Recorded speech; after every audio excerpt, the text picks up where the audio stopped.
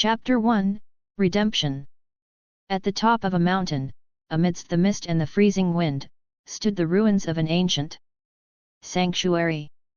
Stone by stone, time had eaten away at it, and yet it still held the essence of something sacred, or cursed. At its heart, seated on a base eroded by ancient rituals, sat the most powerful witch in the world. Wanda Maximoff. Her eyes, once ablaze with rage and sorrow, were now dull, filled with abyssal sadness. In front of her, a walking corpse possessed by an alternate version of Doctor Strange watched her. In silence, its dead sockets glowing with the magic that still burned within. "I was the one who opened the dark hold," Wanda murmured, her voice broken, her gaze fixed on the ground. "So, I must be the one to close it." She turned to look at Strange. He, with the solemnity of one witnessing an inevitable sacrifice, nodded slowly.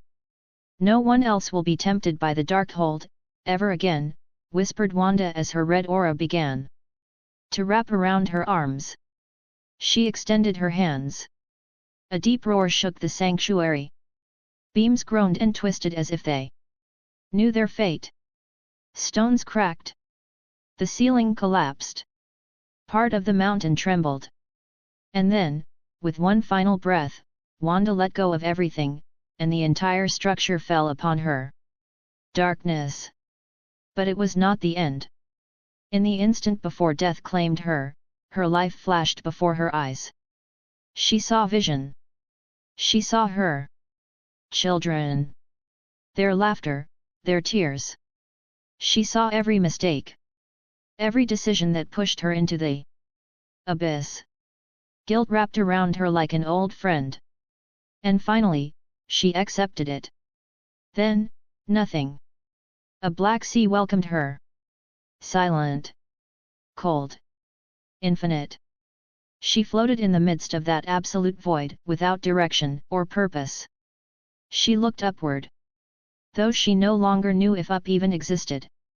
There was no ground, no sky. Just her end. Nothingness. Was this hell? The punishment for all she had done? Eternal solitude, without forgiveness. Time ceased to matter. Seconds, or centuries passed. Her identity began to fade. Wanda no longer knew if she was still herself. Her emotions, her anger, her sorrow, slowly vanished, like water slipping through fingers. Until a light. Tiny. Barely a dancing dot, the size of an insect. Wanda watched it without emotion, without hope. Only out of habit to see something that wasn't. Darkness.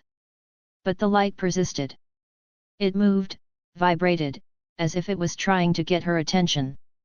And then, without warning, it approached. It touched her. A soft brush on her forehead. And in that instant, like lightning splitting through a storm, something within Wanda awakened. Her emotions returned. Slowly, painfully, but real. Her eyes opened clearly for the first time in eons. "Who are you?" she whispered with a hoarse, barely audible voice. The light insect vibrated. Wanda, though confused, understood without words. Her heart clenched. "Your son? No. You don't know who I am. You don't know what I've done," Wanda said, her tone rougher, guilt weighing in every syllable. "Do you? And still you want to?" She stopped. Silence replied. "Are you sure?" An image struck her suddenly. A memory that wasn't hers. A boy. No older than 4. Thick glasses. Sad eyes. He reached out for affection from a woman who coldly ignored him, sending him away from the room like he was a nuisance. The boy walked, head down, into a small cupboard under the stairs. There, he sat on a miserable mattress, hugging his knees, trying to hold back his tears. Wanda clenched her jaw. Her gaze turned hard, determined. Fine, she whispered. I'll do it. I'll take care of your son. But in return, you will cleanse my corruption. The light pulsed intensely. Then it expanded. It grew. It changed shape. And then, before Wanda, rose a luminous doe, majestic and serene. The creature approached. Slowly and, with infinite tenderness, touched her forehead with its muzzle. The darkness surrounding her trembled. The void began to shine. Light, at last. First a spark. Then a wave. Until everything turned white. The water disappeared. Wanda felt the ground beneath her feet. She stood, staggering. In front of her, the doe watched her with sadness and hope. Like a mother entrusting her daughter with something irreplaceable. I'll do my best, Wanda said, recognizing that pain with a lump in her throat. The doe nodded gently, and faded into specks of light. And suddenly, a brutal pull took hold of her. As if her body were being sucked in by an invisible force, compressed to the size of a seed, and then violently expelled. Wanda dropped to her knees, dizzy, gasping. She leaned against a wall. That was interesting, she murmured, regaining her balance. Something felt off. She felt different. She snapped her fingers and conjured a mirror. What she saw left her speechless. Her face was young, fresh. Barely 20 years old. Though she could rejuvenate herself as a witch, she had never bothered to. She didn't need to. Her natural longevity already set her apart from humanity. But now, she was young. Beautiful. Well, not bad, she said with a half-smile, dismissing the mirror. She turned, her expression now firmer, and murmured with determination. It's time to find Lily's son. Privet Drive. A neat, orderly, perfectly boring neighborhood. And at number 4 lived a family that embodied everything they considered normal. Vernon Dursley, a portly man with a thick mustache, ran a drill company and spent his days complaining about anything that didn't fit into his rigid view of the world. Petunia, thin with a long neck, had a special talent for spying through windows, always alert to her neighbors' movements. Their son, Dudley, was according to Vernon the very picture of perfection. But there was another child living in that house. One Vernon never called by name. One who, to him, was simply abnormal. Harry. 4 years ago, he had appeared on the doorstep wrapped in a blanket, accompanied by a note.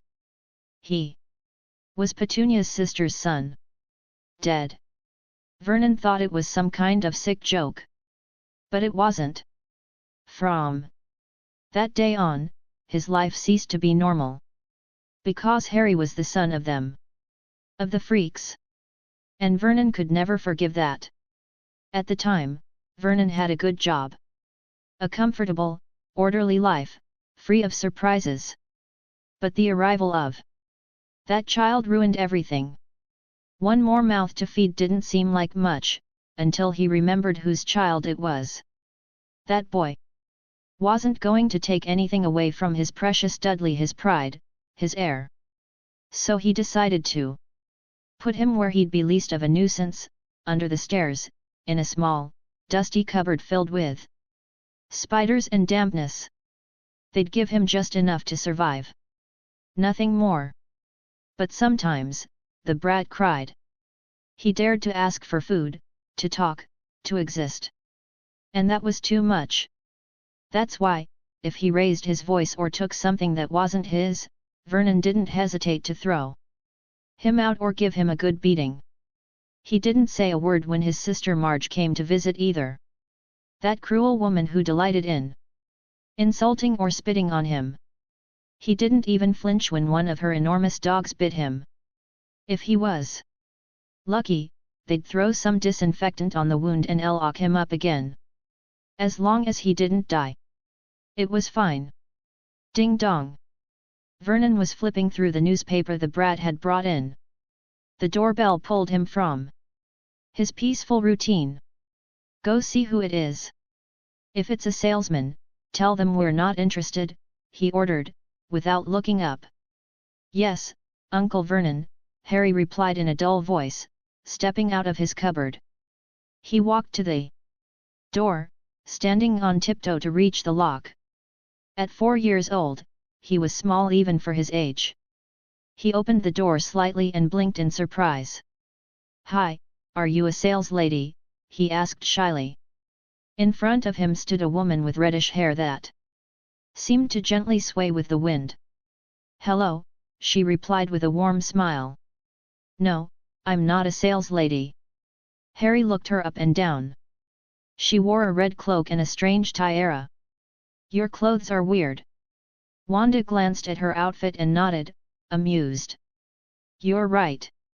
She snapped her fingers and, in an instant, her clothes changed into a sleek outfit, a dark red blazer, black pants, and a matching shirt. Is this better? Harry's eyes widened. It was the first time he'd seen anything like that. Boy! Who is it? I told you if it was a salesman. Vernon's voice roared from inside, cutting off the moment. He walked toward the door with a scowl, ready to yell at whoever it was. But when he saw Wanda, the words caught in his throat. She was beautiful. Radiant. A charming young woman smiling sweetly at the child. His expression softened instantly, he almost stammered as he greeted her. However, when Wanda looked up and saw him, her smile vanished. Her eyes hardened. A cold expression, almost one of disdain, settled on her face. What's going on, Vernon? Petunia asked, approaching from the kitchen as she noticed the awkward silence. Seeing her husband gawking at another woman, she immediately frowned. Who are you? And what do you want in our house? She snapped, crossing her arms. The voice of a wife sensing a threat to her marriage was like a whip. Wanda didn't flinch. I'm Wanda Maximoff. I'm a friend of Lily Potter's. The name fell like a thunderclap in the middle of the hallway. She asked me to look after her son. That's why I came to get him. At the mention of Lily's name, Vernon and Petunia paled. They immediately understood that this woman was not ordinary. That she belonged to that world. That damned world they so desperately wanted to forget. Vernon's expression changed. The fascination disappeared, replaced by a mixture of disdain, discomfort, and deep down fear. Chapter 2, Dumbledore. I don't know who you are, but you won't take this child from this house, said Vernon with a trembling yet firm voice, trying to hide his fear behind a facade of bravery. Though he despised Harry with every fibre of his being, he wasn't going to let a strange woman with an unsettling aura just take him away. Oh! I'm sorry, Wanda replied with a serene smile, tilting her head slightly. I didn't ask you. And with a simple snap of her fingers, Vernon's mouth vanished as if it had never existed. The burly man tried to speak, to scream, even to breathe through his mouth, but all he could produce were muffled sounds as terror filled his eyes. Petunia, seeing this, let out a blood-curdling scream, which was abruptly cut off when her mouth disappeared as well. The two began running around the living room like headless chickens, crashing into each other and knocking everything over in their path. So, Harry? Wanda asked sweetly, turning her attention back to the boy. Would you like to come with me? Harry looked at his aunt and uncle, running in complete panic, then turned to Wanda. A spark of excitement crossed his eyes. No one had ever offered him a way out before. No one had ever asked him if he wanted something different. And without thinking, he answered. Well, yes. The ease with which he accepted surprised Wanda a little. She had expected resistance, questions. At least hesitation. But if she had known the truth, that the Dursleys had never taught him not to talk to strangers, and might even have encouraged him to leave if it meant getting rid of him, then she would have understood. I'll have to teach him a few things, she thought. Though, to be honest, she wasn't exactly a model of parental guidance herself. Go get your things, sweetheart. I'll talk to your guardians, said Wanda, her voice sweet as honey, yet sharp as a razor. Harry ran off to his tiny cupboard under the stairs while Wanda raised her hand. Vernon and Petunia, caught in an invisible force, were dragged toward her. They floated just above the floor. Trembling, their eyes wide with fear. I'm taking Harry, said Wanda, her voice soft but filled with authority. I'll raise him. And only because you at least fed him and didn't let him die.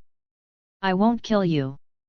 But don't think you'll escape punishment for your cruelty. She turned to Vernon first. You, obsessed with being normal. So desperate to seem proper.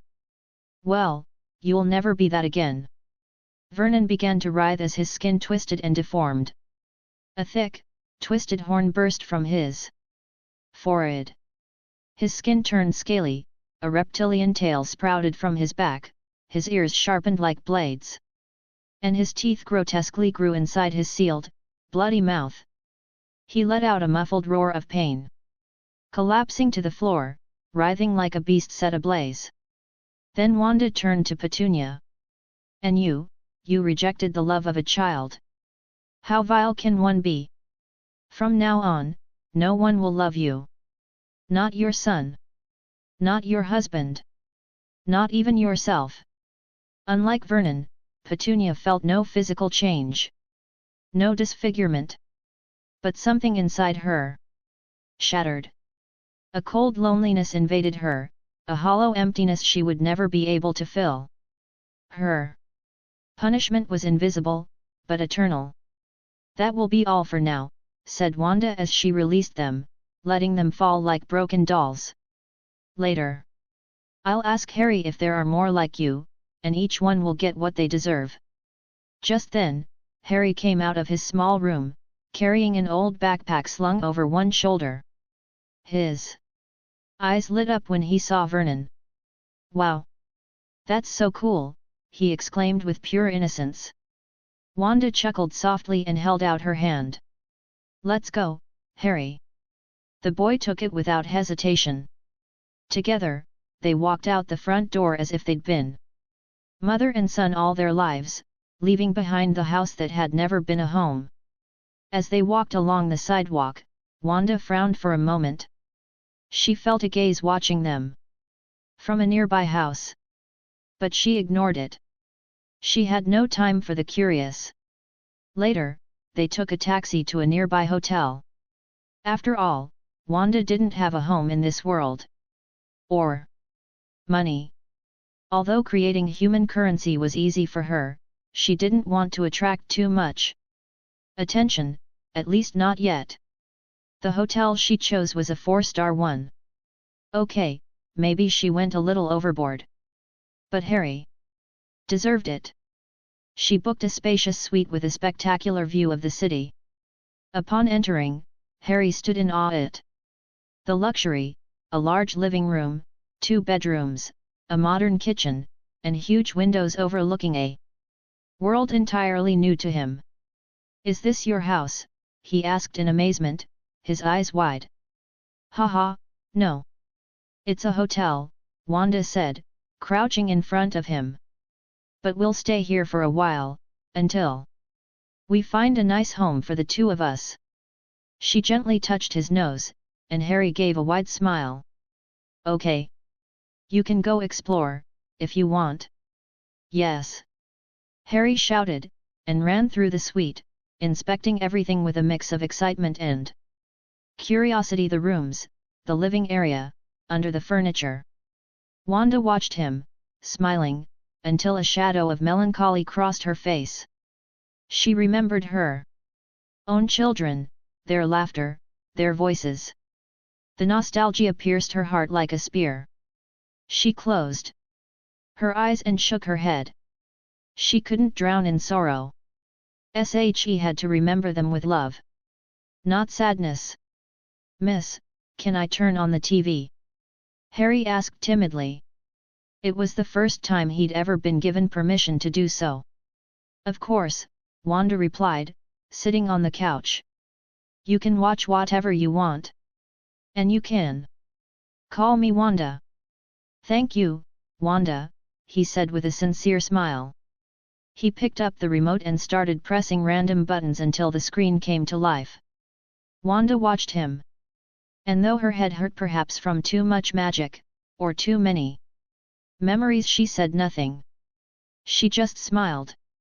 Because somewhere deep in her soul, that small light that once purified her darkness, was still there. And Harry, looking at her for the first time, felt without knowing why that he was with someone who would never hurt him. As if he had finally found a safe place. Meanwhile, there were 3 firm knocks on the door. Knock. Knock. Knock. Wanda frowned, slightly surprised. She hadn't ordered anything, and wasn't expecting anyone. She stood up calmly, though alert, glancing over at Harry, who was giggling softly in front of the TV. Flipping through channels with an innocent smile. She opened the door. And there he was. An old man with a peculiar appearance, a long silver beard cascading like a waterfall down to his waist, dressed in robes that looked like they came from a forgotten fairy tale. He smiled kindly, but Wanda only needed a second to feel it. A wizard. A real one. And, to her surprise, a weak one. "What do you want?" Wanda asked coldly, crossing her arms as she scanned him with her eyes. There was magic in this world, after all. Lily had mentioned something about it, but didn't go into detail. She'd been more worried about protecting her son. "Good afternoon," the old man greeted, his voice soft and almost musical. "I'm Albus Dumbledore, headmaster of Hogwarts. I was wondering if I could speak with you for a few minutes." "It's about young Harry Potter." Wanda blinked slowly. "What's a Hogwarts?" "Hogwarts is the school of witchcraft and wizardry," Dumbledore explained in his calm, didactic tone. "A place where young witches and wizards learn to channel their power and live within our society. It's also said to be the safest place in the magical world." Wanda stared at him, her expression unchanging. Her gaze was so piercing that even a basilisk would have looked away. And what would the headmaster of such a fine institution want with Harry? Dumbledore hesitated for a moment, but continued. "I've heard what happened with the Dursleys. A transfiguration spell, brilliant, I must admit, though a bit dark for my taste. One I myself couldn't undo. A feat that may bring complications." "From what?" "I understand, you claim to be a friend of Lily Potter. She, like James, was once my student. And I was the one who took Harry to his aunt and uncle's house the day they died." He didn't finish the sentence. "So, you're just as guilty as the Dursleys," Wanda interrupted, and a red vibration, like liquid fire, began to swirl around her. Dumbledore felt the pressure immediately. It was like standing before a volcano seconds before it erupted. Wanda's energy was like a dragon's roar, ancient, wild, and completely beyond his control. "Guilty," Dumbledore whispered, trying to calm the atmosphere with his gentle voice. "There was a reason for what I did. The Dursleys are his blood. I don't care what you have to say. Lily asked me to protect her son. So say what you came to say. And leave." The tension in the air could have been cut with a dagger. For the first time in decades, Dumbledore felt a cold bead of sweat run down his back. But he couldn't leave just yet. He had to try. "You see," he began more cautiously, "the day Lily died, she cast a sacrificial charm.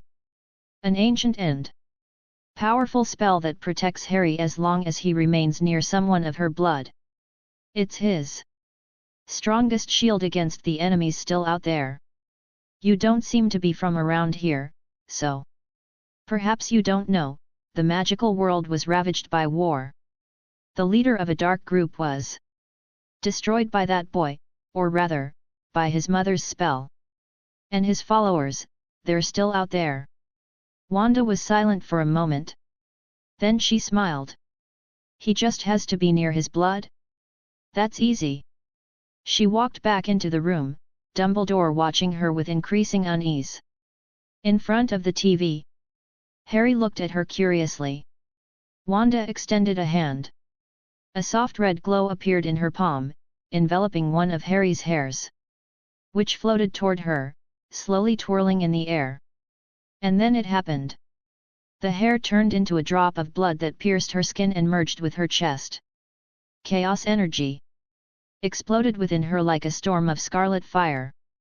Her eyes flew open and now, they weren't just green. They held the same almond hue as lilies. There.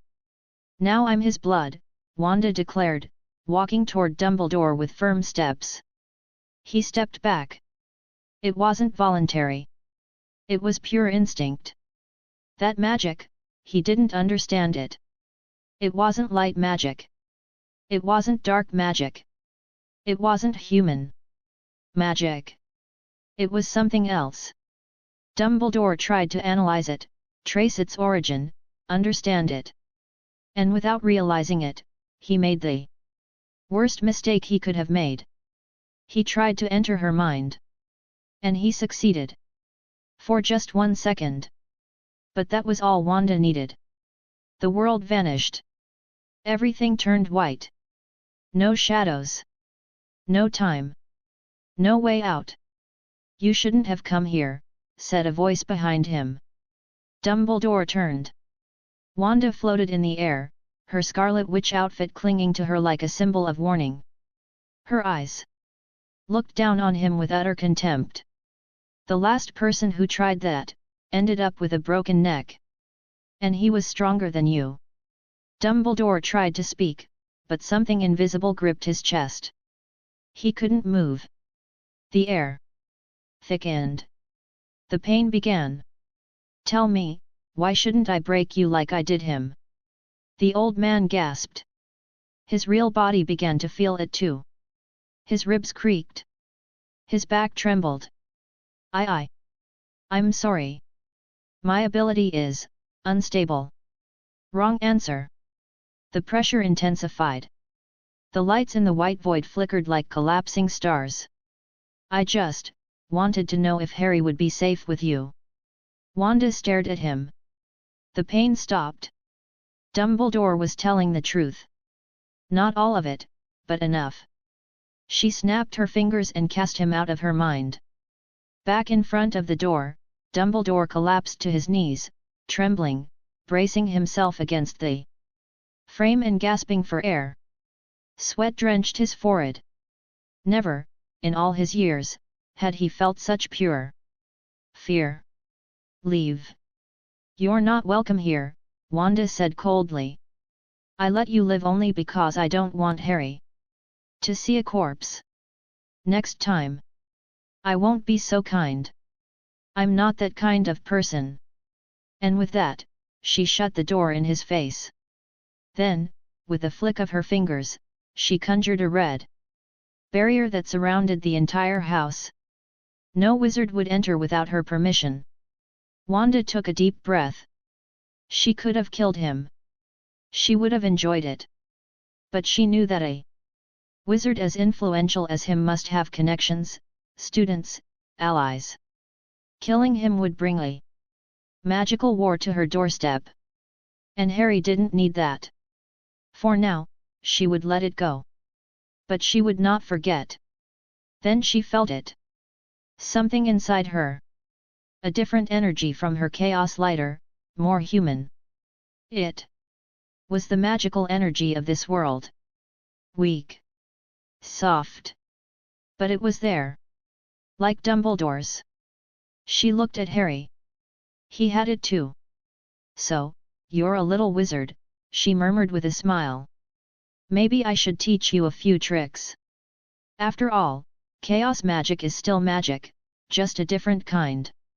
I should have asked Strange to teach me some eldritch spells back when we still spoke.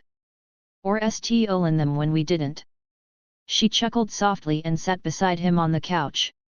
Harry didn't even notice. He kept watching cartoons, laughing, happy. And Wanda watched him. Protecting him. That was her purpose. And no headmaster, no ministry, no magical army was going to get in her way. A/N, quick poll. Would you like to see Harry grow up as a child under Wanda's care, with a more methodical and slow-paced development, but still with some action? Or would you prefer we jump straight to his arrival at Hogwarts, focusing more on his own issues? With Wanda appearing now and then as an angry mother dishing out punishment? Which option do you prefer? Chapter 3, Aventia. While Harry watched television with absorbed attention, Wanda kept glancing at him, her brow slightly furrowed. Her gaze returned, again and again, to the lightning-shaped scar adorning the boy's forehead. It wasn't just curiosity, it was unease. As a former wielder of the Darkhold, Wanda had a deep and dangerous knowledge of chaos, magic and the dark arts. Though she no longer used those abilities, her magical sensitivity remained as sharp as ever. And what she sensed emanating from Harry's forehead wasn't something she could ignore. There, hidden beneath the skin, stirred a dark, foul, poisonous energy. Harry, is it okay if I touch your scar? She asked softly, as if not wanting to disturb the peace of the moment. Harry blinked, slowly returning to the real world, and turned his head to look at her. He nodded calmly, as if it didn't matter much, before returning his attention to the screen. He seemed fascinated by the cartoons.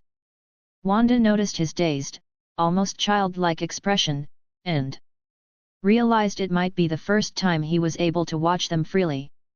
After all, at the Dursleys' house, they barely let him out of the cupboard, let alone watch television.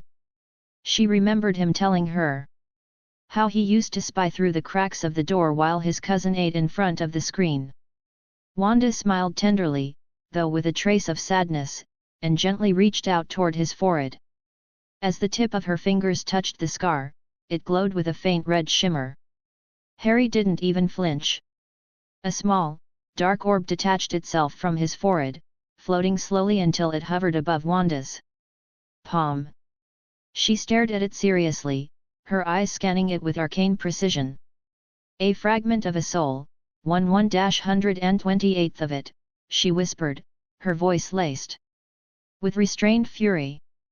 What kind of monster does something like this? Her fingers slowly closed, and with a soft, muted burst, the orb was reduced to nothing. Without wasting time, she performed a full scan of the boy's body. She detected slight malnutrition, old belt marks that were already healing, and small bite scars on his ankles. Nothing that couldn't be healed.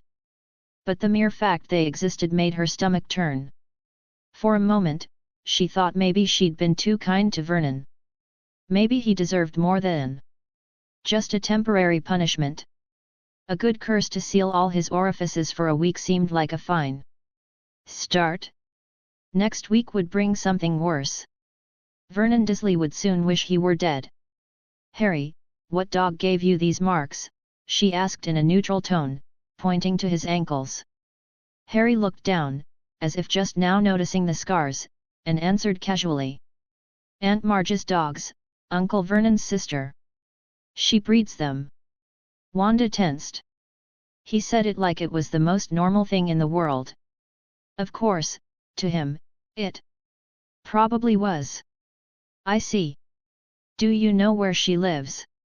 The question came with a smile, but her eyes didn't smile at all. I don't really remember, Harry answered, a little unsure. That's okay. I'll find her. You keep watching TV, I'm going out to get dinner, Wanda said as she stood up. But at that moment, Harry stopped watching the screen and sat up quickly on the couch. Why you leaving? He asked, trying to hide the fear in his voice. He tried, yes, but Wanda noticed. She felt it in his energy, in his expression, in his eyes. She paused, looked at him, and with a warm smile, changed her plan. Then, how about we order room service instead? That way I don't have to leave, she said, gently, caressing his head. Okay, Harry replied, giving a genuine smile. Here, order whatever you want.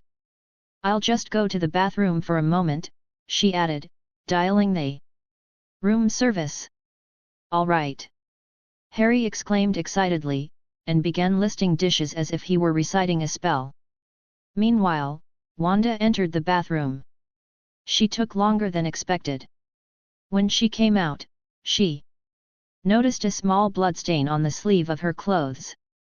Without a care, she changed into something more comfortable. Wanda, you took a while. The food's here, Harry said from the table, where everything was already served. He waited patiently, though his eyes shone with excitement. Wanda wasn't worried anything might happen while she was gone. The room was protected with unbreakable magical wards. Let's see what you ordered, she said, approaching the table. There were plates everywhere. Harry had clearly gotten carried away, but she didn't stop him. In fact, she encouraged him to eat as much as he wanted. She only made sure he ate some vegetables too. And to her surprise, Harry didn't complain. He was so happy, so amazed by the flavors, that even the vegetables tasted delicious to him. Seeing his face lit up with joy brought a warm smile to Wanda's own. As they ate, her thoughts drifted back to what Dumbledore had said, the wizarding world. Not a region, not a community. A world. That meant there had to be many more hidden wizards. Perhaps an entire society. That night, she encouraged Harry to go to bed early. The next day, they would begin an adventure. When they woke up the next morning, they had breakfast together with the same warmth as always. Then they left the hotel, ready to begin. Today we're going on an adventure, Harry. We're going to find the wizarding world, Wanda said enthusiastically. The wizarding world. Harry repeated, his eyes shining like a kid who just got the best Christmas gift ever. An adventure. A magical world. It was like a dream. Yes, Wanda answered with a confident smile. Finding it would be easy. After all, she had found Camartage once without ever having stepped foot near it, just by following the magical traces left by Strange. This would be even easier. So Wanda used her magic to locate a place where magical energy gathered. It wasn't hard to find. She gently took Harry's hand, and they went out to hail a taxi. Throughout the ride, Harry didn't take his eyes off the window. His eyes sparkled with quiet excitement, as if afraid that if he blinked, he might miss something wonderful. He couldn't wait to arrive. When they got out of the taxi, they walked toward the place Wanda had sensed. Soon, they both stopped in front of a run-down, frankly awful-looking pub. Is this it? Harry asked, his enthusiasm noticeably dropping as he took in the building's appearance. Wanda frowned slightly as she read the sign, the Leaky Cauldron. Then she looked around. She noticed that ordinary people didn't seem to see the pub, or rather, they seemed to actively avoid it. It seems like it. Let's check it out. And just in case, don't let go of my hand, she said, glancing at the boy with a slight smile. Harry nodded immediately and squeezed her hand tightly. As they opened the door and stepped inside, every gaze in the shop turned toward them. For a moment, all eyes were about to focus on the stunning red-haired woman accompanying the boy, but they quickly returned to Harry's face as they caught sight of the scar on his forehead. That inquisitive, invasive look aimed at him deeply irritated Wanda. Before anyone could utter a single word, she activated a mind control enchantment. In an instant, everyone went back to their business, as if their presence was completely unimportant. Without wasting time, Wanda walked hand in hand with Harry toward the area where she felt a greater concentration of magic. Their steps led them to a brick wall. They both stopped in front of it. Wanda stepped closer, observing it carefully, trying to understand how it worked. "Are we lost?" asked Harry, slightly confused. Wanda looked at him and gently shook her head. "No. We just need to go through this wall." She extended her hand and placed it on the bricks. A burst of red magic erupted from her fingers. And the wall opened with a not-so-subtle explosion. Definitely, a very Wanda way of entering. Harry's eyes widened in amazement at what lay beyond. A completely new world stretched out before them.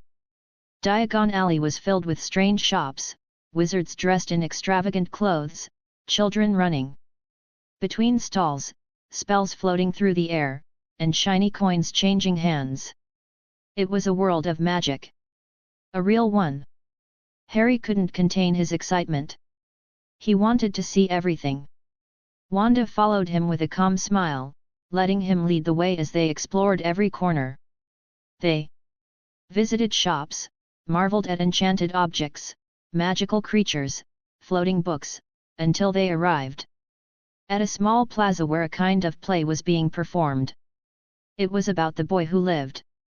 Harry sat on a bench, fascinated. Meanwhile, Wanda realized she needed to get some money. She didn't want to disturb the local economy, though honestly, she wouldn't have cared much, but her superhero side still clung to certain principles. Seeing Harry so entertained, she cast a protective enchantment over him. One that was powerful, silent, and lethal. No one would notice, but if anyone dared to harm him, the result would be catastrophic. And so it was. A man, who seemed to have been following Wanda for some time, approached as soon as she walked away.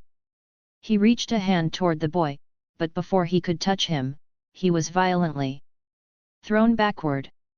His body was torn apart, set ablaze, and reduced to ashes all in the blink of an eye. No one seemed to notice what had happened. When the play ended, Wanda returned just in time, carrying a bag that jingled with coins and wearing a satisfied smile. "Did you like the play, Harry?" she asked. "Yes," he replied enthusiastically. "Then let's go get some ice cream, and maybe some books with similar stories." Yes. It was, without a doubt, the happiest day of Harry's life. They saw magical animals, tried strange candies, Wanda bought him wizarding clothes, and they learned that wizards called non-magical humans muggles, though they knew surprisingly little about them.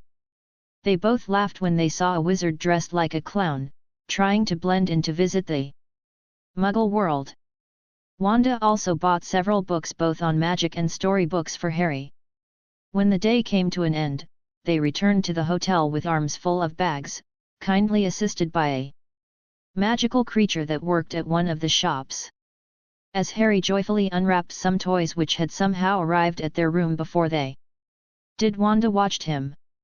"Did you have fun, Harry?" she asked softly. "Yes," he said, smiling as he played. "That's good," said Wanda, her gaze softening as she saw the happiness on his face. Because today, Harry had a truly magical day. Meanwhile, in a secluded corner of Diagon Alley, there was Nocturne Alley. Light barely filtered through the old, blackened walls, and the air itself felt heavy, as if the place breathed decay. Several figures in dark robes or observed the scene with a mix of disgust, horror, and resignation. The ground was stained red. Dry, fresh, and clotted blood covered every corner. Mutilated limbs were scattered among the damp stones, arms, legs, unrecognizable chunks of flesh. The scene looked like something out of a nightmare. In front of them, perfectly aligned like a grotesque gallery, lay the decapitated heads of several wizards. Each one bore a look of eternal horror, and on their foreheads were engraved in blood their crimes: trafficking of forbidden curses, murder, torture of muggles, and more. It was a clear, brutal message. Well, sir, honestly, I don't even know what to say. There's nothing left to say, murmured one of the orators, swallowing hard as he tried to maintain his composure. His superior looked at him with his single natural eye, while the magical one spun endlessly, scanning the scene. It's fine.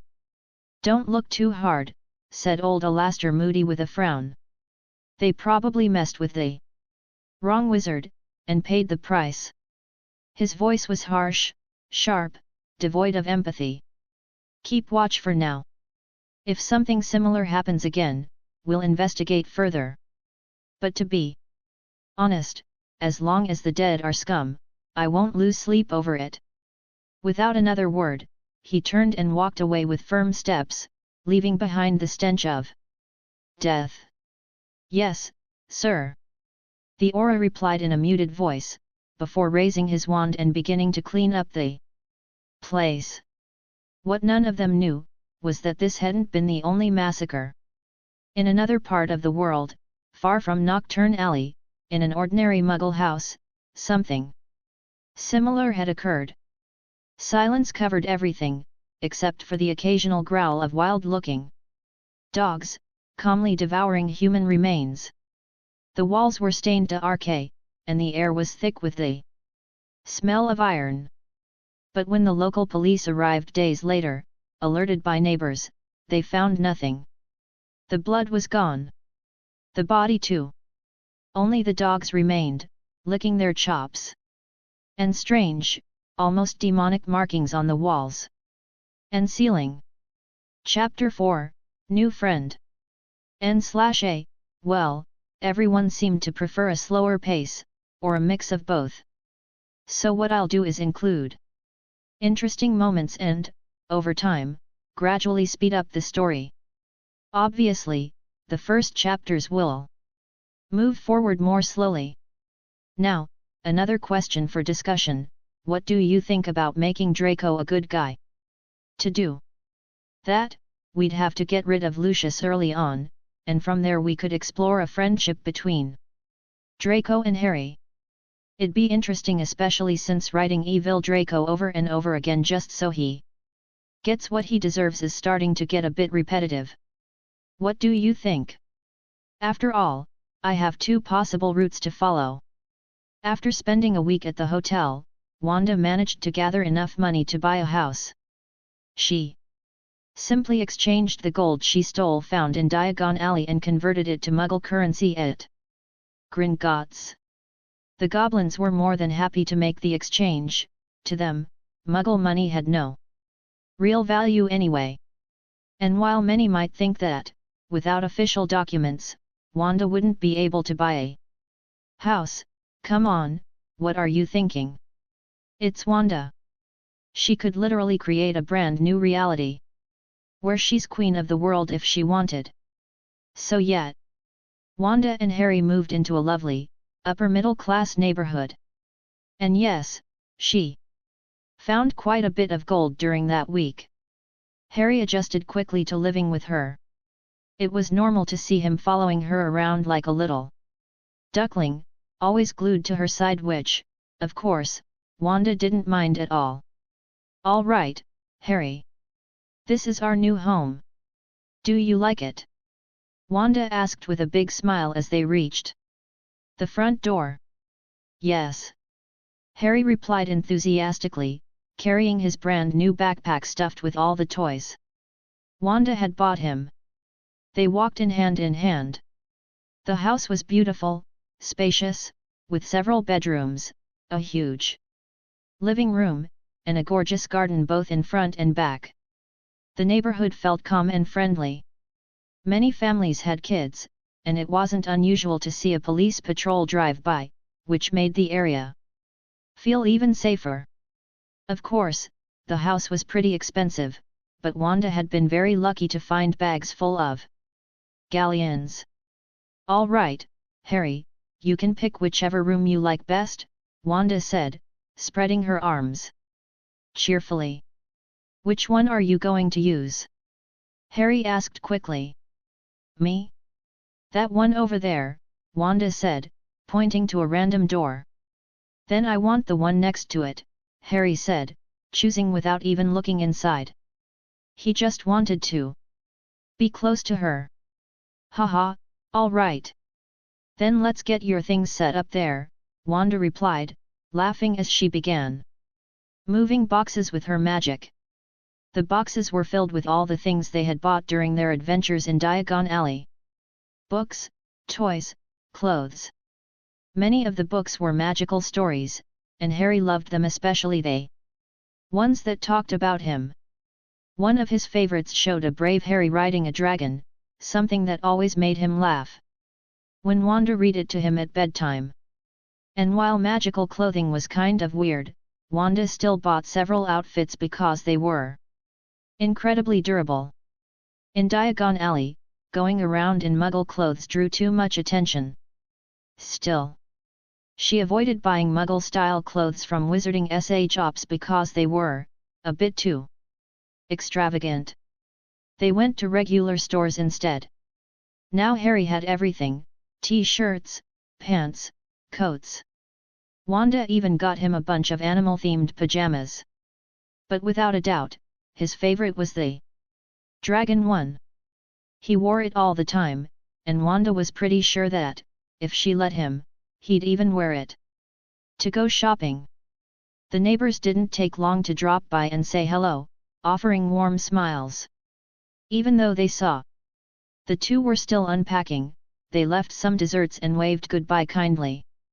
That night, once everything was finally in place, Wanda tucked Harry into his new, fluffy bed. He watched her while she read one of his favorite bedtime stories, Harry Potter vs. the Evil Goblins. "Wanda, can I play with the ball in the garden tomorrow?" Harry asked suddenly. Wanda looked at him with tenderness and replied with a soft, almost sing-song voice. "Of course, sweetheart. You don't need to ask permission for those things. Just tell me where you'll be, okay? Try not to leave the garden. The street can be dangerous." "Okay," Harry said seriously, like he was making a solemn promise. That made Wanda smile. Then, she resumed reading, and before long, she saw his eyelids slowly start to close. When he finally fell asleep, she kissed his forehead and stayed there for a moment, watching him in silence.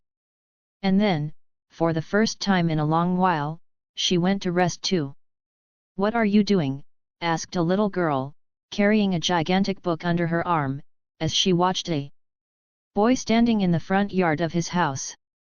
The boy was staring intently at a ball just a few feet away, lying on the sidewalk. "I'm trying to pull the ball with my mind," Harry replied without taking his eyes off the target.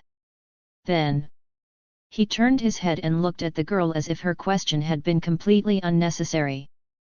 To him, what he was doing was perfectly obvious. "That's silly. Why don't you just go get it?" the girl shot back, giving him the exact same incredulous look he had given her. "Wanda told me not to leave the yard because the street is dangerous," Harry explained quickly. Before locking his gaze back on the ball, he raised his small hand seriously, mimicking the gesture Wanda usually made when trying to pull something with magic. "But, that's not on the street, it's on the sidewalk," the girl pointed out, causing Harry to freeze. What neither of them noticed was that, at that very moment, the ball shifted slightly. Harry thought for a second, tilting his head in doubt, then shook it firmly. "Still, it's not in the yard," he added, as if that was reason enough not to touch it. The girl sighed in resignation, gently lowered the book, walked to the sidewalk, picked up the ball with her free hand, and walked back to hand it to Harry. "Here," she said in a neutral tone, stretching out her arm. "Thanks." Harry replied with a big smile, happily accepting the ball. At that moment, a woman's voice rang out from the neighboring house. It seemed to be the girl's mother. "Hermione." "Coming," the girl quickly responded. Then she turned to Harry with a polite smile. "Well, bye," she said, waving before running off toward her home. "Bye!" Harry shouted, waving enthusiastically as if he had just made a new friend. Right then, Wanda stepped out of the front door, stirring cream in a bowl. She was wearing a white apron and had a cheerful smile on her face. "Harry, do you want chocolate cake or strawberry cake?" Harry exclaimed, turning around immediately with eyes sparkling in excitement. He sprinted toward her. "Chocolate, please." "Haha, okay," Wanda laughed, amused by the little boy's reaction. The two entered the house together, Harry bouncing with joy at her side. After living with Wanda for an entire week, Harry finally gathered the courage to ask the question that had been on his mind since the very first day. "Wanda, what was my mom like?" he asked while eating his piece of chocolate cake, his face completely smeared with cream. "Honestly, I have no idea," Wanda replied bluntly, leaving Harry completely puzzled. "Hey! She appeared to me as a doe and asked me to take care of you," Wanda added naturally as she grabbed a cloth and began wiping his face. "So, am I going to turn into a deer?" Harry asked, even more confused. "No, well, I don't think so. Don't worry, if you ever turn into a deer, I'll change you back," Wanda assured him with a calm smile. "Well, I'd rather turn into a dragon than a deer," Harry commented before digging his spoon back into the cake, now focused only on his dessert. Children change topics with magical ease. Knock, knock. Wanda was playing with Harry in the living room, using some of the magical toys she had bought for him. When she heard the doorbell, she quickly got up to answer it. When she opened the door, she found a smiling couple. They seemed like kind, polite people with a relaxed, everyday look. The woman was holding a cake with both hands. "Hi, we're the Grangers, your neighbors.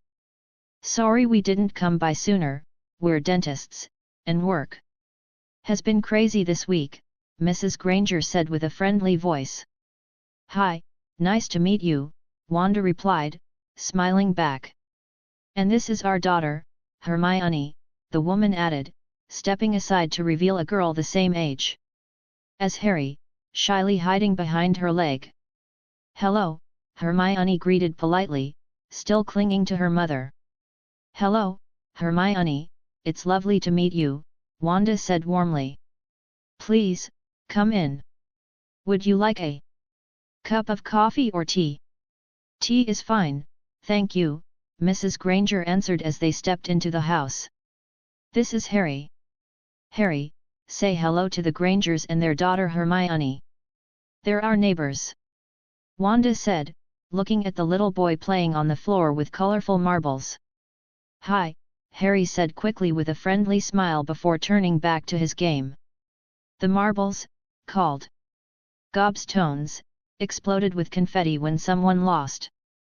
Of course, Wanda had modified them so they wouldn't spray liquid like the originals. "They brought cake," Wanda announced cheerfully, which made Harry drop the marbles immediately and run over, making the adults laugh. While the grown-ups chatted in the kitchen, Harry led Hermione to the playroom with his cake in hand. He wanted to show her his toys and favorite books. The door opened and both children stepped into a room that looked like something out of a child's dream. Shelves were full of storybooks, toys neatly arranged by size and type, animated dolls that moved as if they were alive, and a fluffy rug in the center.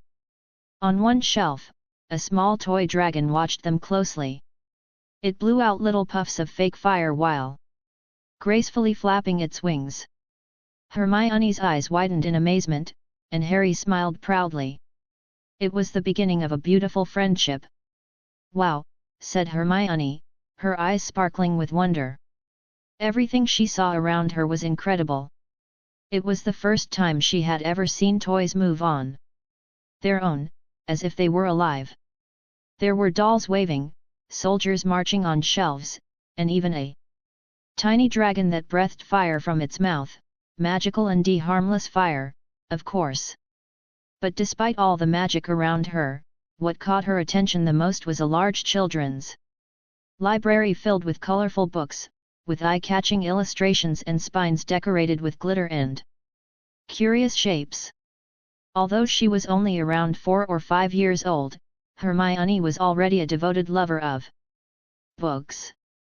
Unfortunately, she didn't know how to read properly yet, so for now, she just followed the pictures. Still, she was learning fast. Her parents, both dentists with complicated schedules, had hired a nanny who used to be a preschool teacher, and thanks to her, Hermione was beginning to recognize letters and words. "Can you read?" Hermione asked, turning to Harry with curiosity. "Read? No. I don't know how to read." "But there are books you don't need to read," said Harry with a smile, as if sharing a wonderful secret. "They tell the story all by themselves." He walked over to one of the books resting on a stand, opened it carefully, and the moment he did, the letters began to softly glow. A warm, melodic voice emerged from the pages, narrating the story. "Written there." "See," said Harry proudly, while Hermione ran over to the book, full of excitement. She watched closely. There was no speaker, no wires, no buttons. Just glowing letters and a voice floating in the air. She leaned in closer. "What is this?" she exclaimed, then looked at the toys again. They no longer seemed like advanced technology as she had thought at first. They were too real. The dragon kept breathing fire and moving its tail as if it had a life of its own. "How do these toys?" Hermione frowned, completely confused. "This makes no sense." "With magic," said Harry, as if it were the most obvious thing in the world. "We bought them in Diagon Alley, in the wizarding world." Hermione blinked. Suddenly, Harry froze. His face went from calm to pale in seconds, and he covered his mouth with both hands. "Oh no," he exclaimed, eyes wide as saucers. "I messed up." "What?" asked Hermione, getting nervous at the look on his face. "Now they're going to erase your brain," blurted Harry dramatically, as tears started to form in his eyes. "What?" Hermione's eyes widened as she grabbed her head with both hands. "My brain. But my brain controls my whole body. That's what Miss Bia said. If they erase it, I'll stop breathing. Or walking. Or knowing how to eat cake. I'm sorry." "I didn't mean to," said Harry, his lower lip trembling. "But when someone without magic enters the leaky cauldron, they erase their brains so they don't know magic exists. Wanda said so. And now you know everything. The toys, the dragon, the talking book. They're definitely coming for you now." "Wah-ah-ah." Hermione burst into tears, hugging her head as if trying to protect her brain with her tiny hands. "Wah-ah-ah," cried Harry too, caught up in the fear, hugging Hermione as if that could somehow save her. And so, the two little ones clung to each other, sobbing, utterly convinced that Hermione's brain was about to be erased forever. Just then, Wanda's voice called from the living room. "Harry?" Everything okay up there? Wanda, they both screamed at the same time. Chapter 5, Encounter. Encounter. After hearing what the children said, Wanda couldn't hold back any longer. A warm and sincere laugh escaped her lips as she gently embraced little Harry, who was still sobbing, his face covered in tears and his cheeks flushed. There, sweetheart, it's over now, she whispered while stroking his hair, trying to calm his trembling breaths. A few steps away, Mrs. and Mr. Granger were doing their best to comfort Hermione, who was crying. Just like Harry, clinging to her mother's arms with her eyes tightly shut in fear and confusion. That's not how it works, Harry, Wanda said in a soft, almost motherly voice. They don't erase their brains, just their memories. The man we saw simply forgot he walked into the leaky cauldron. He went home peacefully, not even knowing he'd forgotten something important. So, they're not going to erase Hermione's brain? Asked Harry, his voice broken, looking up at Wanda with a glimmer of hope in his eyes. Wanda smiled and caressed his cheek. Of course not. Neither her brain nor her memory, she said quickly. After all, Hermione is a little witch, just like you're a wizard. Wait, what did you say? Mrs. Granger suddenly interrupted, her eyes wide open. That Hermione is a witch, Wanda repeated, a bit confused by the reaction. A witch? Like the ones who fly on brooms and cast curses? Asked Mr. Granger, frowning. He sounded more curious than mocking, though his tone held a trace of sarcasm, as if he still thought this was some elaborate joke. Yes, something like that, Wanda said calmly. Then, without warning, she lifted the couch with a simple wave of her hand without even touching it. The Grangers instinctively took a step back. Their eyes widened, and a flicker of fear crossed their faces. What? You didn't know? Wanda asked, surprised. I thought you were what they call squibs and that your daughter had inherited magic from somewhere. Seeing that they didn't respond, she quickly added. And before you get scared, no, they're not like the witches in fairy tales. No warts or bubbling cauldrons. Technically, they're just special people who can use a certain energy to perform magic. That's all. She paused, as if recalling something uncomfortable. If I'm not mistaken, the church made up all those horrible stories so people would fear them, she said in a casual tone, though she thought this wasn't the time to mention that evil witches did exist. Some worse than anyone could imagine. So, our daughter is, like you said, magical? Will she be able to do what you just did? Asked Mrs. Granger, her eyes shining with a mix of disbelief and emotion. Yes, Wanda nodded with a smile. At age 11, all magical children in Britain are invited to a special school called Hogwarts. Or so I've heard. I never actually went to a magic school myself. She knew exactly what it meant for parents to learn their daughter was special. The uncertainty. They fear. The instinct to hide her from the world for her protection.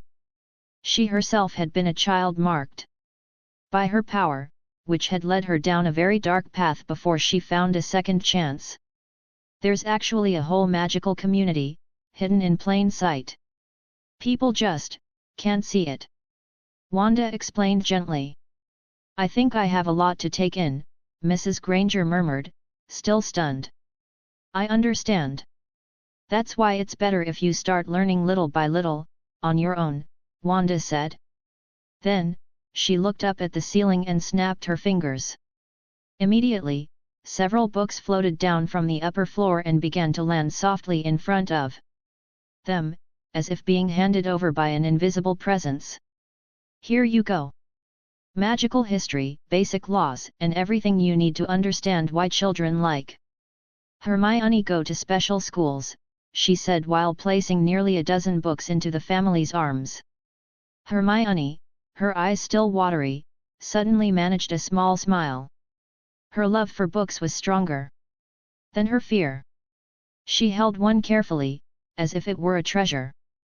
"Oh, by the way, it's better to keep all this secret from non-magical people," Wanda warned. "Seriously? I don't mind hiding it because I can defend myself, but if you get discovered, you might be in danger." "So, will Hermione go to Hogwarts with me?" asked Harry with sudden excitement, turning to her.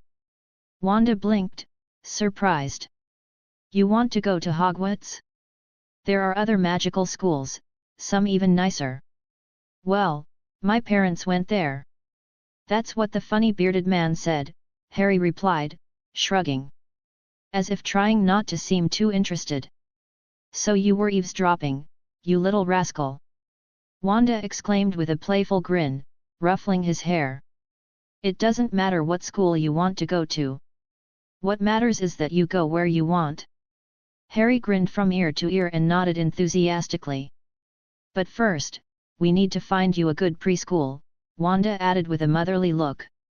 "Friends? Will I make friends?" "Awesome," said Harry, eyes sparkling with excitement. Wanda looked at him fondly. Despite all the chaos and pain she had lived through, simple moments, like the genuine smile of a happy child, reminded her that protecting what was still good in the world was worth it.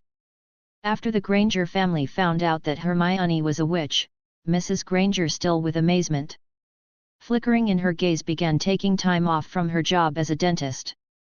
She didn't want to miss a single moment of what her daughter would discover in this new world. Accompanied by Wanda and little Harry, they explored Diagon Alley together, which turned into a new adventure with every step. Of course, Hermione didn't leave her mother's side for a second. She bounced excitedly around her, begging to go with them every time they went out. "They'll be safe with me," Wanda had promised, with a confidence that only someone who had survived chaos could offer. Mrs. Granger accepted, still with a glint of uncertainty in her eyes, but determined to discover the world her daughter so longed to be part of.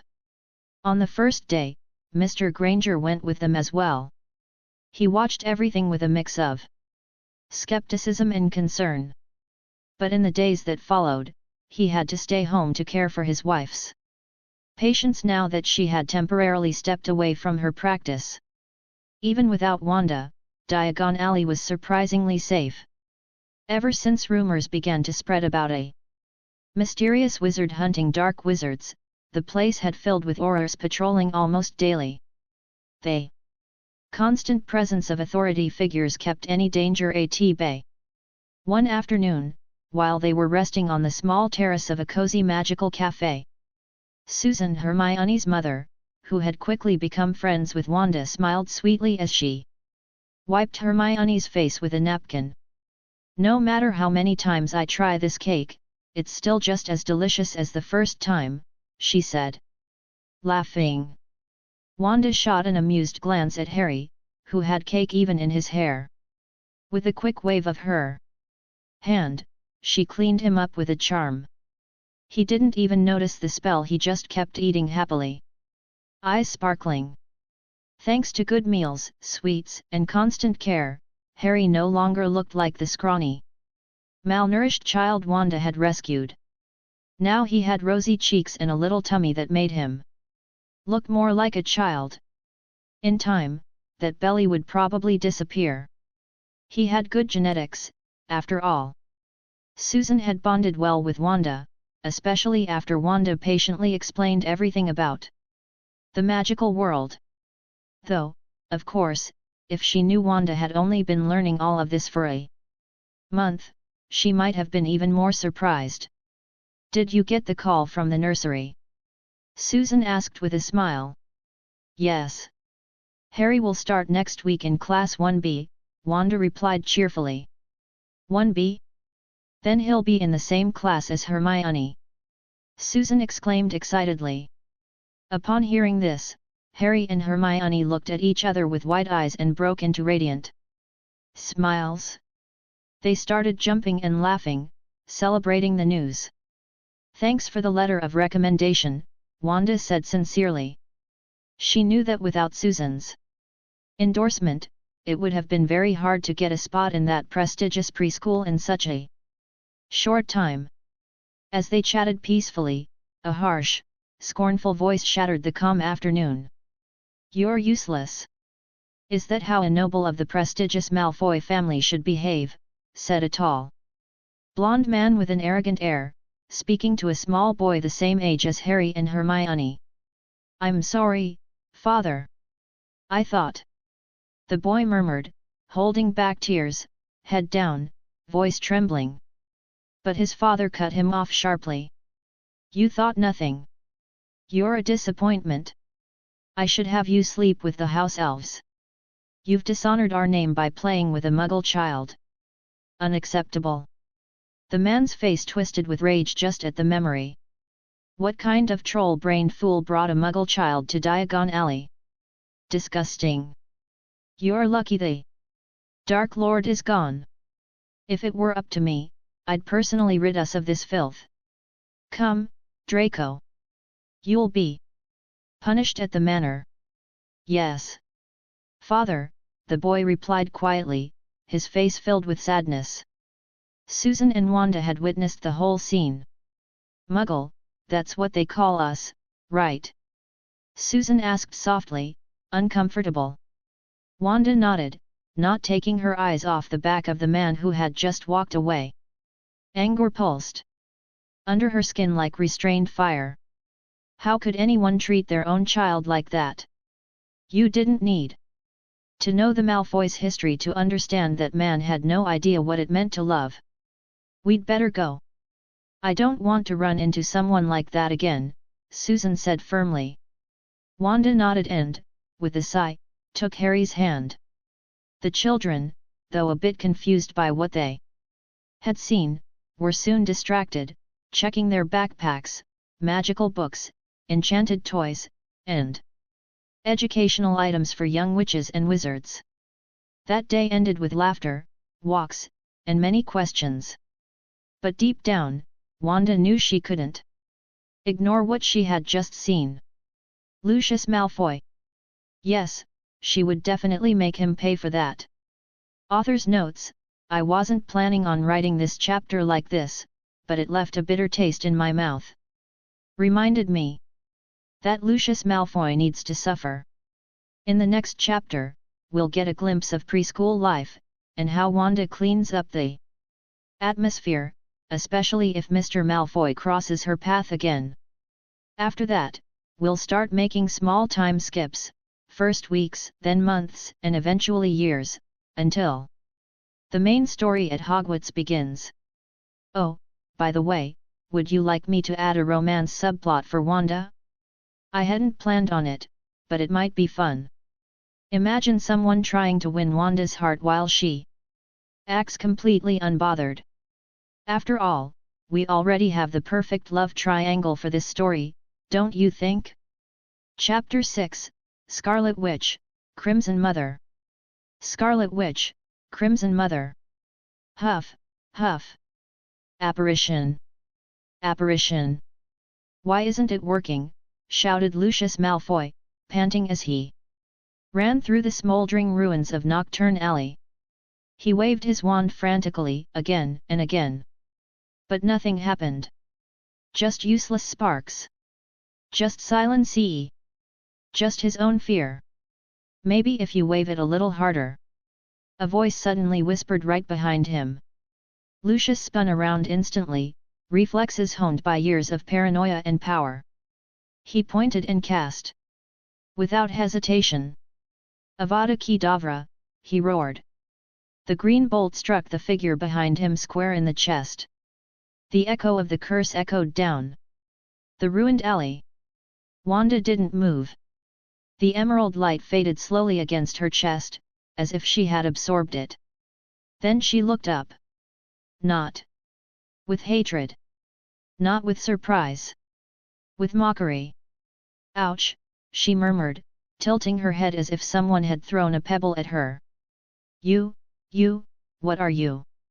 What do you want? Why are you following me? Why did you kill them?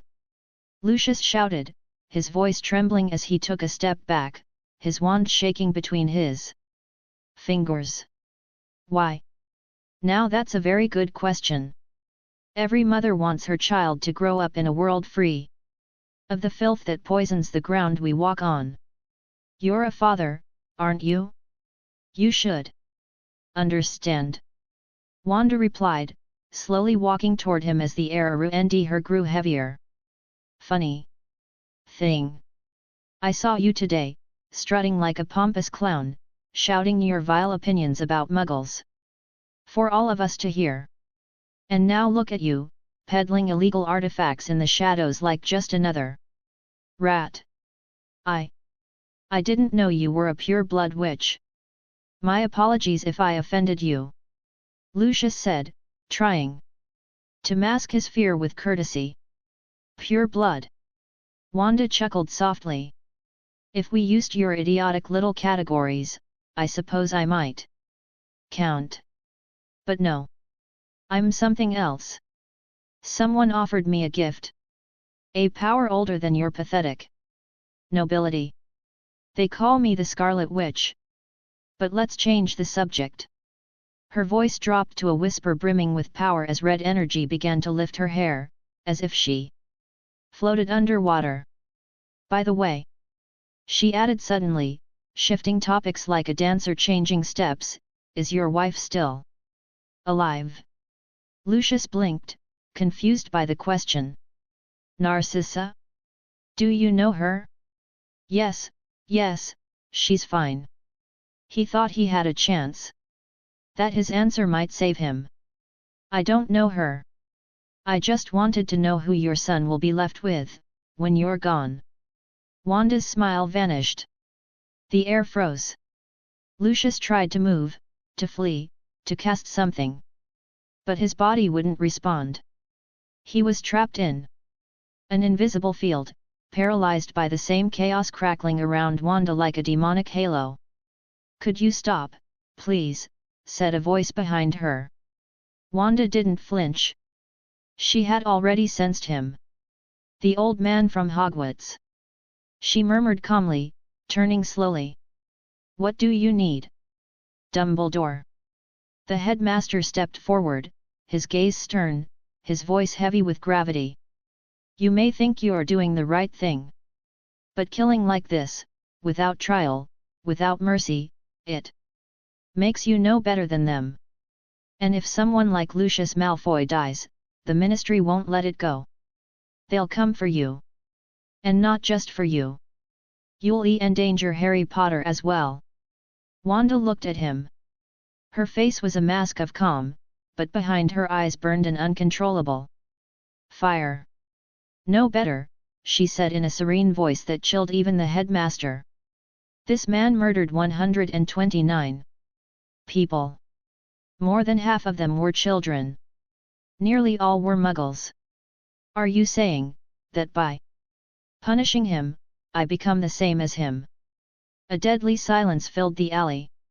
One could say Dumbledore began, but never finished. A shadow rose behind Lucius. A monster of tentacles and a single eye tore through reality itself and seized the wizard before he could scream. Malfoy's body was shredded in seconds. Bones. Blood. Nothing recognizable remained. The demon vanished.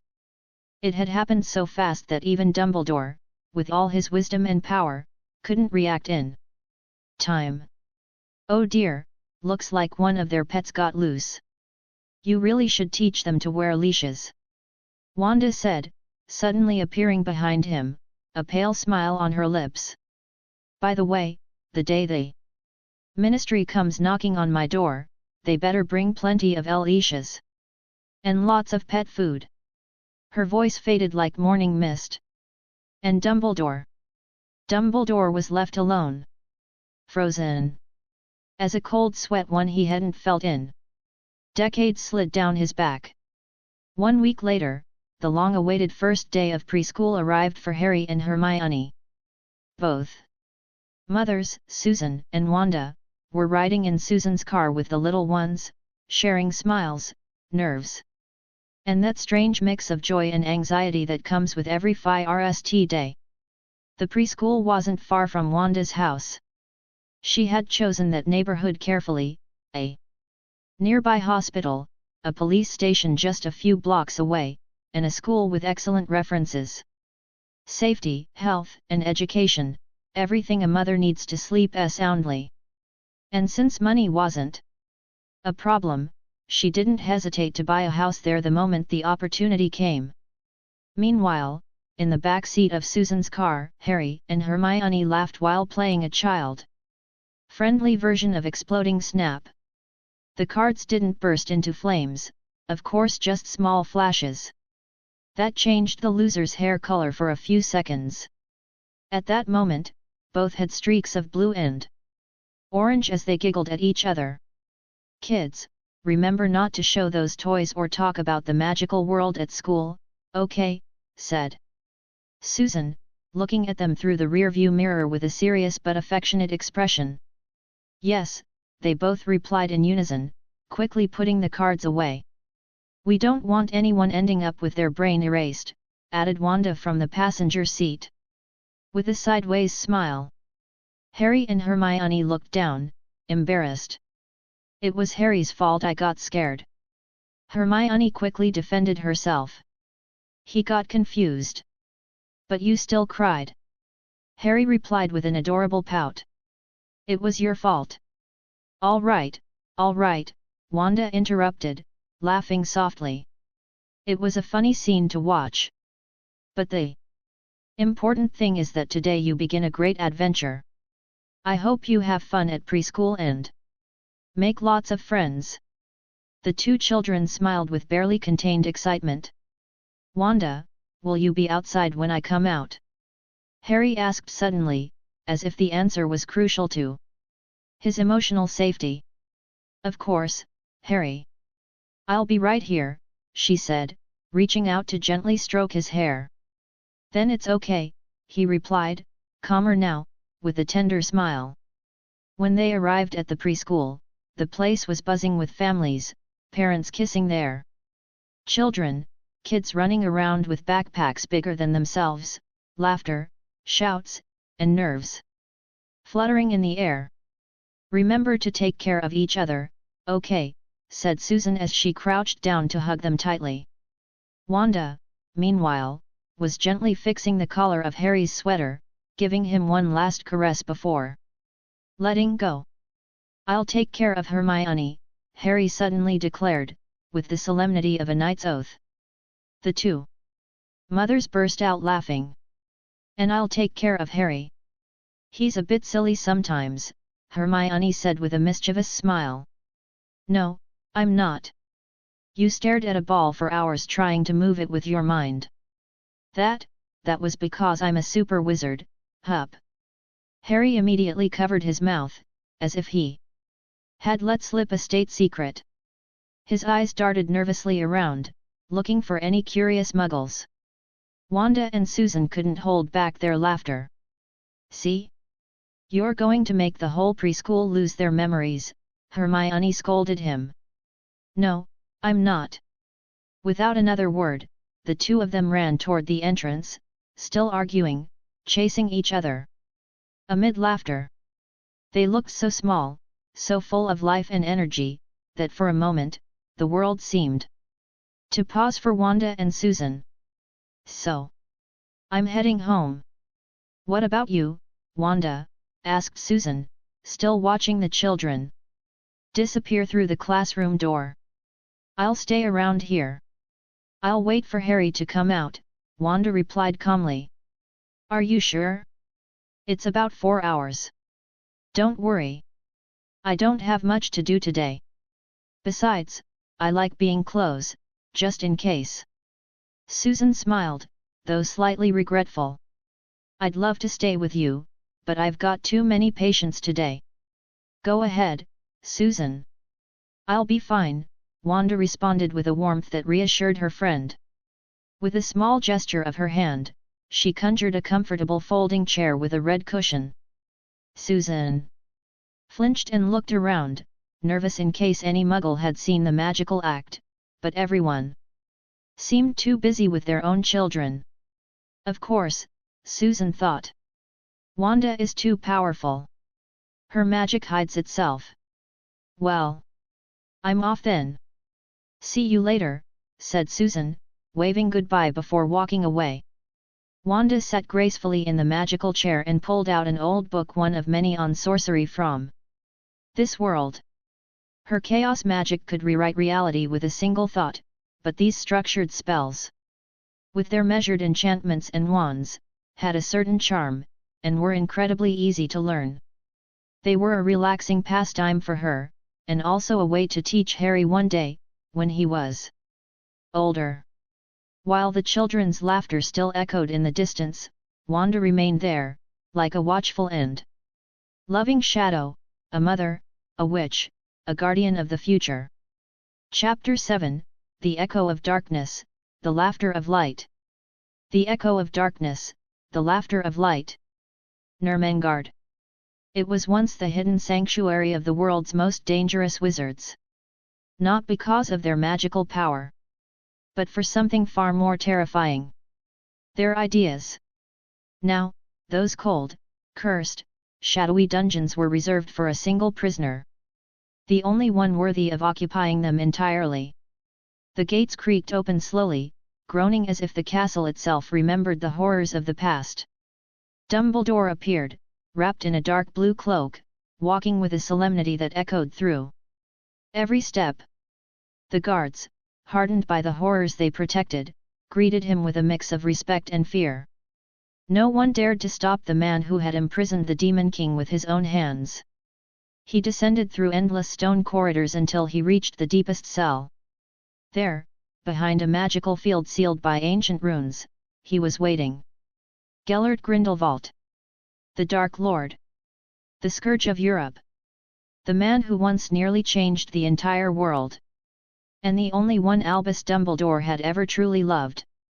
Seated elegantly on a stone bed, he read a book as if he were in a private library, not a prison. Upon seeing Dumbledore, a sharp smile crossed his face, as if no time had passed between them.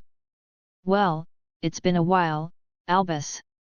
Funny that you'd come to visit me, after being the one who condemned me to this place. Grindelwald said with a soft voice, like greeting an old lover on an autumn afternoon. Dumbledore stopped in front of the cell, his face serene, his gaze sharp as crystal blades. Hello, Gellert. I'm glad to see you, Hole, he replied calmly, surveying the gloomy surroundings. That seemed to have left no mark on his old friend. Couldn't be better, Grindelwald answered with a sarcastic smile, setting the book down with grace. Then his eyes locked onto Dumbledore's. I know why you're here. But I want to hear it from your lips. A brief silence. The air grew heavier, like the world was holding its breath. I want to know if she poses a real threat, Dumbledore confessed, his voice low but firm. Her power, it's unimaginable. Beyond what you and I ever were, even at our peak. Even beyond. Tom. If her heart were to turn toward destruction, we couldn't stop her. No one could. Grindelwald stared at him silently for a moment before letting out a soft, almost compassionate laugh. Still the world's savior, aren't you, Albus? The hero who'd sacrifice everything to protect others. Don't you ever get tired of it? Look at me. I've never been more at peace while you're still consumed by your fears. Dumbledore stepped closer, his eyes gleaming with barely restrained urgency. Please, Gellert. You're the only one who might truly know. Grindelwald raised an eyebrow theatrically. Fine. But in return, I want you to send me some snacks. These dungeons have no appreciation for refined palates, he said, then closed his eyes. Silence fell again. Then a chill passed through the air. Grindelwald's eyes snapped open. His expression changed: surprise, discomfort, and something rare for him, fear. A thin trickle of blood slid down from his nose. "Well now. Looks like they found me," he whispered, wiping the blood with his sleeve, still composed. Dumbledore rushed forward, heart pounding, but Grindelwald raised a hand, halting him with a calm gesture. "I'm fine. My fault for looking too deep. Listen to me, Albus. She didn't come to destroy this world. She came to protect something. And she will. No matter who she has to go through to do it. As long as what she protects is safe, the world is not in danger." He paused, his voice darker now. "Think of her as a swan. Beautiful. Serene. Untouchable. But if anyone gets too close to her young, she'll become something terrifying." Dumbledore said nothing, each word searing itself into his mind like fire. "I'm not afraid of her falling into darkness," Grindelwald added with a crooked smile. "Though sometimes I think you use that excuse to avoid facing what you don't understand. Now, if you'll excuse me. I need some rest. And don't forget the snacks." Dumbledore looked like he might respond, but something in his gaze cracked. Without another word, he turned and walked away, leaving the Demon King alone in his cell. Grindelwald watched his back disappear, and with a soft laugh, murmured to himself. "Someone who's already fallen into a deeper darkness than any wizard in this world, can't fall any further. Not here." He lay back on his stone bed, a mischievous smile on his face as he recalled the fury in that young girl's eyes. And how she had thrown him out of her mind with terrifying force. "Ha ha ha! This will be fun. What a headache you've brought upon yourself, Albus. How delightful it will be to watch you try to control something you should never have provoked." "Wanda!" shouted Harry with overflowing joy as he ran out of preschool like an arrow. His little backpack bounced on his back, and his smile lit up his face. As soon as he saw her, he launched himself straight into her arms, hugging her so tightly it almost made her lose her balance. Wanda lifted him with affection, spinning once as she loudly swept up in his enthusiasm. "I missed you so much," he said excitedly, squeezing her even tighter. "I missed you too, little one." Hermione came out shortly after, walking calmly but with one eyebrow raised. "Did you have fun?" Wanda asked with a warm smile, setting Harry down while gently ruffling his messy hair. "It was fun, but Harry wouldn't stop telling everyone about magic," said Hermione, arms crossed as if she'd been fighting an internal battle all day.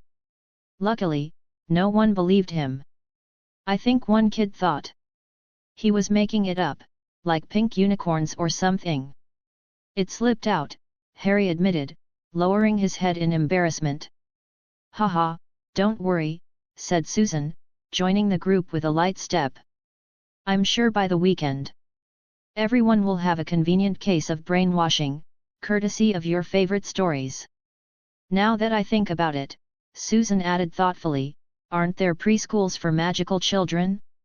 That would prevent situations like this." "I looked into it," Wanda answered naturally, as if it were obvious. "Most kids learn at home. Especially if they're from pure-blood families. Half-bloods or muggle-borns usually go to regular schools, until they get their letter. Then the elitism makes sense," said Susan, frowning. "After so many visits to Diagon Alley, it's becoming obvious. They look at us like we're tracking mud all over the place. If you're a muggle or even seem like one, you're lucky if they don't accidental curse you. Even so, it's hard not to want to go back." "Next week Dancing with Wolves by Lockhart comes out," said Susan, eyes sparkling and hands clasped with excitement. "They say he faced down a pack of werewolves armed with nothing but a quill and his smile." Wanda nodded, though without much enthusiasm. She wasn't a fan, but she enjoyed listening to Susan's passion for the books. What a shame I'm already married. Susan said in a dreamy tone. Mom, exclaimed Hermione, offended, cheeks flushing red. It's a joke, Herms. Just a little joke. Don't make me sleep on the couch, Susan quickly said with a guilty smile. Dad would be sad. Hermione muttered, puffing her cheeks. Sorry, sorry. I won't say it again, Susan laughed nervously. Are Lockhart's stories cooler than mine? Harry suddenly asked, genuinely concerned. His eyes widened like the world was at stake. He loved the Harry Potter stories not because he believed they were real, well, not entirely, but because he felt like he was living all those adventures himself. Like when he had a pet dragon and fought a basilisk with a giant sword. Well, our little Harry's stories are magical children's books, Susan said gently. Lockhart's are more adult adventures, dangerous and a bit crazy. Harry frowned, thinking. So, they're not cooler than my stories, right? He asked, looking at Wanda. She crouched down and winked at him. Nothing's cooler than your stories, champ. Harry grinned from ear to ear, satisfied. Then I'm not interested in Lockhart, he shouted as he ran off as if he'd just won a war.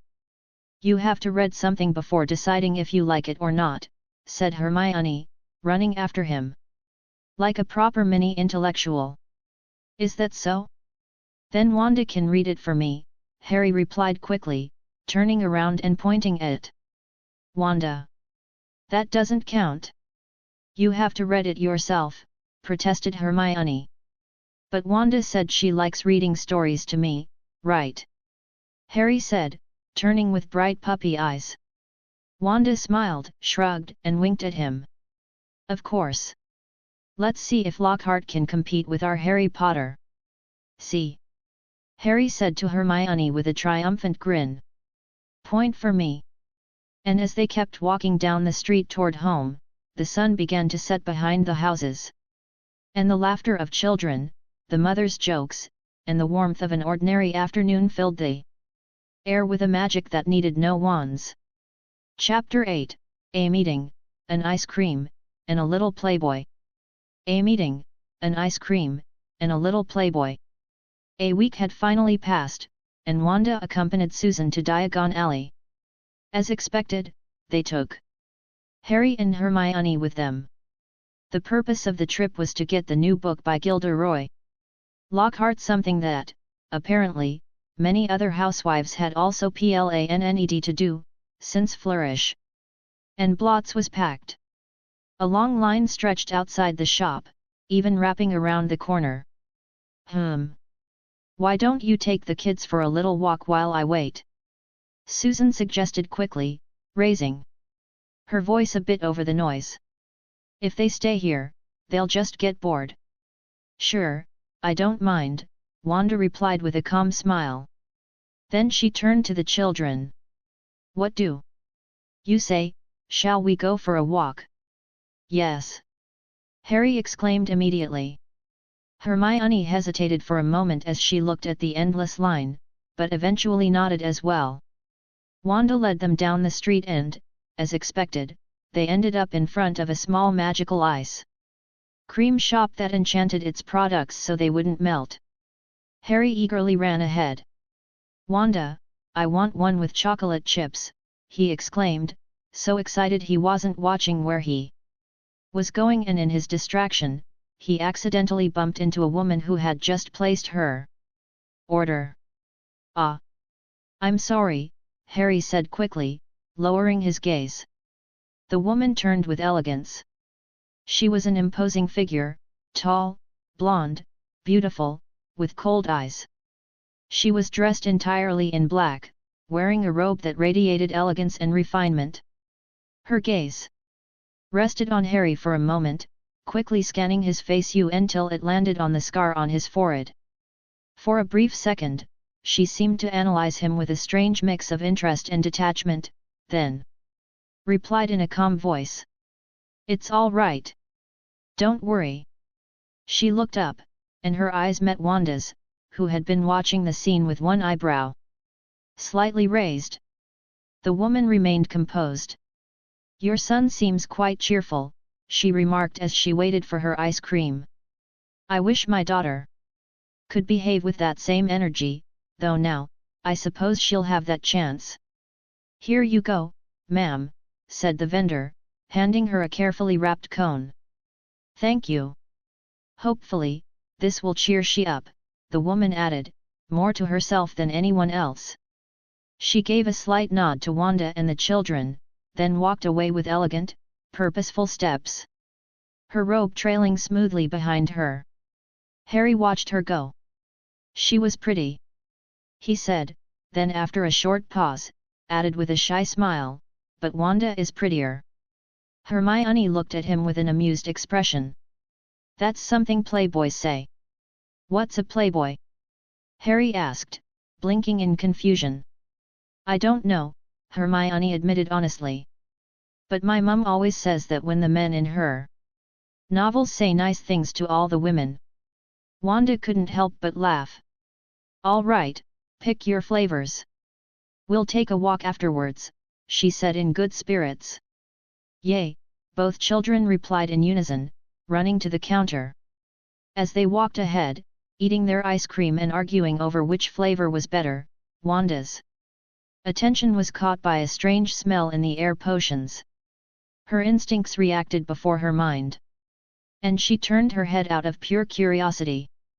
As she did, her eyes met those of a man who had just passed by, and who turned at the exact same moment, as if sensing her presence.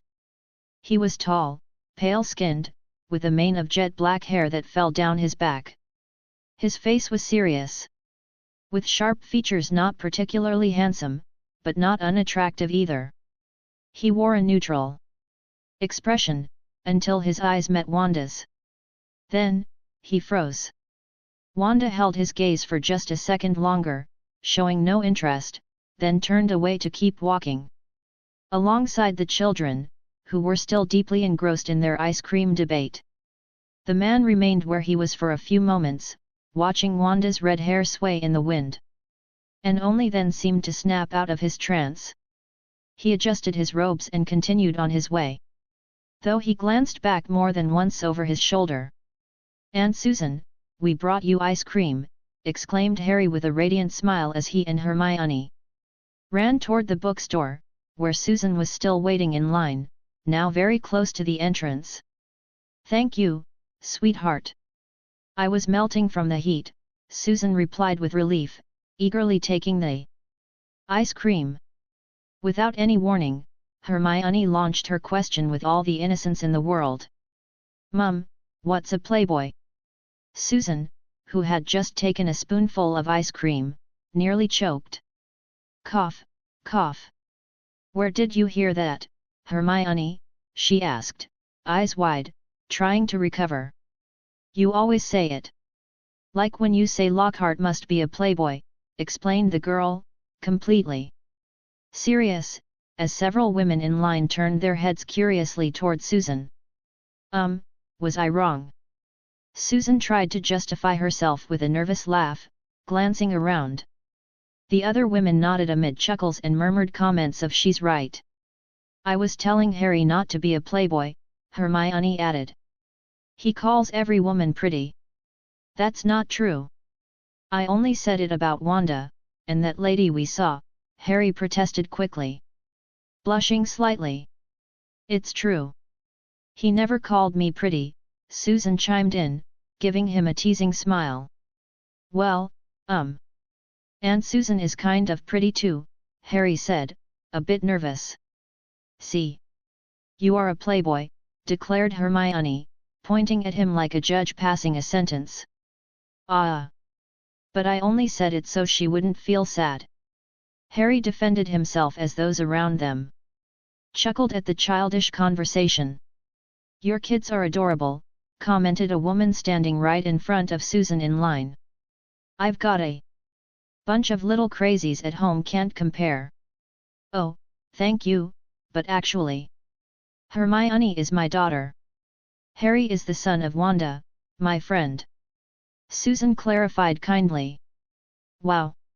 I thought she was your eldest daughter. She looks so young and beautiful. The woman said. With genuine surprise, glancing toward Wanda. Oof! That one hurt, Susan joked, placing a hand on her chest as if wounded. Oh!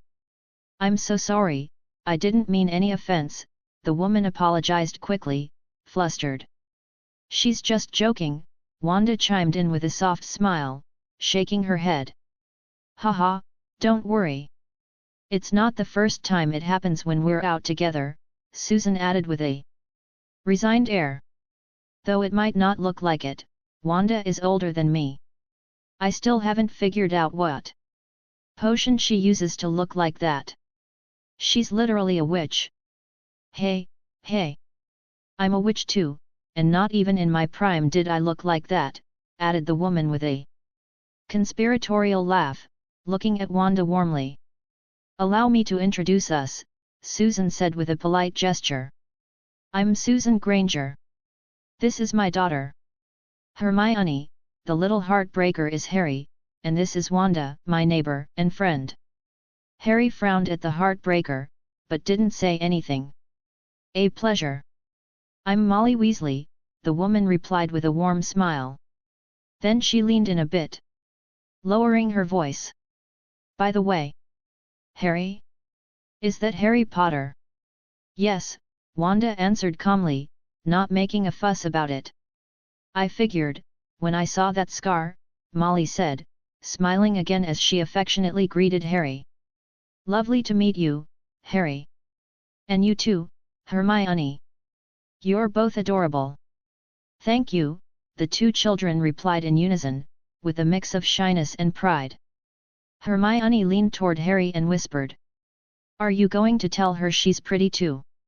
Harry glanced quickly at Mrs. Weasley, who was already chatting animatedly with Susan, and shook his head. Wanda observed the scene from a step behind, wearing an amused expression and a barely hidden smile. Just then, a red-haired boy, about 8 or 9 years old, approached with a scowl. He was carrying a 2 or 3-year-old girl on his back, who was happily playing with a rattle. Mum! George and Fred made Ron cry again, he said in frustration. By Merlin, those boys! Tell them if they keep it up I'll hang them by their ears when we get home. Molly responded, losing her patience. And where's Charlie? He was supposed to be watching them. Charlie's flirting with a girl from his class. Bill stayed at the bookstore reading something about dragons, and Fred and George ran off the moment they saw me coming, the boy said without remorse, efficiently ratting out all his brothers. And Ron?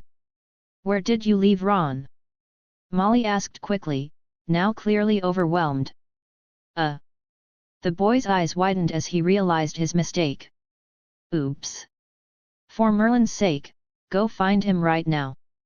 Molly ordered in a powerful voice, attracting even more attention. We'll wait for you at the tea room, Wanda said kindly, trying to ease the situation. I'm sure they kids are hungry after all this. Please order that raspberry cake I love, said Susan before they walked off. Of course. Don't worry, Wanda replied with a smile.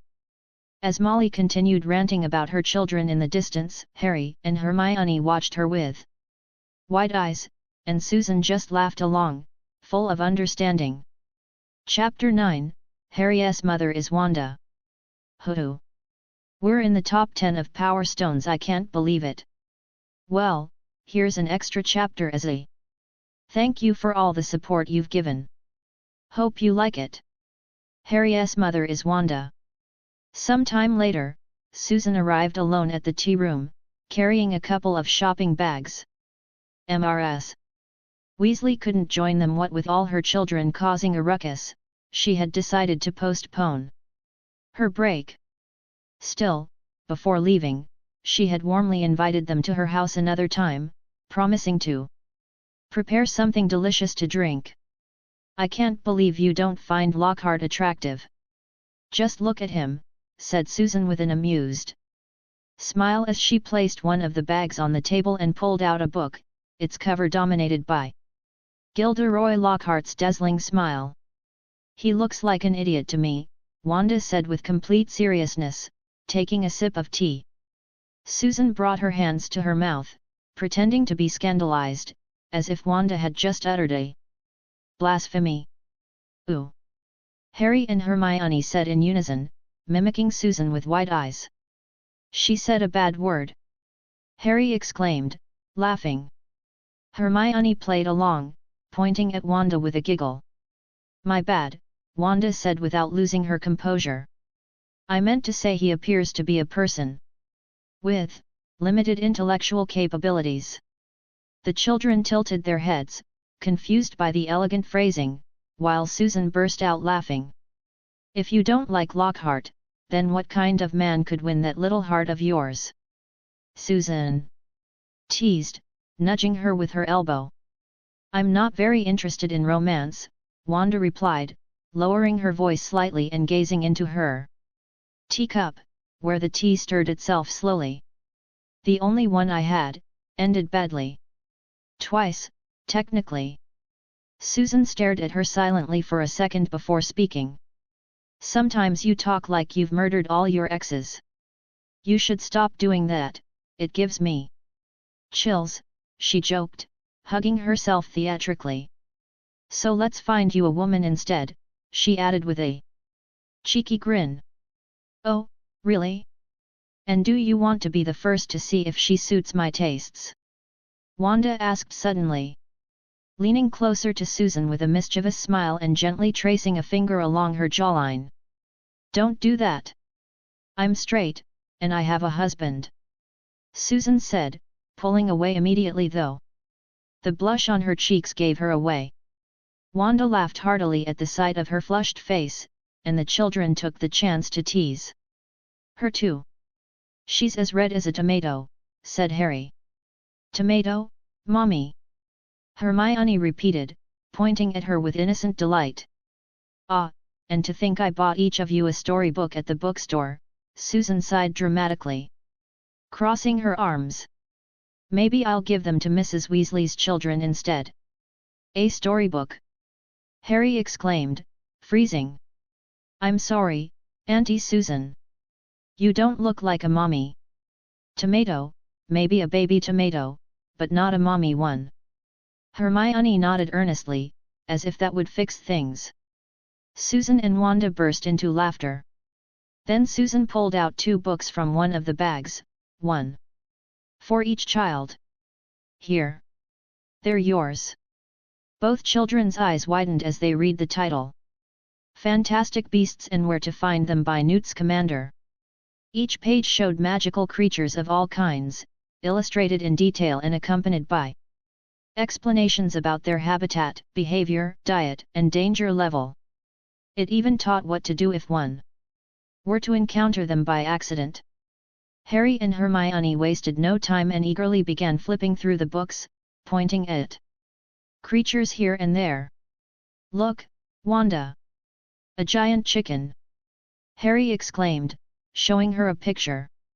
"It says cockatrice, sweetheart," Wanda replied with a motherly smile, patting his head. "It's not a chicken, but it's definitely giant." As Wanda leafed through a storybook to read to Harry before bed, he interrupted her just before she could begin. "Wanda, did you have a Mr. Wanda, like Auntie Susan has Uncle Granger?" he asked suddenly, with that disarming childlike sincerity. Wanda blinked, surprised by the question, and gave him a gentle smile. "A Mr. Wanda," she repeated, holding back a giggle. "Well, your last name is hard." "Maximoff," Harry tried to say, frowning. "Maximoff," she corrected sweetly. "And yes, I had a Mr. Wanda. But sadly, he's no longer with us," she added, her voice barely cracking as she lowered her gaze for a moment. Harry fell silent, until, with the same spontaneity, he asked, "And who are Tommy and Billy?" Wanda froze. Her eyes widened, and for a moment she lost her breath. "How do you know those names?" she asked quietly, her heart pounding in her chest. "You said them once while you were sleeping," Harry replied sadly. "You looked very, very sad." Wanda swallowed hard and gently caressed his head with infinite tenderness. "They were my children," she confessed in a barely audible voice. "But now they're with their father. And I can't see them anymore." "Then you have me," Harry said quickly. "So you're not alone?" Wanda looked at him with teary eyes and a trembling smile. "No, sweetheart, you're not here to replace anyone," she whispered. "You're Harry Potter. My dear boy with messy hair and beautiful eyes. I keep you close because you make me happy just by being you. Don't ever forget that, okay?" She leaned in and gave him a gentle kiss on the forehead. "Okay," Harry said with a big smile, feeling warm inside. "Wanda, can I call you Mom?" The question left her speechless. He hid under the blanket shyly, only his eyes peeking out, nervous about his boldness. Wanda looked at him for a few seconds, and then her face lit up with a deep, almost sacred tenderness. "Of course, baby. Of course you can," she said, hugging him tightly, feeling her heart mend a little. Harry couldn't stop smiling. "So now I have 2 moms and 1 dad," he said suddenly, thoughtfully. "But if I listen to Auntie Susan, maybe I'll have 2 papas? Or 3 moms?" Wanda burst out laughing, the tears now escaping freely. "What a cheeky little rascal," she exclaimed, tickling him and making him laugh uncontrollably. Afterward, Wanda finally read him the story. Harry fell asleep holding onto her clothes tightly, as if afraid she'd disappear if he let go. So she stayed by his side, cradling him in her arms. And that night, for the first time in a long while, Wanda had no nightmares. She didn't chase ghosts. She didn't cry in the dark. She just slept with Harry. "Thank you, Lily," Wanda whispered with her eyes closed, while the boy slept warm against her chest. The next day, just like the past 2 weeks, Wanda woke up early. She helped Harry get dressed and waited patiently while he brushed his teeth alone, floating a few centimeters above the floor thanks to a charm cast by his mom. Afterward, they met up with Susan and Hermione to take the kids to preschool. As always, Wanda stayed outside, waiting patiently until pick-up time. "I forgot to mention," Susan said more seriously as they walked, "yesterday, while I was at the bookstore, I overheard some housewives talking about a criminal who's hunting dark wizards. But it seems this time he attacked one of those nobles. The whole ministry is mobilizing." "That doesn't worry me much," Wanda replied calmly. "They're probably just putting on a show to calm the other pseudo-nobles. I'm sure they got scared and started pressuring the ministry to act." "That's true. We're in the Muggle world, as they call it. What happens there doesn't concern us," Susan said with a calm smile. "Besides, it seems this hunter only attacks the truly evil ones. He even leaves a list of their crimes at the scenes. Do you think he'd consider running a red light a crime?" Susan added, pretending to be scared. "Maybe," Wanda replied with a teasing smile. "But most likely, he'd just tell your husband, so he can give you a spanking and you don't do it again." Both laughed, lightening the conversation. When they arrived at preschool, they left the children at the entrance.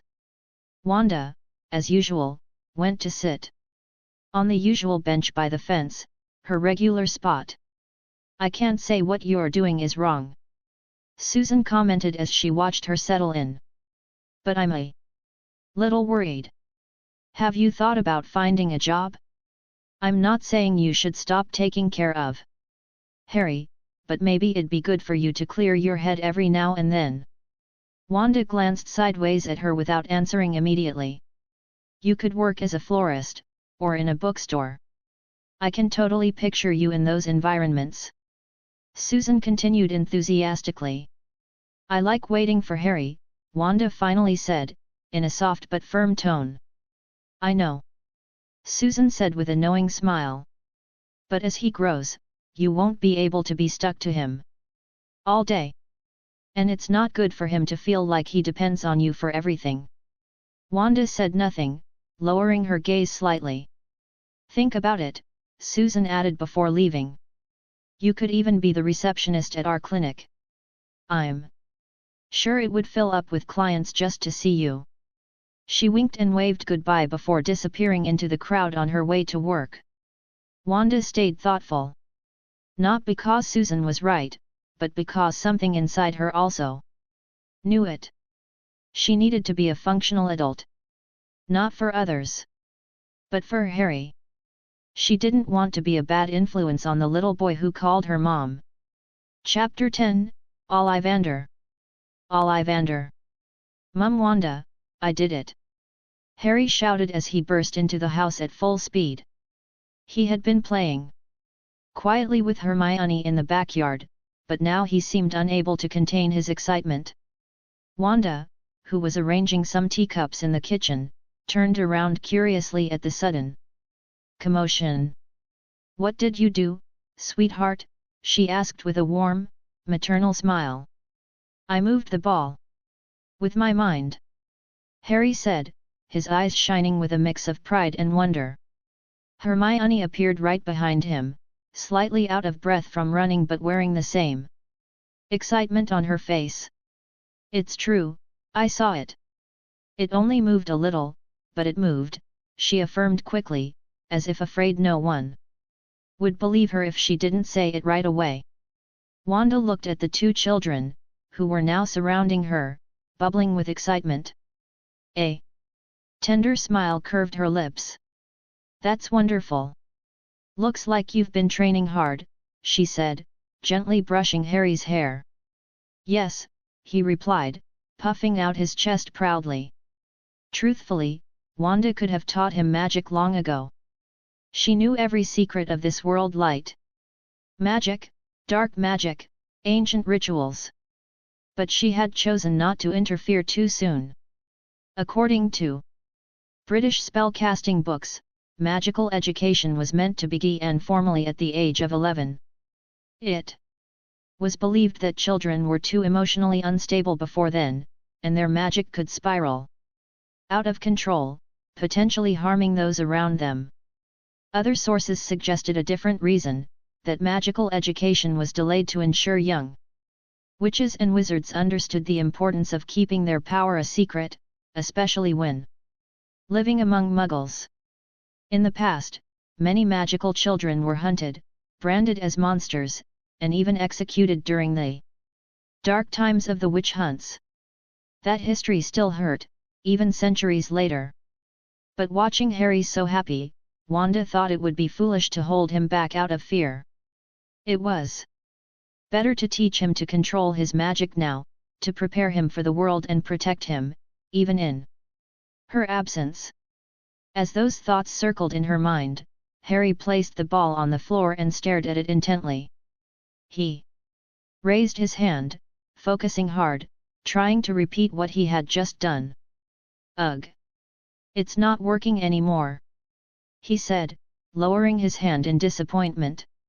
Maybe your battery ran out, Hermione said confidently. How do I recharge it? Harry asked, frowning. When the remote runs out of batteries, you just change them, Hermione explained, with all the childish logic in the world. But, where's my battery? Harry wondered aloud, looking down at himself and inspecting his shirt. Like he expected to find a hidden battery compartment. Remember that Kung Fu movie we saw at the cinema? Hermione suddenly exclaimed, lighting up with an idea. Yes. The one where they did he, shouted Harry, striking a ridiculous pose and punching the air. They healed by meditating, Hermione added, still excited. Meditating? That thing where you sit with your eyes closed and your knees bent? Harry asked. Thoughtful. That's it, she confirmed enthusiastically. Wanda watched them in silence, both amused and amazed by Hermione's logic. Not entirely wrong. Actually, meditation did help calm the mind and restore magical energy. But in Harry's case, the issue wasn't a lack of energy. It was a lack of focus. That's why most wizards used wands, to concentrate magic and direct it precisely. Wanda then remembered the existence of learning wands, harmless, enchanted versions made for children. Maybe it was time to get them a pair. If she was going to teach Harry, Hermione couldn't be left out. But of course, she'd have to speak with Susan first. Learning wands? Didn't the book say children can't use magic until they're 11? Susan asked as she sat across from Wanda on the couch, a steaming cup of tea in hand. That's right, Wanda replied calmly.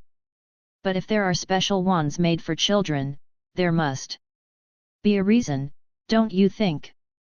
The two women spoke while, across the room, Harry and Hermione listened in silence, their eyes wide with excitement, doing their best not to interrupt. I just worry they'll use them carelessly and get into trouble, Susan added, though her voice faltered under her daughter's pleading gaze. They can't do much harm with these wands. They only cast very basic spells. And if anyone asks, we can say they're magical toys from abroad, Wanda said, sipping her tea calmly. Susan glanced at her daughter, who was looking at her like a hopeful puppy. She sighed. Promise me no one will see you using it, and you'll only use it at home, she asked. Hermione nodded eagerly, her whole body vibrating with excitement. Susan couldn't help but smile. Then it looks like we're going to Diagon Alley, she said. The room erupted with joyful screams. Dash! A while later, the four of them were calmly walking through the bustling Diagon Alley, leaving behind poor Mr. Granger, still trapped in his office under mountains of work. They entered a children's store specialized in beginner magic. It had everything from toy flying brooms to illustrated books of basic spells. Harry pressed himself against the display window, fascinated by a tiny flying broom floating behind an enchanted glass. Hurry up, Harry! We have to choose our wands, Hermione called from the back of the store. Harry gave the broom one last longing look before running after her. Wanda had seen it all and, without saying a word, gave the broom a quick glance before heading toward the counter. The purchase was simple: 2 training wands, one for each child, and a small cleaning kit that mimicked the ones adult wizards used. Now that I think about it, everyone here uses wands, but I've never seen you use one, Susan said, eyeing Wanda curiously. A wand? Technically, I don't need one. But if I'm going to teach Harry properly, maybe I should try what it feels like to use one, Wanda said thoughtfully. After all, she used magic with her own hands even in this world, depending on a piece of wood felt. Odd. Doctor Strange didn't use a wand either, though he did have his portal ring.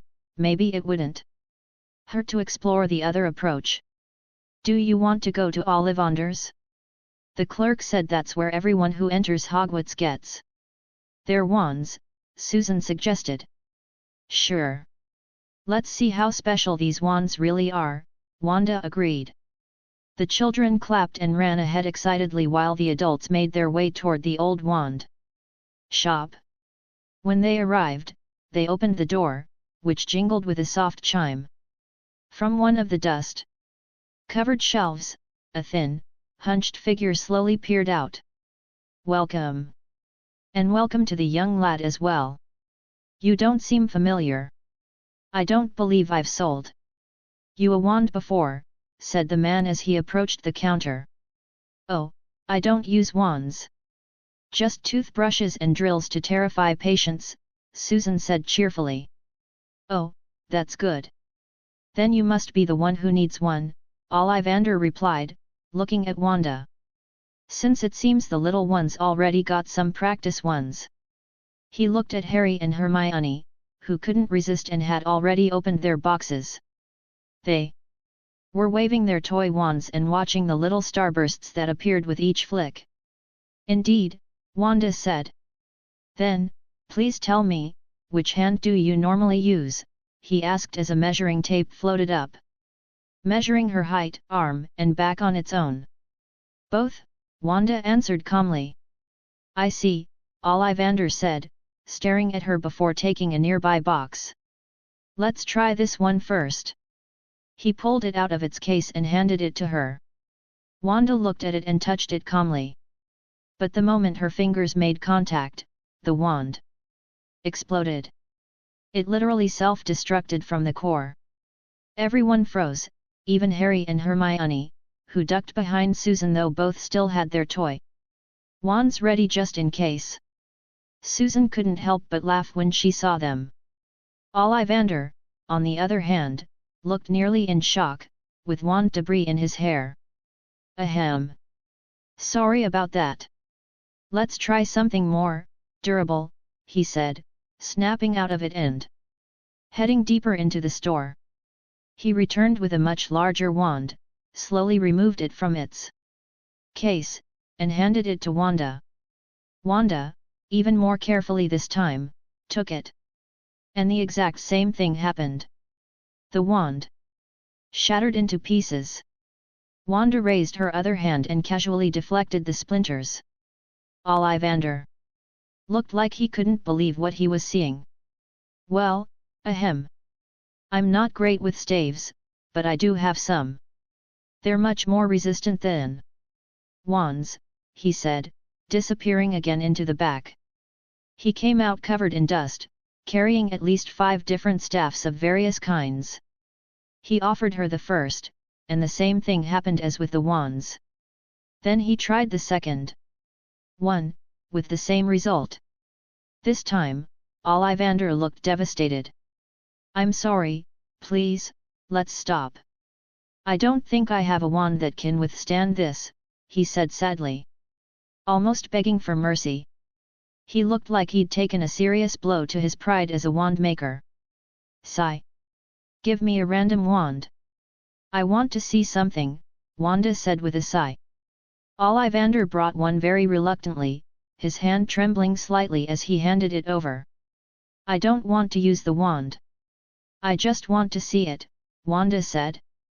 But she wasn't speaking to Ollivander, she was speaking to the wand itself. This time, she was able to touch it. Though it felt like nothing more than a stick in her hand. Completely inert. As if the wand itself knew that activating would mean exploding. Wanda examined it closely. Then she made it float between her hands.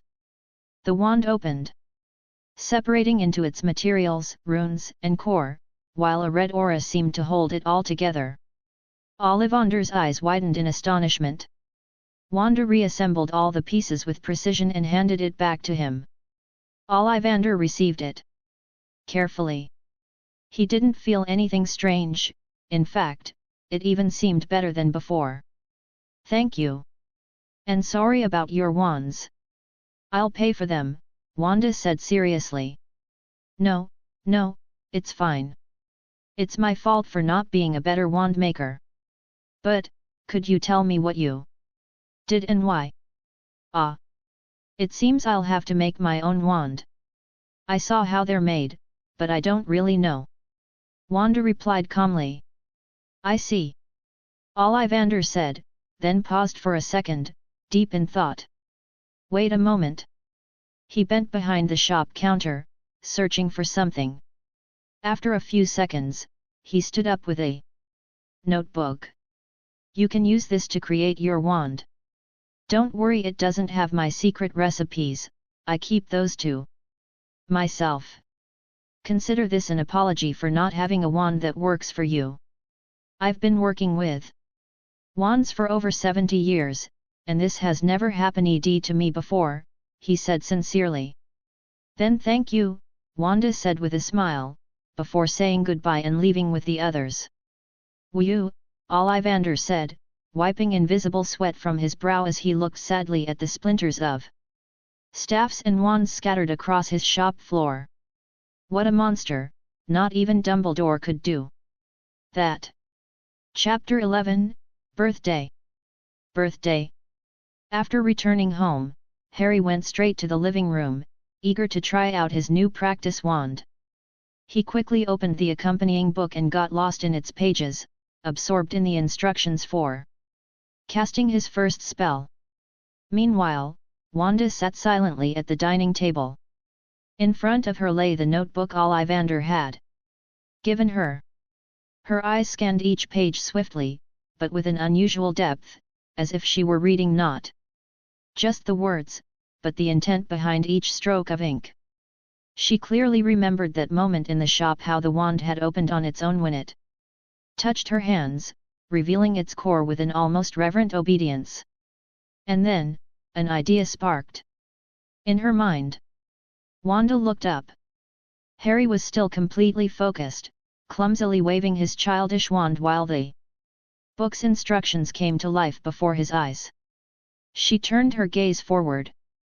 Without making a single gesture, a section of reality began to distort.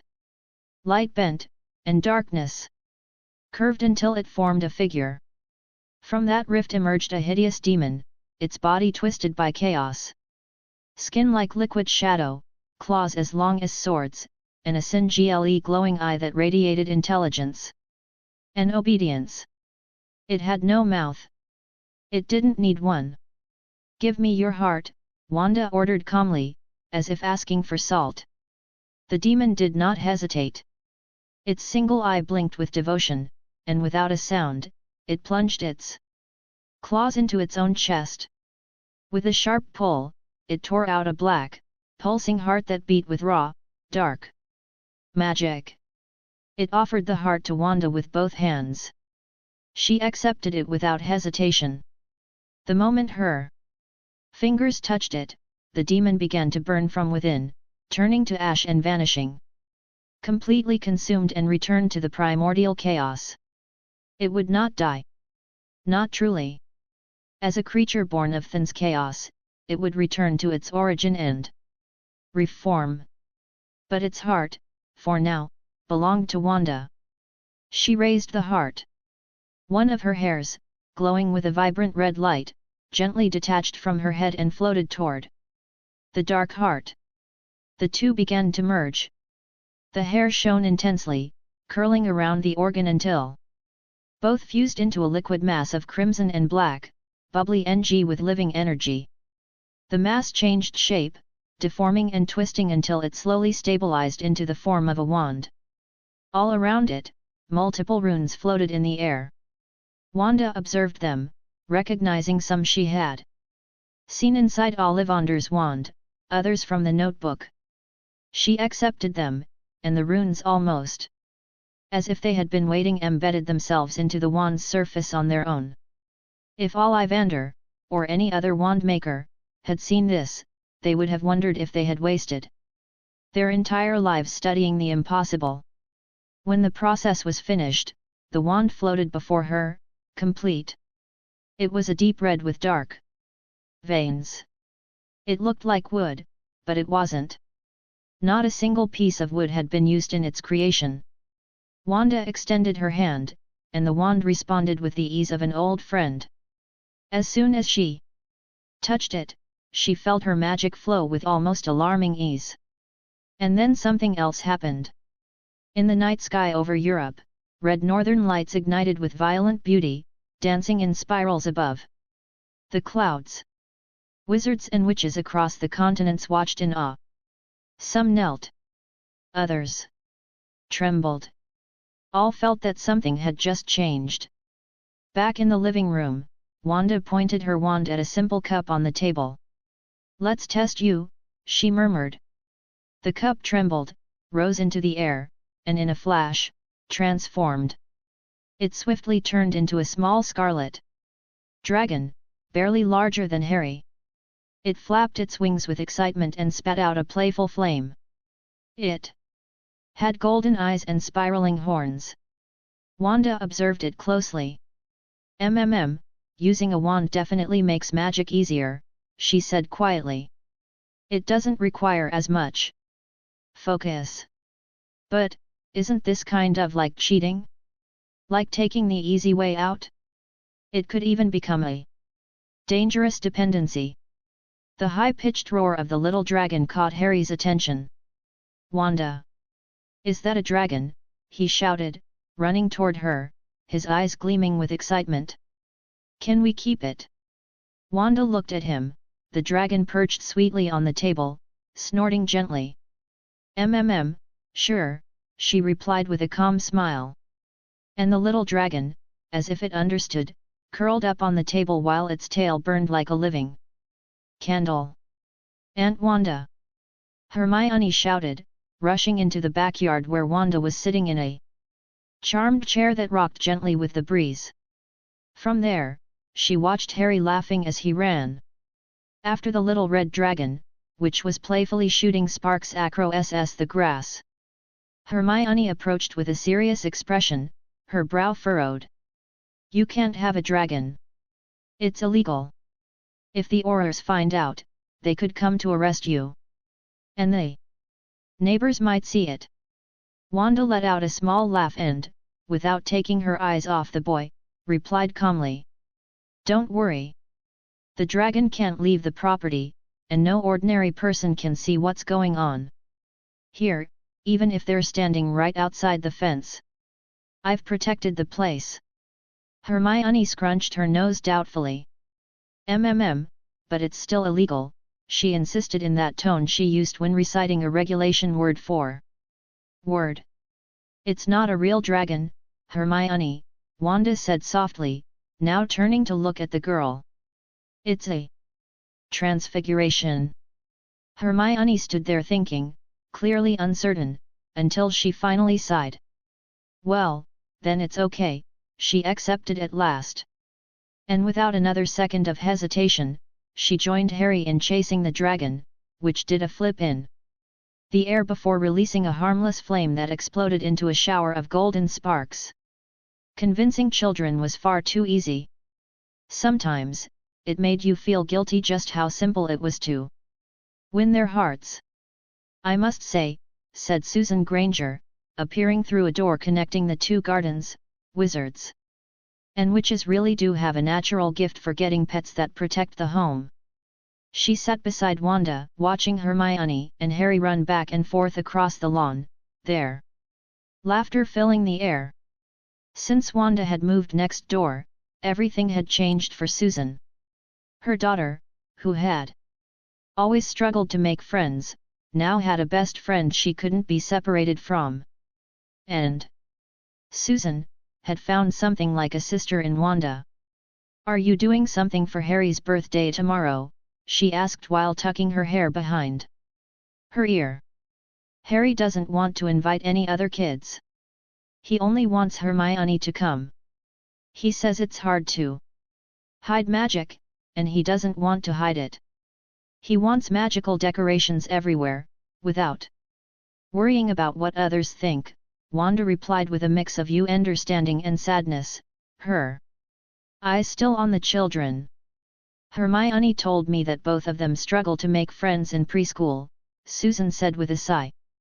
Now I understand why magical children are homeschooled. She was quiet for a moment, then, as if struck by inspiration, she added. Maybe we should move to a magical village. That way, the kids could make friends without having to hide. Could be a good idea, Wanda murmured. And if we do, we could install one of those flow networks in the clinics. That would make going to work even easier, Susan said with an enthusiastic smile. The next day, Wanda's little living room was filled with light, magic, and bright colors. Happy birthday, Harry, everyone shouted, the Grangers, Hermione, Wanda, and of course, the Red Dragon, who roared joyfully before launching colorful fireworks that exploded into star shapes.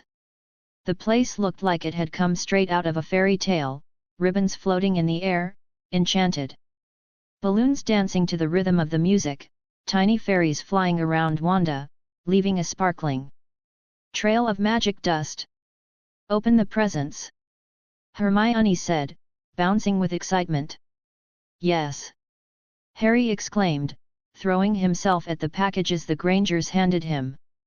Simple magical toys and a surprising number of toothbrushes.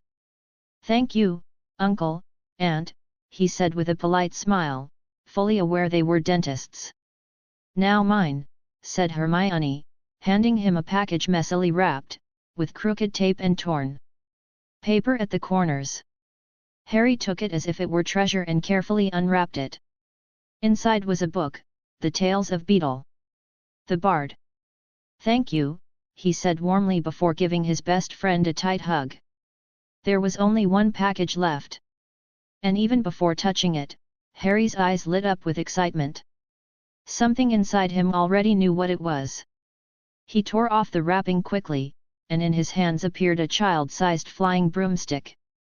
His eyes sparkled in wonder. "Thanks, Mum!" Harry shouted, running to hug Wanda so hard he nearly knocked her off her chair.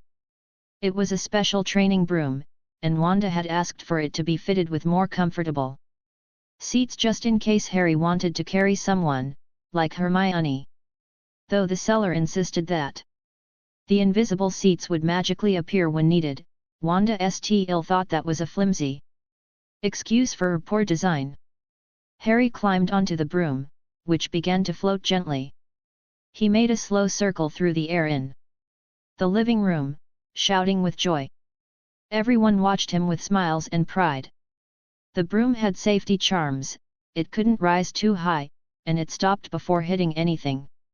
As Wanda had suspected, it wasn't long before Hermione joined him. Now they were flying together, laughing non-stop, looping around the house with the dragon following them from below. Wanda watched them, her eyes softly shining. It was a modest birthday, with only a few people. But it was full of love and magic. And that made it perfect. Chapter 12, Little Fight. Little Fight. Once again, we've found several dark wizards, but for some reason, they're all squibs, murmured one of the Aurors, a note of unease in his voice as he glanced at Moody. Moody said nothing. His brow was furrowed as he reviewed the files of the captives, his gaze sharp, and his face even more hardened than usual. "Same pattern, but different level," he finally commented in a grave tone. 6 months ago, they'd find the dark wizards dead. Only their heads left behind. 2 months later, the method changed. They weren't fully killed anymore. Their bodies were dismembered, yes, but the torsos and heads remained. And now they're alive. Not a single wound. He looked up, staring at the Auror. But they're no longer wizards. They're squibs. Dark wizards I fought myself in the past, reduced to nothing. As if someone ripped the magic right out of them. The Auror swallowed hard. Is this worse than before? Much worse, Moody nodded seriously, his magical eye spinning constantly. If it were just Death's dark wizards, traffickers, the Ministry would let it slide. They wouldn't spend a single galleon investigating. But someone who can rip magic from a wizard, that's a real threat. And they know it. The pure-blood families won't sit still. They'll force the Ministry to find this vigilante. Not for justice, but out of fear. No one wants to be the next one left empty. The Auror looked tense. Why do you think they changed their method, sir? Moody gave a slight shrug. Could be anything. Maybe they got tired of killing, maybe they realized their path was too brutal. And decided to change. Who knows? But that's not what matters. If they're not killing anymore, it just means we'll need more room in Azkaban for this scum. And with nothing more, he turned and walked away, his cloak billowing with each step. Meanwhile, in the backyard of Wanda and Harry's home, Harry was practicing with his training wand, focused. In front of him, a ball floated gently in the air, held up by a simple but effective charm. "Mom, Wanda, look!" Harry exclaimed with a proud smile. "Wow! You're a genius," Wanda said warmly, clapping softly. The little red dragon, which Harry had named Red, jumped around trying to catch the ball, but its tiny wings flapped uselessly, more decorative than functional. "Harry! I came to play!" Hermione yelled as she entered through the garden gate, followed by her mother, Susan. "Sorry I brought her over for a bit.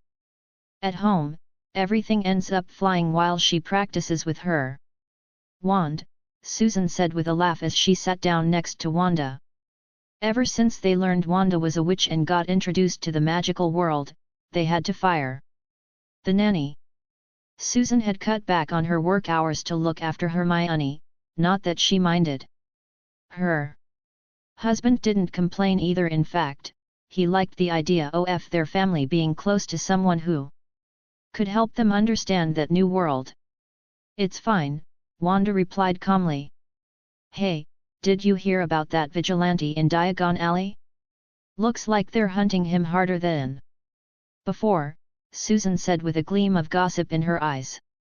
"Yeah, they've been looking for him for 6 months and still no leads." "Why the sudden extra effort?" Wanda asked, raising an eyebrow. "I'm not exactly sure, but they say he broke a very dangerous rule. The Ministry's throwing all its resources into catching him," Susan explained. Ever since Hermione was nearing 11 and would officially enter the magical world, Susan had subscribed to the Daily Prophet and other magical papers. She wanted to stay informed. While they talked, a childish argument broke out. "You're a tattletale!" Harry shouted angrily. "And you're a dummy!" Hermione snapped back before running home in tears. Harry watched her go, his wide eyes glistening with regret. He stepped forward as if to stop her, but then froze, crossing his arms and puffing his cheeks in frustration. "Well, looks like they had their first fight," Susan said with a resigned smile as she stood up. "See you later." Wanda rose gently and walked over to Harry, her expression firm yet tender. She knelt to his level and touched his cheek. "What happened, Harry?" The ball went up into the tree, and I tried to climb up to get it. But Hermione scolded me. She said it was dangerous. But I can do it, Mom. I've done it a bunch of times. And she said it was dumb to risk it for a ball, and, wah! He broke down crying loudly. Wanda didn't hesitate. She pulled him into a tight hug, pressing him against her chest. "It's okay, Harry. Don't cry, my love," she whispered, stroking his head. But Hermione's a tattletale, wah! "No, Harry. Hermione's not a tattletale. She was worried because she didn't want you to get hurt.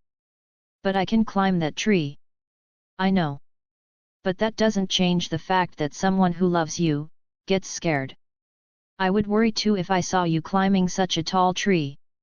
Hermione didn't want anything bad to happen to you. Maybe she didn't use the right words, but she acted out of love. She didn't want to see you hurt. Harry looked down, thoughtful. "So, how do I get the ball down?" "You just have to ask me. Watch." She snapped her fingers, and the ball gently floated down from the tree. "You don't need to get angry at someone who's just trying to protect you. And before doing something dangerous, think first. If something happened to you, both Hermione and I would cry a lot." Harry looked up at her, surprised. "No. I don't want you to cry, Mom," he said, hugging her tightly. "Then promise me you'll think before you act, okay?" "Okay," he nodded, while Wanda wiped away his tears with a handkerchief. "And then, you should apologize to Hermione, don't you think?" Don't let a silly fight drive you apart.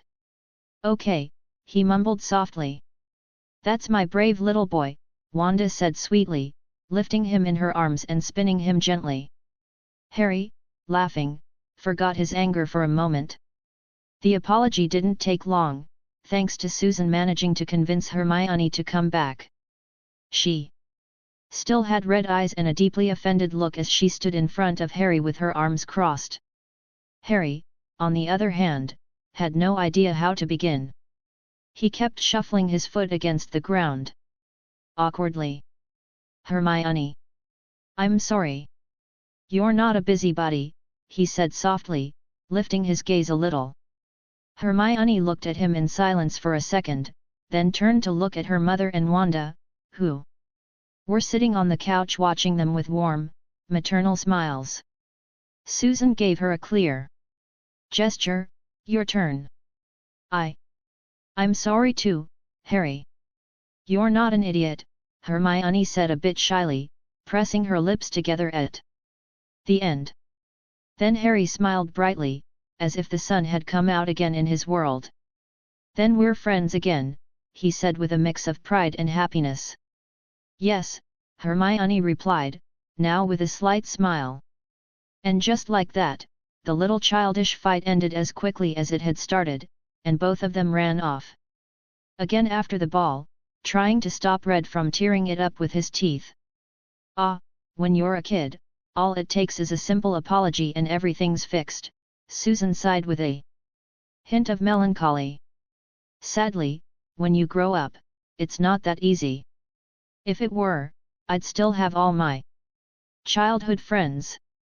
She fell silent, lost in thought for a moment, then suddenly asked. Has it ever happened to you? You fought with a friend, and then it became so hard to talk to them that you just never did again. Ha, yet. With almost half of them, Wanda replied with a nostalgic smile. And you're laughing? You should be sad about that, said Susan with a mildly surprised expression. It's just, now that I think about it, all those fights were over silly things. Ridiculous, even. Sometimes we saw each other one last time, but it was never the same again. We all went our separate ways. Wanda looked away, caught in memories that had been asleep for years. Later that night. Harry, what do you want for dinner tonight? Wanda asked as she peeked into the dining room. She had a cup of water in her hand. Mom, look! No wand! Harry said excitedly. The living room TV was floating gently above him, wrapped in a vivid red aura. Wanda froze. The cup slipped from her fingers and shattered into 1,000 pieces on the floor. Her eyes filled with a mix of awe and alarm. She ran toward Harry, checking him from head to toe in a rush. Harry didn't understand her reaction. What's wrong? He asked, confused. Wanda was already casting diagnostic spells one after another, not saying a word. Nothing. Nothing at all. I just got a little surprised, she said quickly, forcing a smile so he wouldn't worry. But inside her, there was no calm. Because the truth was, Wanda had felt it clearly, inside Harry, there was chaos magic. It wasn't a dark connection to Thin or anything like that. No, it was something different. A magical resonance that seemed to come directly from herself. And then she understood. An idea as sudden as it was unsettling crossed her mind. She had done it again. Unconsciously. And most likely, it was all because of one undeniable fact: Harry had started calling her mom, and she had accepted him as her son. Was that a good thing? Or something dangerously unstable? She didn't know. It's awesome, right, Mom? Harry said, proudly pointing at the floating TV. Wanda stared at him. That innocent face. That warm energy. Yes, sweetheart, it's really awesome, she finally replied softly. And she repeated, almost to convince herself. It's very, very awesome. Chapter 13, Job. Job. Here begin small time skips, just to pause at necessary or interesting moments. I hope you enjoy them. Harry had chaos magic inside him. He had two options: remove it and become an ordinary wizard, or keep it and, by mastering that power, become a wizard above all others and beneath no one. But Wanda also felt that if the chaos magic was taken away, it would be like breaking the bond that had formed between them. Even though she had used Harry's blood to slightly alter her own, she knew that, in truth, they shared nothing. That is, she, Wanda Maximoff, had no real connection to him. There weren't even any legal adoption papers, just ones she had created herself. And yet, having that connection, no matter how illogical it was, made her happy. What if I teach him to control it, was her first thought. But she also knew that chaos magic was dangerous. It literally came from one of the first demons, Than. And not just any demon, one of the most feared. Wizards, sorcerers, spellcasters, anyone who moved within the mystical world avoided saying his name aloud. It could trigger his appearance, create an implicit pact, or unleash curses tied to his essence. But the chaos magic inside Harry didn't come directly from Than. It came from his connection to her. To use an analogy involving Doctor Strange and the Vishanti, Wanda would be like the battery in this case, the Vishanti, and Harry like Strange, someone who uses the magic freely and only gives it back when he can no longer use it, that is, upon death. The difference is that Strange had to follow the rules of the Vishanti, maintain order, protect balance, and not abuse the power. In contrast, other entities like Dormammu or Than demanded a real price: corruption, madness, or eternal service. But in Harry's case, Wanda was the one setting the price. And that price was nothing. She only wanted him to be safe. That's why, in that moment, Wanda decided the best thing would be for Harry to keep the chaos magic, not just the magic of this world. All right, Harry. Looks like we're going to have to train every day from now on, Wanda said suddenly, while he was still levitating the TV. Well, okay, Harry replied, tilting his head, not entirely understanding. He only knew he was going to train his magic. 1 year later. Hurry up, Harry, said Hermione. Now 6 years old, she was a bit taller and her teeth looked quite normal. Though in truth, that was thanks to Wanda's intervention. Hermione had always been bothered by her large teeth, so one day she ran away from home and came to ask Wanda if she could shrink them a little. Wanda did it without much trouble. Of course, she was later scolded by her mother, but Hermione gladly accepted the punishment. It was worth it. I'm coming, wait, shouted Harry as school supplies flew all over his room and rushed into his backpack at top speed. Today was the first day they would go to school alone, and the excitement was palpable. Bye, Mom. See you this afternoon. Harry shouted, jumping to give Wanda a quick hug before running out the door. Outside, Hermione was already waiting. Susan stepped up as the two kids waved at her on their way out. Then they dashed toward the school, which was only a few blocks away. Have fun, Susan called out with a smile, then turned to Wanda. You're going to watch them, aren't you?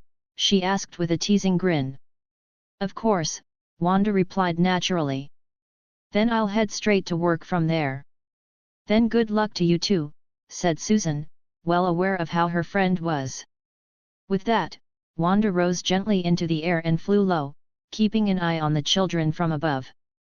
She watched them run, stop at a shop to buy ice cream, and then continue peacefully toward the school, chatting as if nothing else existed. Wanda smiled and returned home. Today was her first day working at Flourish and Blott's, the famous bookstore in Diagon Alley. Incidentally, the moment she walked in with her resume, they hired her. Without even reading it. Of course, a pretty face is more useful than many degrees. Just like in the real world. She appeared right in front of the bookstore and walked in calmly, greeting the other workers with a soft smile. "Hi, you're the new girl, right? Follow me, please," said a woman in her 30s, with an expression of pride and a hint of disdain in her eyes. She was dark-skinned, had short hair, a flat face, and very pronounced cheekbones. Her nose looked like an inverted hook. From an international beauty standard, she was an unattractive woman. And when she saw Wanda's face, she couldn't hide her jealousy. "Sure," Wanda replied calmly, unbothered. "My name is Chelsea. My last name doesn't matter. I don't want to be given honors or treated better. Because of my family," she said with a noble air, although the fact she mentioned her family already made it clear she came from an important house, and wanted that to be known. "For now, your job will be to arrange these things," she added, pointing at a cage full of furry books that seemed to be sleeping. "By the way, be careful. And try to finish in a quarter of an hour at most. We don't like slow people around here," she said with a hint of disdain. "All right," Wanda replied calmly, which earned her an annoyed glare from Chelsea. The woman looked at the now quiet books and let out a mocking little smile. "Good luck," she said before walking away with a haughty stride. Wanda watched her leave, then turned her eyes back to the books, which obviously came to life the moment she touched them. Her job was to place them on the shelf, in a space prepared with cages. They were just a few books for collectors interested in this kind of rare specimen. There weren't many, 5 at most. Wanda approached the cage on the floor and opened the gate. The books inside immediately opened their eyes at the sound and turned to look at her. As soon as they saw her, they froze completely. Some primal fear compelled them to become normal books, as if their own awareness warned them that if they dared attack her, they'd end up as papier-mâché, or confetti. So Wanda had no trouble picking them up and placing them on the shelf in their prepared cage. It literally took her only about 3 minutes, and that was because she took the time to look at them curiously. If she had used magic, it would have been instantaneous. "There you are. I've been looking for you," said a young woman in her 20s, approaching with a friendly smile. She was a petite blonde with blue eyes. "I'm Lois, the supervisor. I'm sure Chelsea put you on this task." "Sorry about that," she added with a slightly guilty expression. "I'd love to criticize her or even fire her, but the owner seems to know her family, so it's tricky, even though she's a pain in the butt. Just ignore her, that's what I usually do." "Well, the last worker couldn't take it and quit, so your help is very timely, especially since tomorrow we've got a book signing with the author Lockhart," said Lois, talking much more than necessary. "I see. Then I'll just ignore her. And don't worry, the boss already told me about the signing tomorrow." "And how the housewives tend to get a little wild," Wanda replied with a calm smile. "That's good. Really good. You did a great job. Though I'm sure Chelsea didn't explain how to calm them down." "How did you figure it out?" Lois asked with interest. "They just stayed still when I picked them up," Wanda said, a bit confused. "Wow! Then you must be really good with animals," Lois commented with a smile. "Well, something like that," Wanda replied, thinking about the demons she could summon with the dark hold.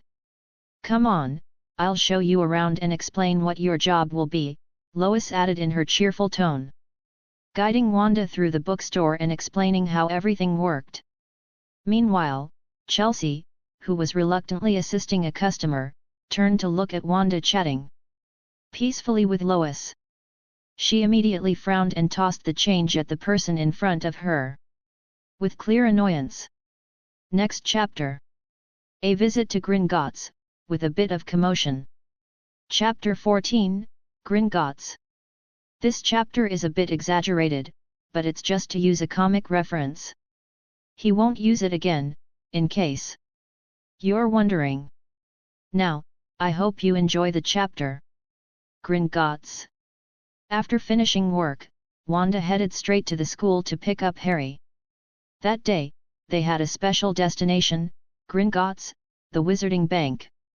Harry had wanted to go for a while, but Wanda had forbidden it several times. She didn't trust goblins. They were unfriendly, cold, ill-tempered, and with a history that nearly bordered on war against wizards. But Harry insisted so much, with that mix of curiosity and determination so typical of him, that Wanda finally gave in. She promised to take him. Just once. When you said they'd be small, I expected something more extreme, but they seem pretty normal to me, Harry commented, watching the goblins walking past them. Wanda smiled wryly. Of course he saw them as normal. Harry barely reached 1.15 meters. But if an adult has the height of a 6-year-old child, that's not normal here or anywhere else. They entered the imposing underground bank and approached one of the main desks. The desk was disproportionately tall, as if the goblin behind it needed to remind everyone that he was above them literally and symbolically. What do you want? The goblin growled without lifting his gaze, his voice laced with sharp, dry contempt. I want to open an account for Harry, Wanda replied coldly, crossing her arms. Her expression made her thoughts clear. It was absurd that a race that once tried to subjugate wizards now handled their gold. The goblin finally looked up. His disdainful gaze locked onto Harry, and froze when he saw the scar. He already has an account, he said, then turned back to his parchments as if they were more important than them. I have an account? Harry asked, confused. The goblin sighed in annoyance, rang a silver bell, and without further explanation, a second goblin emerged from a back door. The boy doesn't know he has an account. Verify it, the goblin ordered, waving his hand to shoo them away like flies. Right this way, wizards, said the second goblin with forced courtesy. Wanda and Harry walked away without looking back.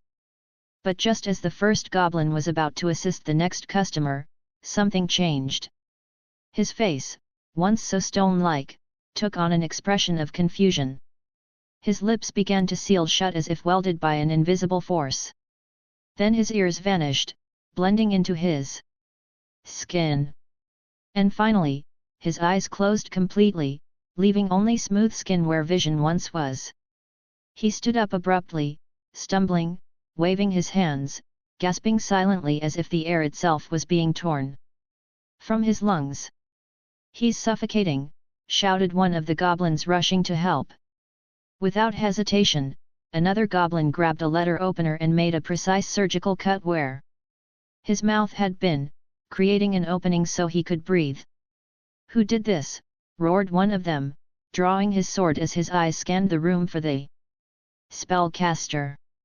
But he saw no one. No wands raised. No magical trace. Only the echo of distant footsteps. Wanda and Harry kept walking down the corridor, unaware or pretending to be of the chaos they'd left behind. Do you have your key? Asked the goblin, looking at Harry without any emotion. Harry shook his head, still confused by the whole situation. You don't have it? Then, if you wish to make a new one, it will cost 10 galleons, the goblin said. Without blinking. Yes. Harry replied softly, more out of curiosity than certainty. Something inside him needed to know what was in that vault. Then, a drop of blood, added the goblin, pulling out a short, sharp knife and placing it in front of him. Harry took the knife hesitantly, then looked up at Wanda, searching for a sign, some guidance. "Wait," Wanda whispered gently, placing 2 fingers over Harry's hand. A tiny drop of blood emerged from the boy's finger, floating magically in the air, shining like a ruby. Under the torchlight, the goblin watched it with a strange gleam in his eyes, then pulled out a special parchment and touched it to the drop. The blood was immediately absorbed, and silver fire letters in goblin language began to dance across the paper. Wanda and Harry tried to look, but the goblin read it before they could get closer. For an instant, his eyes sparkled with restrained greed. He walked over to a small table with a brazier of bluish flames, and tossed the parchment in. The paper was consumed in seconds, and from the fire emerged a golden key, floating with eerie elegance. The goblin took it without hesitation and handed it to Harry. "Here it is. Do you wish to go to your vault now?" "Yes," Harry answered, this time with more resolve. Something inside him was beating strongly. Wanda said nothing, just followed him with a soft smile. Seeing Harry like this, excited, full of life, it was something she loved seeing in her little boy. The cart ride was fast, wild, and noisy. A roller coaster of stone and metal that snaked through the depths of Gringotts. And when it finally stopped in front of a large iron door with the Potter crest engraved on it, the goblin inserted the key. With an ancient creak, the door opened. Harry entered first, and froze. Piles of gold gleamed under the magical light. Coins stacked like towers, forgotten jewels, and objects covered by velvet cloths. But what caught his attention most was a corner discreet but tidy where there were books, boxes, and several photo albums. Without thinking, he ran toward the albums, ignoring everything else. Wanda entered behind him, stunned by the amount of gold. This must be his inheritance, she whispered to herself, looking around with respect. Then she approached the books. They were old, with worn covers but carefully preserved. She opened them with curiosity. Spells, yes, but most were alchemy treatises. Advanced, some impossible to decipher without magical keys. That branch wasn't her strength. And she knew that truly powerful recipes were protected by blood and flesh seals. The common ones were taught at Hogwarts, but the good ones were family treasures. She looked up and turned her gaze to Harry, who was flipping through one of the albums with wide eyes. He was mesmerized. In the photo, a man with messy hair and round glasses smiled mischievously while holding a baby. Beside him, a red-haired woman with a kind face and sweet gaze gently stroked the child's head with infinite tenderness. "She's beautiful, isn't she?" Harry murmured, not taking his eyes off the image, a lump in his throat. Wanda knelt beside him, smiling softly. "Yes, she is. Now I understand why she chose me to look after you," she added playfully, brushing her own reddish hair. Harry let out a small laugh, though his voice still trembled. "And him, he looks like a playboy," he joked, pointing at his father. He vaguely remembered something Hermione had once said and couldn't help but smile. "He looks like someone who never got a proper beating," Wanda replied, chuckling quietly. Then her expression grew serious. "But the way they both look at you, with such deep love. I have no doubt they were amazing parents." Harry nodded, eyes shining with pride and nostalgia. "I'm sure they were." He remained there in silence, flipping through page after page. The images moved, laughed, waved. Stolen moments from the past, like a caress he had never received. With tact, Wanda stood up and left him alone. She wandered among the objects without much interest, until something caught her attention. A desk. old. With an intact seal of the Potter house, but something felt off. The seal was fresh, as if recently used. And on the desk, there was a shape, a sort of empty space.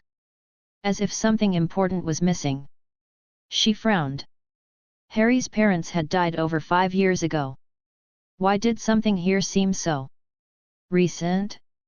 Wanda raised her hand softly over the desk, and a scarlet mist spread out as if the very air had turned tangible. The red aura crackled with a nearly living intensity, slowly and elegantly revealing what had been hidden: ancient documents, scrolls with magical seals, and among them, several papers glowing with a faint golden light. From the doorway, the goblin who had been watching the gold with greed frowned as he saw what Wanda had unveiled. His eyes widened in terror when he clearly read one of the documents: deed of ownership. Miss Witch! You mustn't touch that, he shouted, running toward Wanda, nearly tripping over himself. That is, property of Gringotts. Wanda remained unfazed. She held the documents with elegance and seriousness, her gaze piercing the goblin like a spear. Since when does Gringotts own property titles it never purchased? She asked, her voice calm but as sharp as an enchanted blade. Harry, hearing this, approached quickly, confused and alert. No. Those documents. Gringotts vaults have maintenance fees. If wizards don't pay, the bank has the right to recover value with what's inside, the goblin stammered, visibly nervous. How much does it cost to maintain a vault? Wanda asked, one eyebrow raised, her tone still soft, but heavy with tension. Yet, Mr. Potter's vault costs 100 galleons a year. The goblin said, his trembling hand searching for something inside his tunic. Wanda noticed immediately. It was a magical emergency transmitter. Her eyes flared with a deep red glow.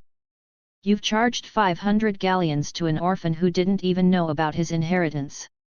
And in exchange, you've taken land worth thousands. Are you telling me that all of Ottery St.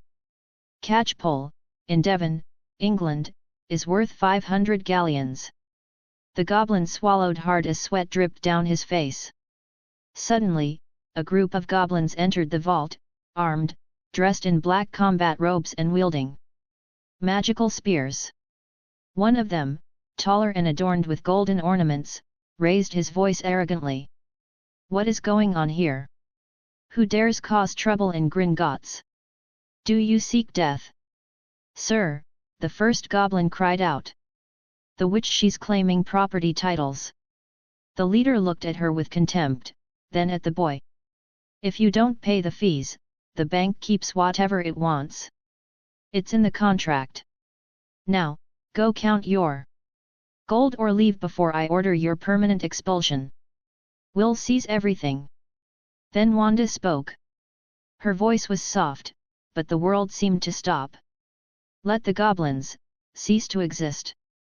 A wave of scarlet magic swept through the vault like a silent bolt of lightning. The goblins looked at their bodies, and panicked. Their feet began to fade into red particles, floating like stardust, disintegrating from the base up. The leader felt a searing heat in his chest. An ancient object he carried began to vibrate and emit a high-pitched hum. It was a magical alarm, one that resonated through all the bank's branches. It only activated in the face of total extinction threats. It hadn't sounded since the last great magical war, and they had lost. Forever. Wanda began, slowly pronouncing the word with terrible weight. The leader realized half his body no longer existed. His soul trembled. The echo of destruction was inevitable if she finished that word. Wait, the goblin screamed, his face twisted with fear. Please, wait. I beg you. Wanda stared in silence, power floating around her like a mantle of the gods. The very atmosphere trembled with each of her breaths. We'll return everything, everything, Even more. Galleons. Weapons, please, just let us exist, the leader pleaded, now reduced to only a floating head amid flickers of magic. Wanda sighed and said gently. Then, you may exist. In the blink of an eye, time seemed to reverse. The goblins' bodies reconstructed in an impossible magical dance, as if they had never been touched. All of them fell to their knees, trembling, tears of terror in their eyes. The leader, drenched in sweat, Biarelli raised his head to look at her with reverent horror. Return everything you stole. Wanda said, her voice like thunder echoing through their bones, or a race as ancient as yours will vanish from this world. And no one will remember it. Yes, yes. I'm sorry. You'll have it all. Galleons. Properties. Even enchanted weapons. Everything. The leader screeched before stumbling to his feet and running as if death itself pursued him. Harry remained silent for a few seconds, then muttered, "What was that? Were you going to erase them?" Wanda gently stroked his hair, like a mother soothing her child after a nightmare. "No, I don't do that anymore. I just wanted to scare them a little," she smiled, soft and powerful. "Looks like our Harry is quite the landowner," she added, easily changing the subject. Chapter 15, Lockhart. Lockhart. Sorry if I didn't give much attention to the novels this week. There were many family birthdays, so I had to make an appearance. Haha. Today, at Flourish and Blots. Located on the north side of the magical street, Flourish and Blots is a place of living history. It opened its doors in 1654 and has since been the favorite destination of generations of Hogwarts students seeking their textbooks. With shelves that rise up to touch the ceiling and aisles so narrow one could get lost between mountains of dusty grimoires, the shop also accepts all orders, a very useful convenience on normal days. But today is not a normal day. Today, the store has turned into a boiling pot of excitement, barely contained screams, and sharpened nerves. Outside, a line of women and a few men with faces of utter resignation stretches along the sidewalk. From their expressions, it's clear they're not there by choice, but rather fulfilling a mission, a dangerous and annoying mission, accompanying their wives to the highly anticipated book signing of Gilderoy Lockhart, who is also promoting his new book titled How I Turned a Goblin into My Slave. Yes. That Gilderoy Lockhart. The housewives are more excited than the last time a book of his came out, when they didn't even get a chance to see him in person. This time, however, the magical Adonis himself would be there, smiling and ready to sign anything put in front of him. That's why many of these women had camped out hours before the shop opened. The ministry, foreseeing a potential disaster, sent several Aurors to reinforce security. It was no exaggeration, placing dozens of witches and wizards armed with wands and overflowing passions in the same enclosed space, was practically summoning chaos. Inside the store, Wanda stood alongside Lewis and Chelsea, watching the nervous crowd. Chelsea, normally haughty and arrogant, was swaying side to side like a love-struck schoolgirl, eyes locked on the entrance with barely contained anticipation. "Wanda, remember," said Lewis in a serious tone, "once Lockhart arrives, you need to make sure no one skips the line. Last time, we had a pretty nasty fight between housewives. Actually, every time Lockhart shows up, there's an incident, furious husbands, jealous men trying to punch him only to be stopped by a wave of hysterical women, or pure bloods trying to use their status to jump ahead. It's fine, don't worry. I can handle it," Wanda replied with a confident smile, spinning her wand lightly between her fingers. "There he is! There he is!" Chelsea screamed, practically jumping with excitement. Suddenly, everything froze. Heads turned in unison toward the front door. The air seemed to hold its breath. There, standing with rehearsed theatricality down to the last detail, was Gilderoy Lockhart. His purple velvet robes shimmered under the magical lights, his golden, perfectly waved hair danced gently in the air, and his blue eyes sparkled as if enchanted T-Hems elves. With a practiced smile, the third one, charming smile for fan-filled events, according to his own notes, he greeted the crowd with a slight bow. "It is such a pleasure to see so many fans of me, Gilderoy Lockhart. That makes me very, very happy," he proclaimed in a clear, musical voice. Several sighs rippled through the air like a wave. 2 women fainted. Others cried openly. "They say his smile has been nominated again as the most charming by Witch Weekly," whispered a witch, clutching 3 books to her chest. Lockhart widened his smile, as if rehearsed for that exact comment. He walked toward the signing table with a slow yet elegant gait, greeting people like royalty during a procession. "Ladies," he said in a syrupy voice, looking at Louis, Chelsea, and pausing briefly on Wanda, to whom he gave his brightest smile. "It will be a pleasure working with you." He sat down, surrounded by a table full of portraits of himself in various dramatic poses, facing trolls, winking on a broomstick, or holding up a fake basilisk fang. "Let's begin, shall we? We wouldn't want to keep my dear admirers waiting." And then chaos. Women surged toward the table as if their lives depended on it, waving books, scrolls, and even articles of clothing, underwear included, for Lockhart to sign. Wanda turned away in disgust, just as one woman waved a lacy bra in front of the author's face. "Please respect the line or you'll be expelled from the bookstore," Louis bellowed, her voice cutting through the uproar. Meanwhile, Chelsea had taken position beside Lockhart, staring at him so intensely that even the author, accustomed to harassment, looked slightly uncomfortable. "Same old story," muttered Louis under her breath, eyeing Chelsea with a look of irritation. "You've no idea how badly I want to fire her." Outside the store, 2 temporary employees, young wizards with dark circles under their eyes, struggled to hold back the swelling crowd pushing against the glass doors. Inside, Wanda elegantly drew her wand and, with a slight flick, levitated backward a woman who had tried to cut the line. She didn't really need to use the wand, but it was better than letting it gather dust in her pocket. The witch shot her a venomous glare, but seeing the line move forward, she grumbled and returned to her place.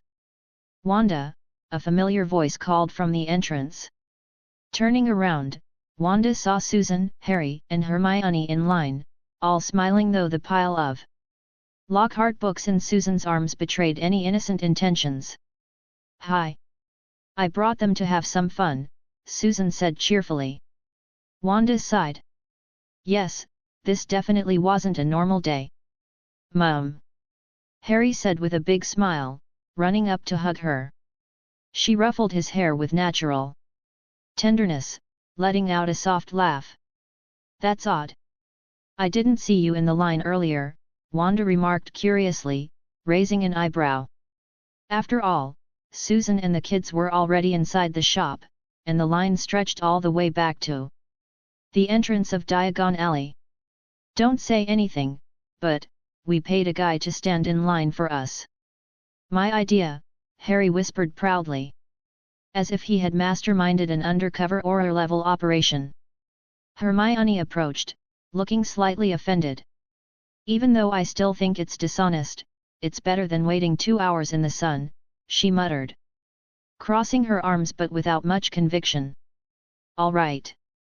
You can go read some books in the store if you don't want to stand in line with your poor mother and aunt," Susan said, putting on a theatrically tragic face.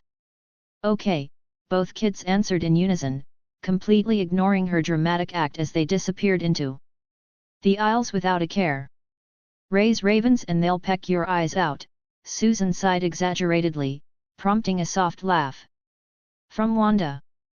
Seeing the towering stack of books her friend was carrying, Wanda pulled out her wand and cast a lightning charm. The books began to float gracefully, as if they were feathers. If you need anything, just let me know. I'll be helping the others, Wanda said with a serene smile. All right, I'm not going anywhere, Susan replied, adjusting the charmed books. Wanda stepped back into the shop with determined steps. With a quick glance, she located Harry and Hermione browsing peacefully through some books. However, the moment she looked toward the crowd, her expression changed. Something was wrong. She felt that unsettling sensation. Like someone was staring too intently. She followed the trail of that gaze and saw him, Lockhart. The charming, arrogant, and falsely heroic Gilderoy Lockhart.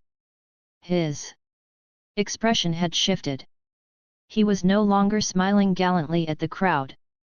Now he was watching Harry with narrowed eyes, first in confusion, then with sudden recognition, and finally, with a glint of barely concealed greed. Well, if it isn't the young savior, Harry Potter! Lockhart exclaimed theatrically, his voice slicing through the murmur of the store like a lightning bolt. Everyone fell silent, wide-eyed, as the wizard strutted toward the boy with feigned elegance. Harry and Hermione turned around, puzzled. Hermione, when her mother bought her Lockhart's books, had been swept away by the story's adventure, courage, monsters, mysteries, all worthy of admiration. But Wanda, the most powerful witch she knew, had always treated him like a fraud. And over time, Hermione began to see it too. Inconsistencies in his tales, fighting styles that changed from book to book, mistakes no real expert would make. Wanda had put it bluntly, they seem less like autobiographies, and more like fantasy tales. So now, seeing him approach in person, even if he was still handsome, something felt off. Very off. Hermione instinctively tensed, ready to act if anything happened. Harry, on the other hand, was just confused. A famous adult speaking directly to him? Well, it wouldn't be the first time. What he didn't know was that Wanda always kept protective charms on him. Spells that would react to bad intentions even if she wasn't around. And just as Lockhart placed a hand on Harry's shoulder, boom! An invisible magical explosion blasted him into the air as if a hippogriff had charged him. The best-selling author crashed flat on his back into his own giant poster, which had been smiling charmingly, and now seemed to mock him. Of course, the poster was protected with anti-dirt, anti-theft, and anti-damage enchantments. Lockhart had his priorities, so the impact was loud but not particularly harmful. Wanda narrowed her eyes. Harry's protective spell had activated.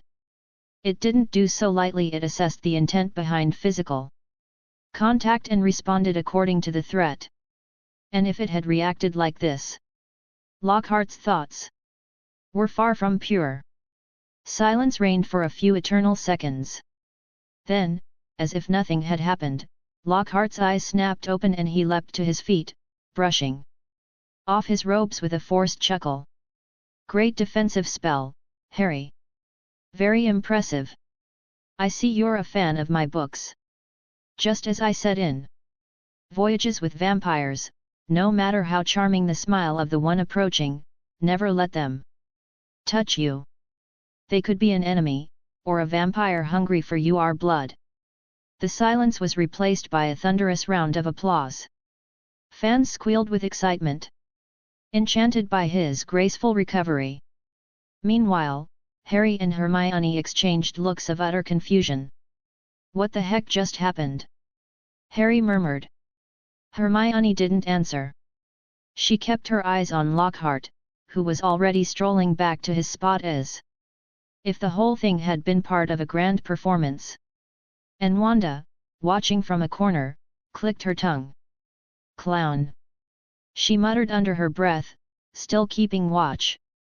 Because if life had taught her anything, it was that those who smile too much are usually the ones hiding their fangs best. Chapter 16, Charms That Don't Work. Charms that don't work. After being sent flying, Lockhart didn't seem ready to give up. He got up from the floor, dusted off his robes with feigned dignity, and walked back over, this time wearing a confident smile on his face. However, he didn't try to touch Harry again. And good for him, because a slightly irritated mother was now eyeing him like she was about to turn him into the main character of his worst nightmare. Seeing that you seem to be following my teachings, Lockhart said, flashing a dazzling smile, why not become my direct apprentice? The crowd fell silent for a second, then erupted into an excited murmur. The boy who lived as the disciple of the great Lockhart. He must be creating a monster to protect the world, exclaimed a housewife, swept away by enthusiasm. I don't think it's that serious, but maybe another Dumbledore, added a somewhat more reasonable woman. Meanwhile, Harry looked at the man in front of him with clear distrust and calmly replied, no, thank you. My mom told me not to talk to strangers. The atmosphere froze instantly. For a moment, Lockhart's smile faltered, as if about to crack, but his professionalism was stronger than his pride. He waited, irritated, for one of the housewives to defend him. For someone to scold the child for rejecting him like they usually did when a jealous husband tried to confront him. He wanted to play the misunderstood hero. But no one said a word.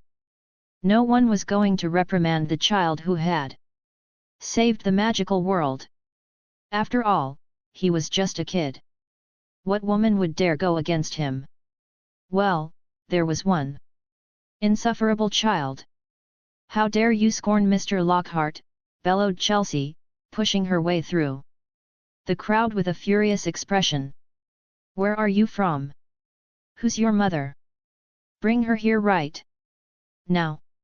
You're banned from this store forever.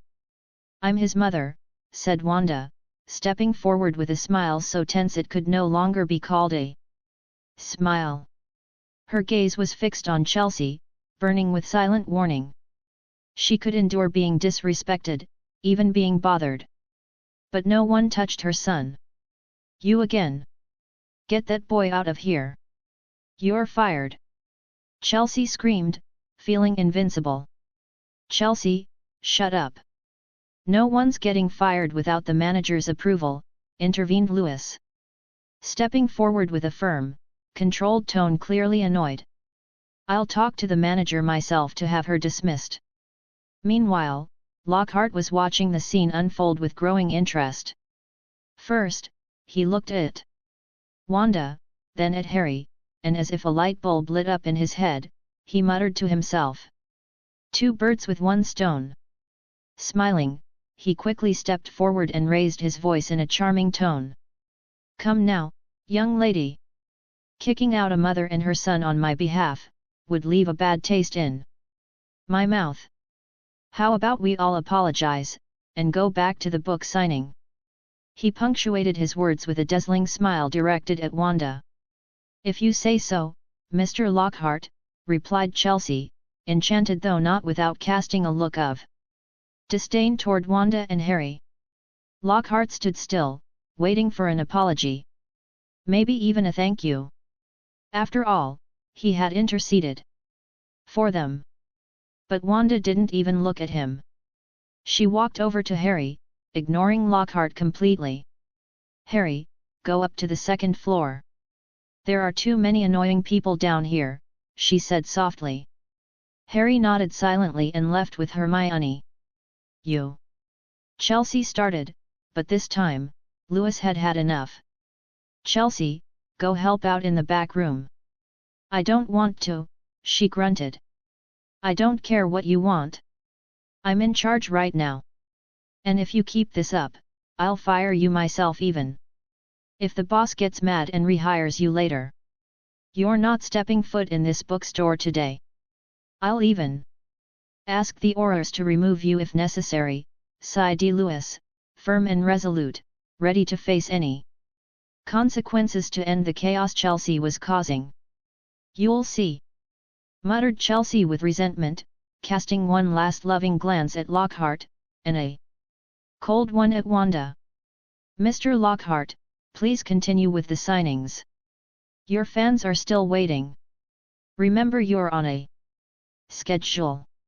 The bookstore can't keep you longer than what was agreed, Lewis added in a professional tone. Lockhart ran a hand over his face, confused by what had just happened. For a moment, he thought maybe he was wearing a mask that prevented women like Wanda or Lewis from falling at his feet. But no, his handsome face was still on full display. Lewis was a lover of books.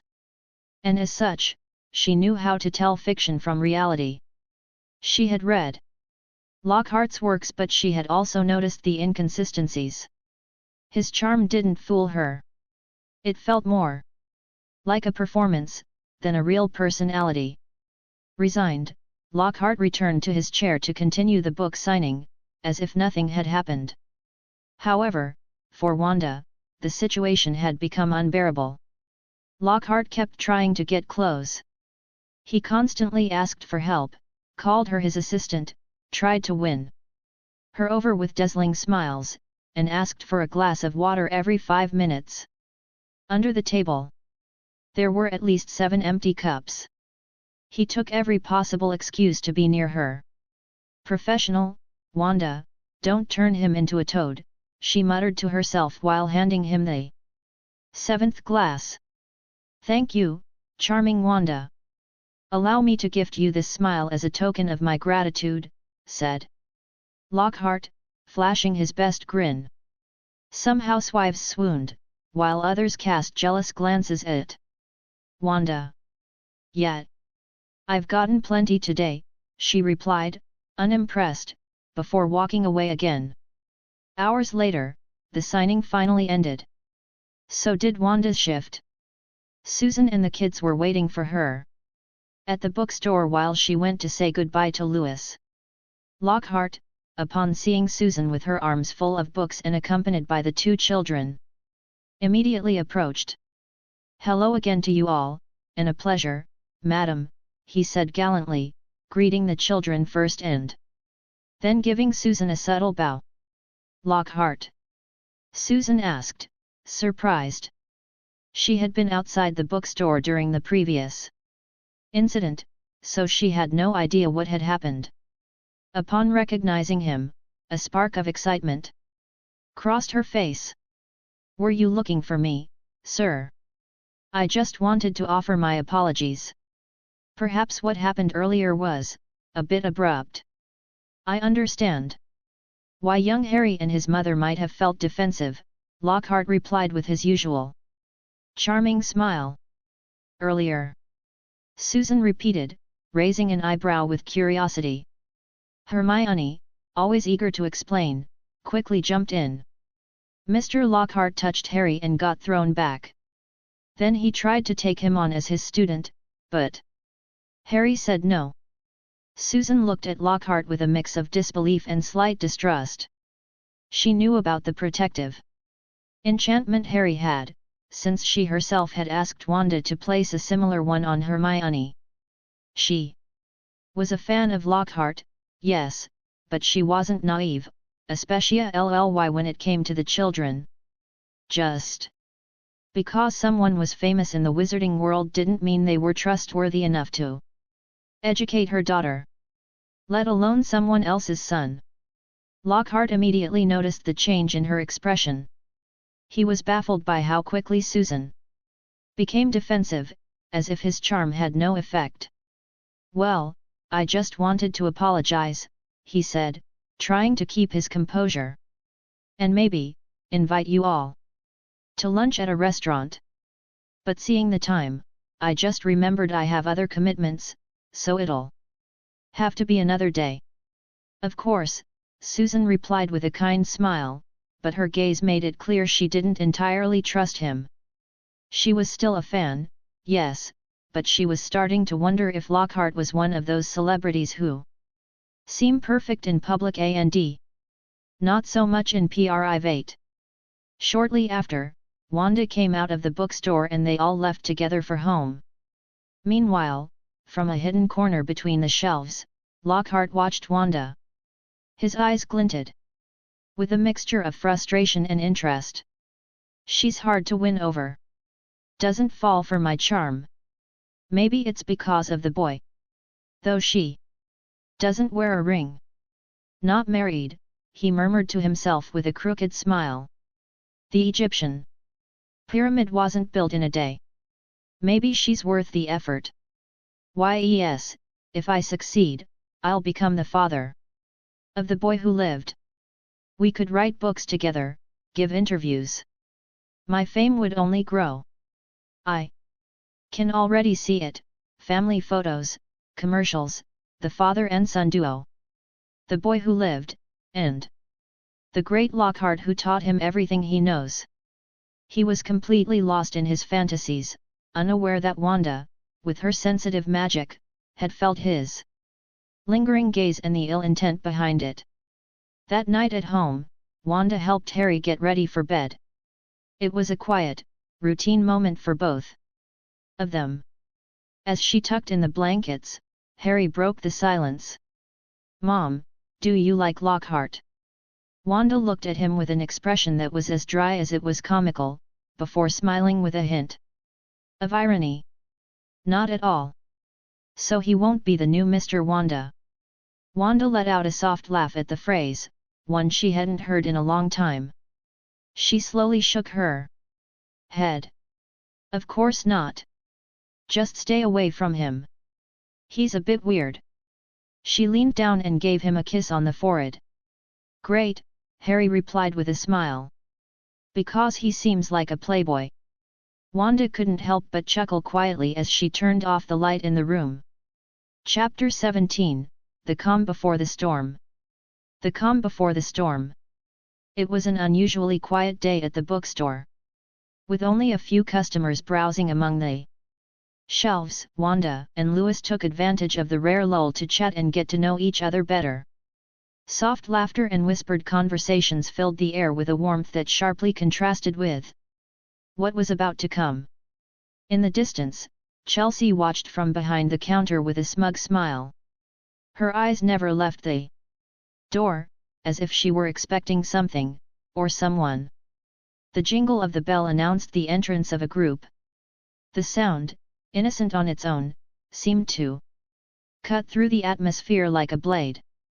A group of well-dressed men and women stepped across the threshold, their very presence radiating power and ancient nobility. Behind them walked a stout man with a carefully trimmed mustache, wearing a bowler hat and a dark suit. His aged face didn't hide the disdain with which he regarded everything around him, as if the entire world were beneath him. Louis frowned upon seeing him. "Looks like trouble is coming," she muttered, casting a quick glance at Chelsea, who smiled maliciously, as if she already knew what was about to happen. Wanda felt a chill run down her spine as she recognized the man. It was Carl, the owner of the bookstore. Louis stepped forward with professionalism and calm. "Sir, what brings you here?" Carl didn't respond right away. He first adjusted his bowler hat with unnecessary slowness, then spoke in a hoarse, authoritarian voice. "I've received several complaints, Louis, about how you treat the employees. And particularly about your constant mistreatment of our best worker, Miss Chelsea." He looked at her coldly. Jealousy is no excuse for disorder. Beside the group, an elderly man in dark robes stepped forward. His face was pale and gaunt, and his eyes were completely white, with only two dark dots where his pupils should have been. Wanda recognized him immediately, a man consumed by dark magic. Despite his aura of power, she knew his end was near. Even if he didn't Carl, I don't care. Fire those two ingrates. I don't understand why I have to be here for such idiocy. If my daughter isn't given the respect she deserves, I'll simply shut down this miserable bookstore. The old man said with disdain, not even bothering to look at Wanda or Louis. Carl nodded, obedient. Of course, Mr. Flint. From now on, Chelsea will be in charge. You two may leave. Wanda turned to Louis, who seemed ready to protest, but a new voice rang out in the room, cutting through the air like a lightning bolt. And since when does an arrogant brat get to control our bookstore? She came here to learn how to behave like a decent human being. Everyone turned instantly. Flint already had his wand in hand, ready to strike the insolent speaker. Until he saw her. A woman of imposing beauty, with golden hair and a regal bearing, advanced with elegance. At her side, a girl of about 6 walked silently, holding her hand. The temperature in the room seemed to plummet. Lady Greengrass. Carl stammered, instinctively stepping back, his voice tinged with fear.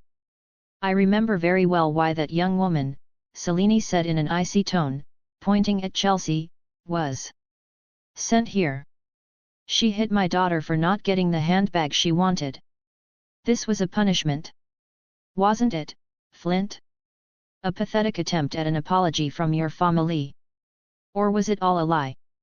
Selene, this has nothing to do with my daughter is being treated as if she were an employee, she interrupted firmly. Because that's what she is. What did you expect? Mr. Flint's face twisted in rage. Back in the days of Lord Voldemort's regime, his family vassals of the feared Dark Lord had been among the most powerful, even above the Green Grasses or the Blacks. But while the Green Grasses remained neutral and survived the Dark Lord's fall, many families like the Flints fell from their pedestals and were surpassed by houses like Longbottom, Greengrass, or Privet. And you, Carl, Selene continued, not taking her eyes off the owner. It's true you bear our name. But we only gave you that place out of pity. A man with no name or fortune, thrown into the darkest corner, but even that mercy seems wasted. You've sullied the Greengrass name by groveling before dark-leaning families. Something strictly forbidden by our blood. Watch your words, Selene. Flint warned, trembling with fury, his wand vibrating in his clenched fist. Wanda could see it clearly, the dark magic inside him was spilling out like a storm barely contained. Spiraling out of control. We don't want your daughter anywhere near ours, Selene declared in a voice of steel. You can take her.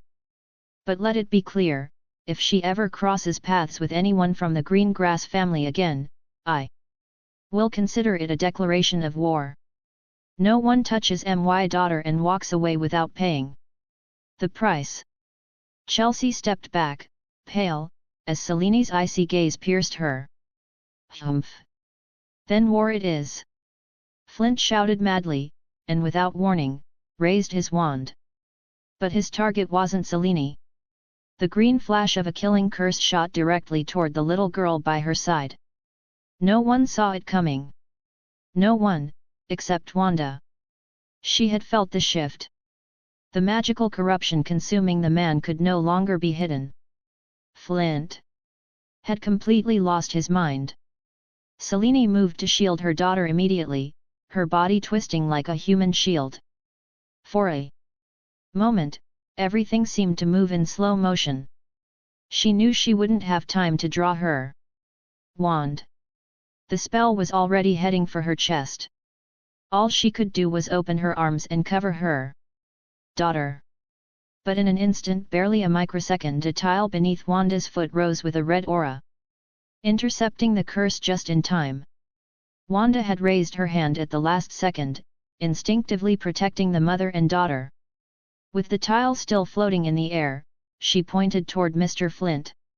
A powerful blast launched him several meters back, slamming into his chest and sending him crashing to the ground. The wizards accompanying him reacted instantly, drawing their wands, but Wanda moved her hand. Again. All three were completely immobilized, though more than paralyzed. It felt as if something invisible and crushing was pinning them down violently. With another movement of her free hand, the wands of Mr. Flint, the three men, and even Chelsea, who had tried to react, flew into the air and landed before Wanda. She calmly closed her hand. The wands snapped in midair before they could touch the ground, reduced to splinters. Meanwhile, the trapped men began to let out choked cries. Their bones fractured slowly under the magical pressure until, finally, they were released and fell to the ground, writhing in pain. Everyone present fell silent, staring at Wanda in astonishment. She hadn't used a wand. She hadn't spoken a single word. She had only moved her hands, and it was all over in seconds. Selene looked at her with wide eyes, vaguely recognizing her as the kind woman from the ice cream shop, but that didn't matter right now. She immediately turned to check on her daughter. "Daphne, are you okay? Did something happen to you?" she asked urgently, scanning the girl from head to toe. "I'm fine, Mom," Daphne replied with a trembling smile, still shaken by what she had just witnessed. "Phew. That's good," Selene murmured in relief before fury overtook her the moment she laid eyes on Mr. Flint. Without hesitation, she drew her wand and shouted, "Expecto Patronum! Edward, come here right now!" Mr. Flint just tried to attack Daphne. A silver swan burst from her wand and soared swiftly toward Diagon Alley. The green grass family had gone out to enjoy a peaceful day together, but had separated slightly. When Selene heard a commotion coming from the bookstore, the men lying on the ground paled as they heard that the green grass patriarch was on his way. There was one thing everyone knew about the neutral families: they hadn't survived the war with Voldemort just because they were pure bloods. No. The real reason was the power they kept hidden. Neutral families were ancient, traditional, full of secret spells and lost incantations that protected their bloodlines. And the face of the neutrals was the green grass family. Edward, their patriarch, wasn't just a powerful wizard, he was also Selene's husband. Only a few seconds passed before the bookstore's fireplace burst into green flames. From it emerged an elegant man with an imposing presence, snow-white hair, and ice-blue eyes. In his arms he carried a small blonde girl of about 4, her curious gaze paired with an innocent smile. When Edward arrived, the temperature seemed to drop instantly. He scanned the room with his eyes. The first thing he confirmed was that his wife and daughter were safe. Then he walked toward them and handed the little girl into Selene's arms. Afterward, he turned toward Flint, still lying on the floor. "Renervate," he said firmly. He didn't use a wand. The spell simply flowed from him, instantly, reviving the old man. Mr. Flint's eyes flew open, and he sat up quickly, reaching for his wand, but the moment he saw Edward standing before him, he froze.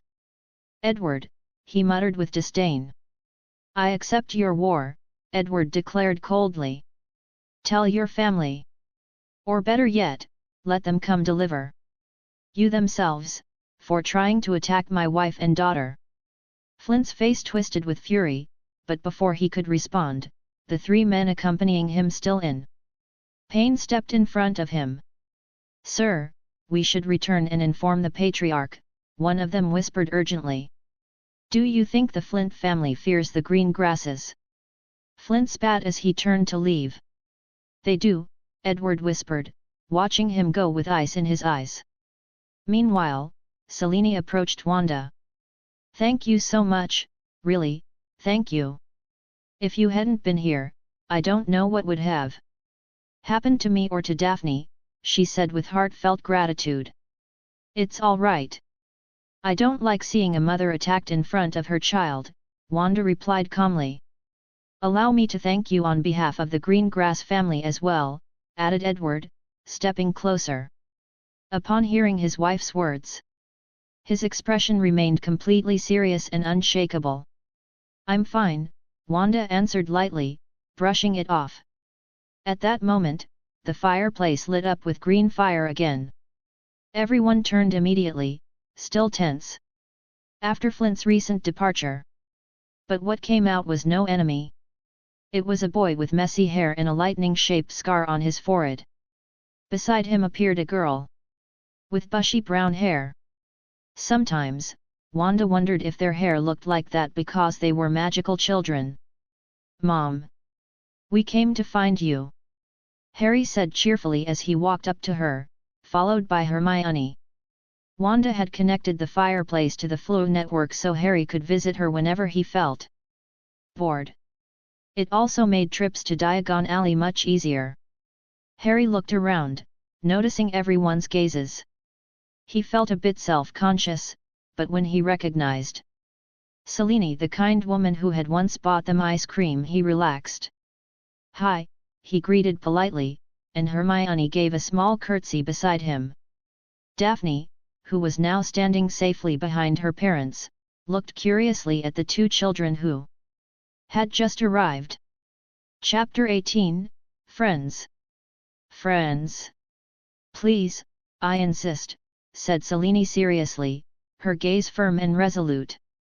She wanted, at the very least, to find a way to thank the woman who had saved her life, and her daughters. Wanda, thoughtful, let out a small smile before replying. "All right. How about you let these two?" She pointed to Harry and Hermione. "Come read at the bookstore whenever they want, without having to buy the books or be disturbed." It wasn't that they lacked money. In fact, Harry could buy the entire shop if he wanted to.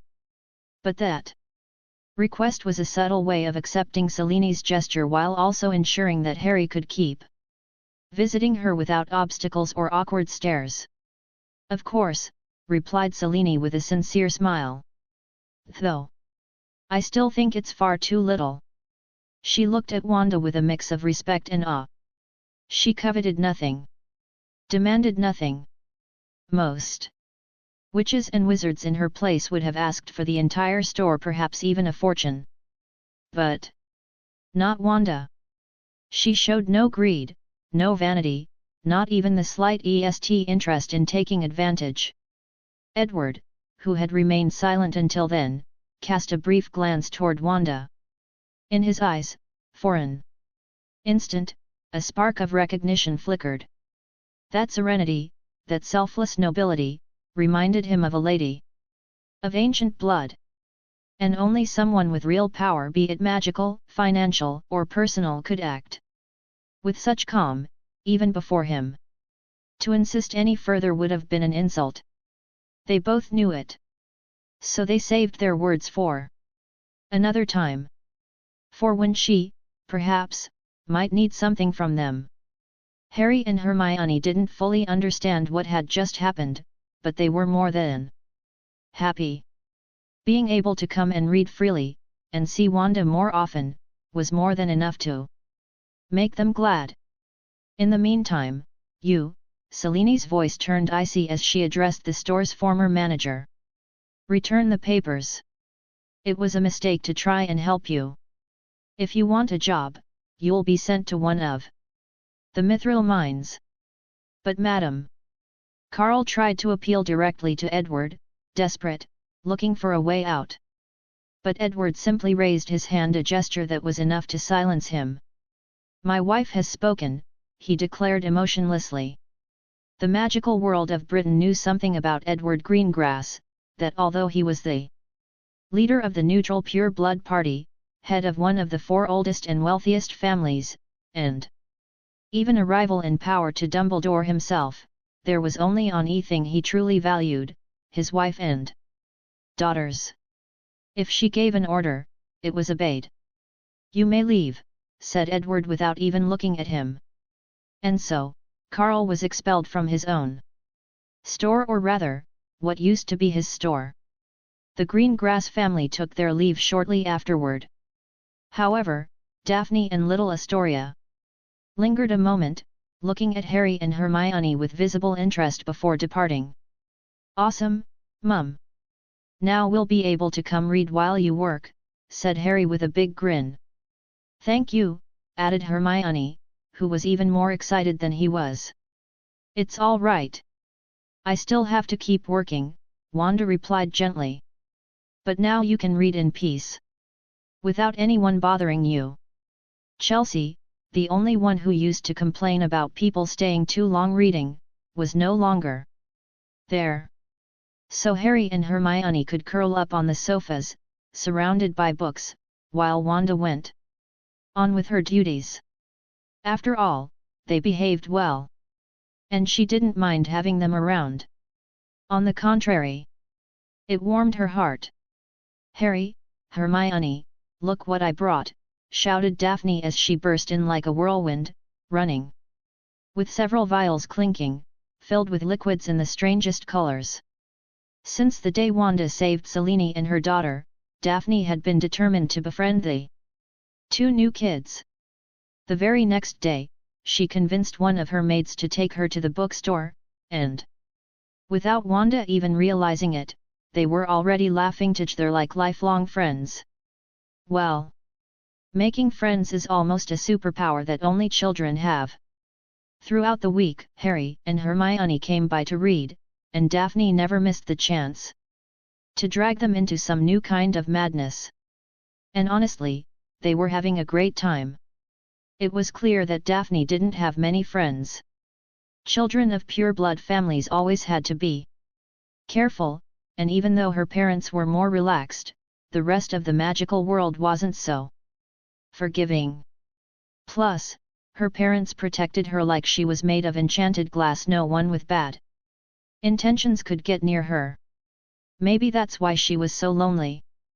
But with Wanda, Harry, and Hermione, things were different. They didn't see titles or surnames. They saw a girl who just wanted to play. Selene, seeing her daughter laugh like she hadn't in years, gave permission for her to keep visiting the bookstore to have fun. Of course, with a hidden bodyguard between the bookshelves, just in case, especially now that the Greengrass and Flint families were in the middle of a trade war. It hadn't come to spell fire yet, but it was getting close. "What is that?" Harry asked with genuine curiosity, closing the book he was holding. "This is Polyjuice Potion," announced Daphne with a mischievous smile. "I asked Loki to buy me a few." Loki was one of the house elves in charge of looking after Daphne and Astoria. And by looking after, we mean making sure they don't blow up the house with an accidental explosion potion. "I read about that." "Wait," exclaimed Hermione, dashing toward one of the shelves like it was a life or death emergency. She returned with an open book in her hands. "It says here you have to add a hair of the person you want to turn into. The transformation lasts from a few minutes to a couple of hours, depending on the strength of the potion." "And who do you want to turn into?" Harry asked, raising an eyebrow. "What if we turn it into a game?" Daphne suggested, eyes shining with excitement. "We transform and see if the others can guess who's who." "I want to try it," Harry said immediately. He was already picturing himself showing up in front of Wanda to see if she could recognize him. "What about you, Hermione?" Daphne asked with contagious enthusiasm. Is it safe?" Hermione asked, eyeing the vials with some caution. "Of course. Loki would never bring me anything dangerous," Daphne assured her with a smile that said, "Trust me, I've totally thought this through." "Well," Hermione agreed, swept up by the moment's excitement. The three of them gathered around a little table. Each pulled out a hair and dropped it into a different vial. "What if we mix the vials and let fate decide?" Harry suggested, eyes gleaming. "What if we end up turning into ourselves again?" Hermione asked thoughtfully. "Would that be bad luck, or good luck?" Harry paused, processing his own question. Doesn't matter, it'll be fun. Daphne declared, already mixing the vials and handing one to each. On the count of 3. 1, 2, 3. They all drank the potion in one go. Ew! They exclaimed in unison, making faces like they'd just tasted old sock juice. Within seconds, their bodies began to shift. Their faces, hands, even their voices changed. Magical. Tingles raced across their skin. When it all stopped, surprise. Harry was Daphne, Hermione was Harry, and Daphne was Hermione. They looked at each other and burst out laughing. Wait! The clothes, exclaimed Hermione, now with Harry's face. Locky, called Daphne, in Hermione's body. The elf appeared in a blink, looked them over calmly, glanced at the empty vials on the table, and nodded as if it were just another Tuesday. Who is my mistress? She asked in her high-pitched voice. I am, said Daphne, in Hermione's body. Could you change our clothes? With pleasure, Mistress Daphne, said Locky, and with a snap, all three were dressed according to their new appearances. Thanks, Locky. If I need anything, I'll call, Daphne said with an improvised curtsy. I shall be waiting, the elf replied before vanishing with another snap. Hermione, still with Harry's face, watched her in fascination. She'd have plenty of questions for her. Later. Time to see if they can guess who we are. Let's start with Lewis, said Daphne, taking the lead as usual. Let's go, said the other two, running after her. But before they could even make their dramatic entrance, Lewis spoke from her desk without turning around. I saw you take the potion when I walked by. I'm busy. I can't play right now, she said in a neutral tone. It was almost a ritual. As soon as Daphne showed up, everyone knew the mischief was about to start. Oddly enough, Harry was the calmest when Wanda was around, and Hermione usually chased the adults to ask questions. But with Daphne, they all became little chaos bombs. It was pretty funny, considering Daphne was the daughter of the most serious man in all of Britain.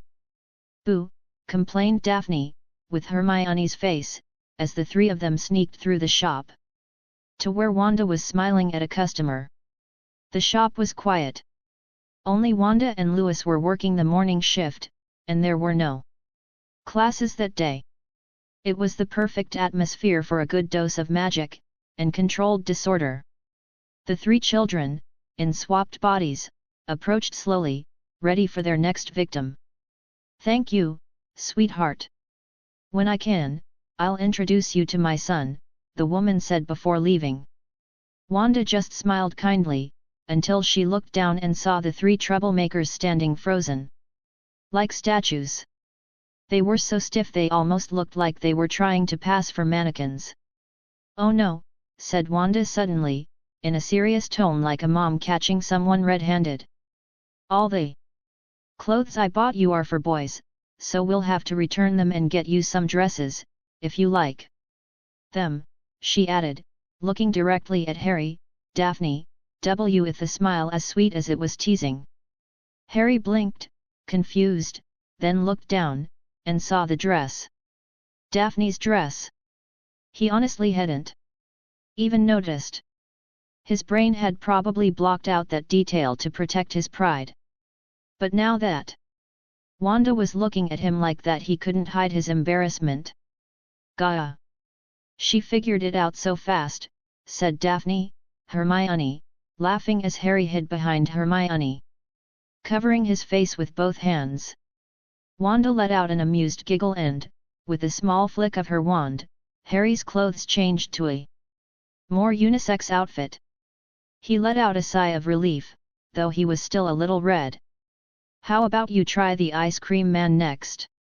I bet he won't even notice, Wanda suggested with a big smile as she handed them several sickles. Awesome, said Harry, fully hyped again. Without wasting a second, the three of them ran out of the bookstore, laughing like they were about to embark on the best secret mission of their lives. Meanwhile, Wanda watched them go with a mix of fondness and resignation. Then she cast a quick glance at the wizard hidden in the shadows, the personal guard discreetly protecting Daphne, and returned to helping the next customer. Chapter 19. The three children ran through Diagon Alley with such contagious energy that they brought smiles to the faces of the witches and wizards strolling nearby.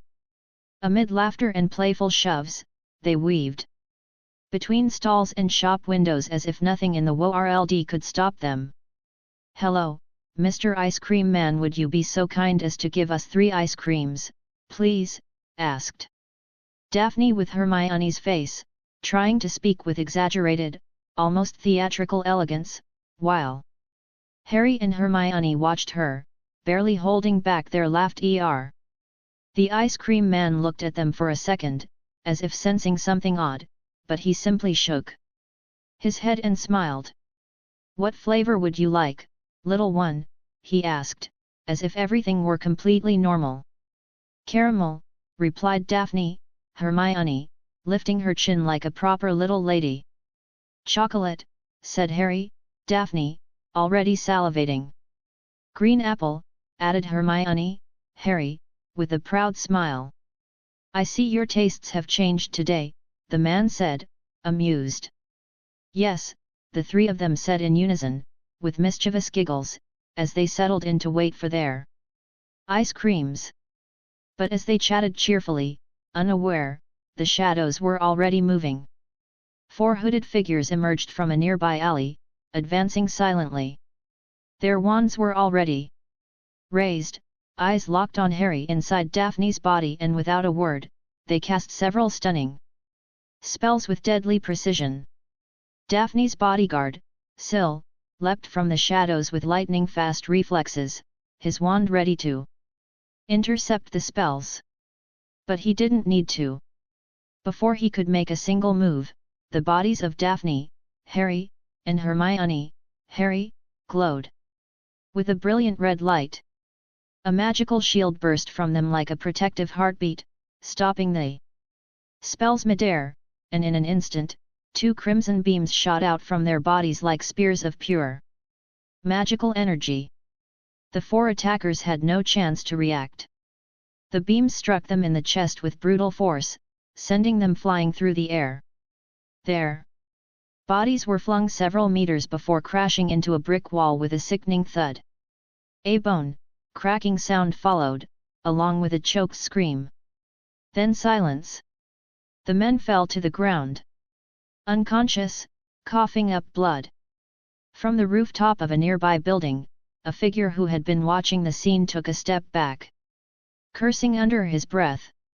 Then, with the crack of apparition, he vanished. Sil, wand still in hand, lowered his guard slightly but kept his eyes on the children. They were still unaware of what had happened, laughing among themselves, until the sound of bodies hitting the wall caught their attention. They turned and saw Sil standing there with his wand at the ready. "Ah! Uncle Sil is fighting again," said Daphne, Hermione, pointing at him without the slightest hint of fear. To her, every time she saw him, the man was fighting someone. She didn't quite understand that he was her bodyguard and that he did it to protect her. Or maybe she did, but just enjoyed teasing him. "Harry, Hermione, don't hang out with Uncle Sil, he's a thug," she added with a mocking smile. Before taking her ice cream and walking past him like nothing had happened, glancing at him with a conspiratorial look. Sil simply sighed and shook his head. Then he walked over to the unconscious attackers, checking them carefully before the Aurors arrived. Finally, the Flint family made their move, he muttered gravely. In the distance, the 3 children were happily heading back toward the bookstore, unaware of how close they had come to danger. Wanda came out just in time to see them. Her expression turned serious when she noticed Sil and the bodies behind him.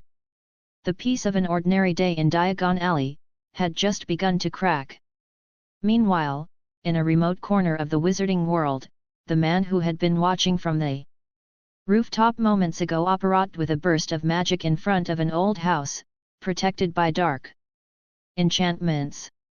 Without wasting a second, he ran to the door and burst in, panting, until he reached a room where a man was waiting, sitting with a calm, almost arrogant air, smoking a black pipe. "Sir, the kidnapping attempt failed," the newcomer said, immediately dropping to his knees in trembling respect.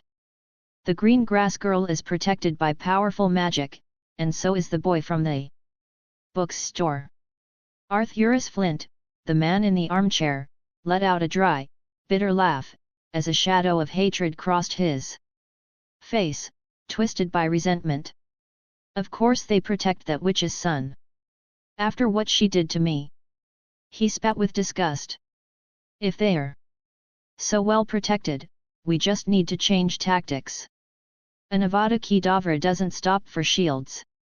We just have to make sure there are no witnesses. Kill the boy." His eyes, lit by insane fury, gleamed with a sickly glow. "And regarding the daughter of that bastard, figure out how to capture her. We'll make that arrogant couple kneel before the Flint family. Daphne will become Marcus's wife, and the Green Grass family will return the power that rightfully belongs to us." A low, deranged laugh rumbled from his throat. "And what if the patriarch learns of the attack?" asked the servant in a trembling voice. "That's why Marcus will be the one to claim her. The patriarch has always had a soft spot for his son." "I only want revenge, and humiliation," Arthurus replied, casting a greedy glance. "Hire assassins. I want that brat killed in front of his mother, and thn." His voice grew lower and more twisted. "We'll turn the witch into our servant. Let's see if the great Wanda can endure that." "Yes, sir," said the servant, vanishing immediately.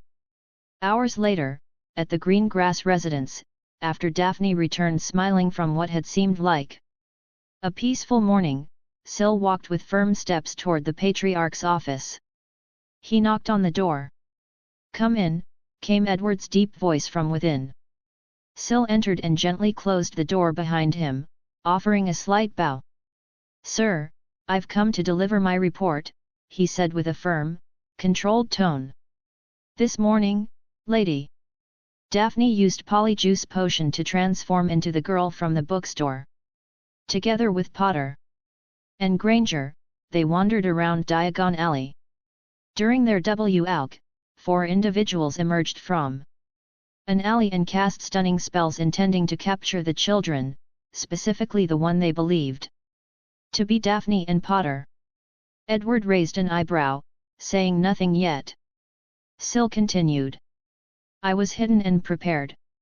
I moved to intercept the spells, but before I could act, the bodies of Potter and Granger, who appeared to be Daphne and the other girl, glowed with an intense scarlet light. A magical barrier protected them, and immediately after, an automatic counterattack was launched, violently knocking out the assailants. All 4 were rendered unconscious with multiple fractures before I could even cast a single spell. I ensured they were fully neutralized before the Aurors arrived." "And the children?"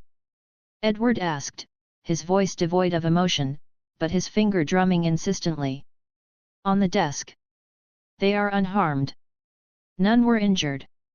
The attack was an attempted kidnapping, not an assassination," Syl replied. "But sir, those children. The defenses they carried were stronger than anything I've seen, even beyond what Lady Daphne possesses. I can't help but think there's something more behind them." Edward remained silent for a moment, as if evaluating every word. "No. It's not at all suspicious that a mother more powerful than you imagine would protect her child. With all the power she has," Edward said, his gaze cutting like ice. He was someone who could see beyond the obvious. Someone used to gauging the worth of others, yet he couldn't read Wanda. Her power was unfathomable to him. Only Dumbledore had ever given him a similar impression. So, should we trust them? As long as they are friends of Daphne, they deserve our respect. My daughter has lived in solitude for far too long. Her only previous bond was with the Malfoy boy, but his father, that arrogant fool, tried to use that friendship for an arranged marriage. When I rejected the idea, he forced his son to cut ties. And although he's now dead, the boy still carries too much of his father. His mother will have to reshape him, or he'll grow up to be another imbecile like Lucius. It doesn't matter if they're not pure bloods. That was never a requirement for the Greengrass family. We're one of the sacred 20-8, but we don't care about that. Many of our ancestors married common wizards, even muggles. Even the blacks, with they are always pure motto, married half-bloods. They just had a ritual to purify the blood. That's why they think they're still pure. We don't need that. At least I don't. I can't speak for my father or grandfather. And they're gone now, he added, closing the topic. Yes, sir, Syl responded. But it seems Flint is more insane than we thought. Looks like it's time for our counterattack to start. Causing real damage, said Edward, turning his gaze back to the business documents on his desk. Chapter 20, Fire. The potion shop on the corner is burning, shouted a man as he ran past the bookstore, calling for help to put out the flames. A single wand didn't seem to be enough. Harry, Hermione, and Daphne, who were playing inside the store, rushed out like curious little kids to see what was happening. Wanda followed immediately, just in case. Then they saw it. A massive burst of flame rose up and, for a moment, took the shape of a giant lizard made of fire before lunging at two other shops. That's when they realized the fire wasn't natural. The affected shops were separated from each other, with each other buildings in between, yet only those were burning. Someone was directing the attack. Meanwhile, several wizards had gathered, casting large amounts of water with spells to contain the flames. Aunt Wanda, what is that? Asked Hermione, frightened, as the fire lizard took form again and slammed into another shop. It's a spell called Fiend Fire. Hard to control, and, of course, very hard to put out, Wanda replied. Seriously, without taking her eyes off one of the rooftops. There stood the culprit, directing the flames with his wand. The man felt her gaze and turned in her direction. It was Daphne's bodyguard. Without wasting time, he disapparated. So someone's attacking those places on purpose? Asked Harry, still unable to take his eyes off the fire. Yes. Maybe they messed with the wrong person, said Wanda with apparent calm. Although, in truth, her thoughts were more direct. Or rather, more violent. Magic is amazing, Harry said in awe. Several minutes passed before, with collective effort, the wizards managed to control the fire. News spread quickly, a pyromaniac was taking revenge on stores owned by the Flint family. And not just in Diagon Alley. Fires also broke out in other magical communities. It was the topic of conversation for an entire week. But by the third day, Wanda was no longer paying attention. She went on with her usual work, calm, as if nothing had happened. Until one morning, just as she was opening the bookstore, visitors with bad intentions arrived. 4 hooded men entered the shop with wands in hand, pointing them at everyone like hostages. You walk to the storage room now, or you die, one of them ordered Wanda. Sigh. Wanda sighed as she looked at the idiots who had just entered. The moment she did, the attackers opened fire. She raised a hand, and the green spells froze in mid-air, suspended as if time had stopped. Doesn't look like this is a robbery, Wanda murmured, as the hooded men stared at their own Avada Kedavra curses floating in the air. One of them tried to attack again, but Wanda stopped him before he could move his wand. Then she froze all the others. She then focused on one of them. The man's memories appeared before Wanda as a series of images projected directly into her mind. A short servant, dressed entirely in black, approached them with a bag of gold. "I need you to capture this witch. But be careful, she's quite strong. If you can't capture her, just kill her." Though the master said he wanted to make her his servant, a filthy half-blood like her shouldn't step foot in our noble mansion. Then find her son and kill him too. Leave no witnesses. The servant dropped the bag and quickly left, hiding his face. Wanda recognized him. He was one of the men she had seen accompanying the so-called Lord Flint. She exited the assassin's mind and looked at him coldly. The hooded man's eyes were full of terror. "You're not wizards," Wanda declared, not as an observation, but as an absolute fact. Then she added firmly, "And you will remember nothing about me." As she finished speaking, blue bubbles began to emerge from the attackers' bodies. They felt something draining from within, but couldn't even scream. Wanda had them completely trapped. The bubbles burst like soap. The attackers' eyes rolled back, and they collapsed unconscious, with no memory of what had happened. Even the two customers returned to shopping as if nothing had occurred. With a gesture, Wanda sent the attackers toward a wall of the bookstore, which opened as if obeying her will, revealing a hidden alley. Then, the wall closed again, as if nothing had ever happened. At that moment, Louis came out from the storage room. "Wanda, I heard some noise. Did something happen?" she asked, confused. "No. Just a few lost people, but they're gone now," Wanda replied in her usual tone. "Is it okay if I step out for a moment? I forgot something." "Sure, but come back soon. Even though we don't have many customers these days, people will soon start buying school supplies for the Hogwarts kids," Louis said calmly. "All right, it won't take long," Wanda replied, leaving the shop still in her work clothes. And she was right. It took her almost 20 minutes to return, also bringing breakfast for Louis. They two of them sat and ate together, peacefully. "The Watcher showed up again," Moody reported, pointing at the man who was screaming like a lunatic, demanding his magic be returned. "My magic? Give it back. I'm from the Flint family. They'll find you. You have to give it back," he shouted furiously, writhing while tied to a chair after having tried to attack an Auror. He was completely out of control. His voice suddenly broke. "Please, give me back my magic. Without it I won't be a wizard. I won't be a pure blood." His sobs echoed like a broken melody down the hallway of the headquarters. "Is he connected to the other four?" Moody asked seriously, while his magical eye spun without pause. "We're investigating, sir. The four are known criminals who frequent Nocturne Alley. And some witnesses saw this man in the same area. We might find more clues if we keep digging," the Auror replied formally.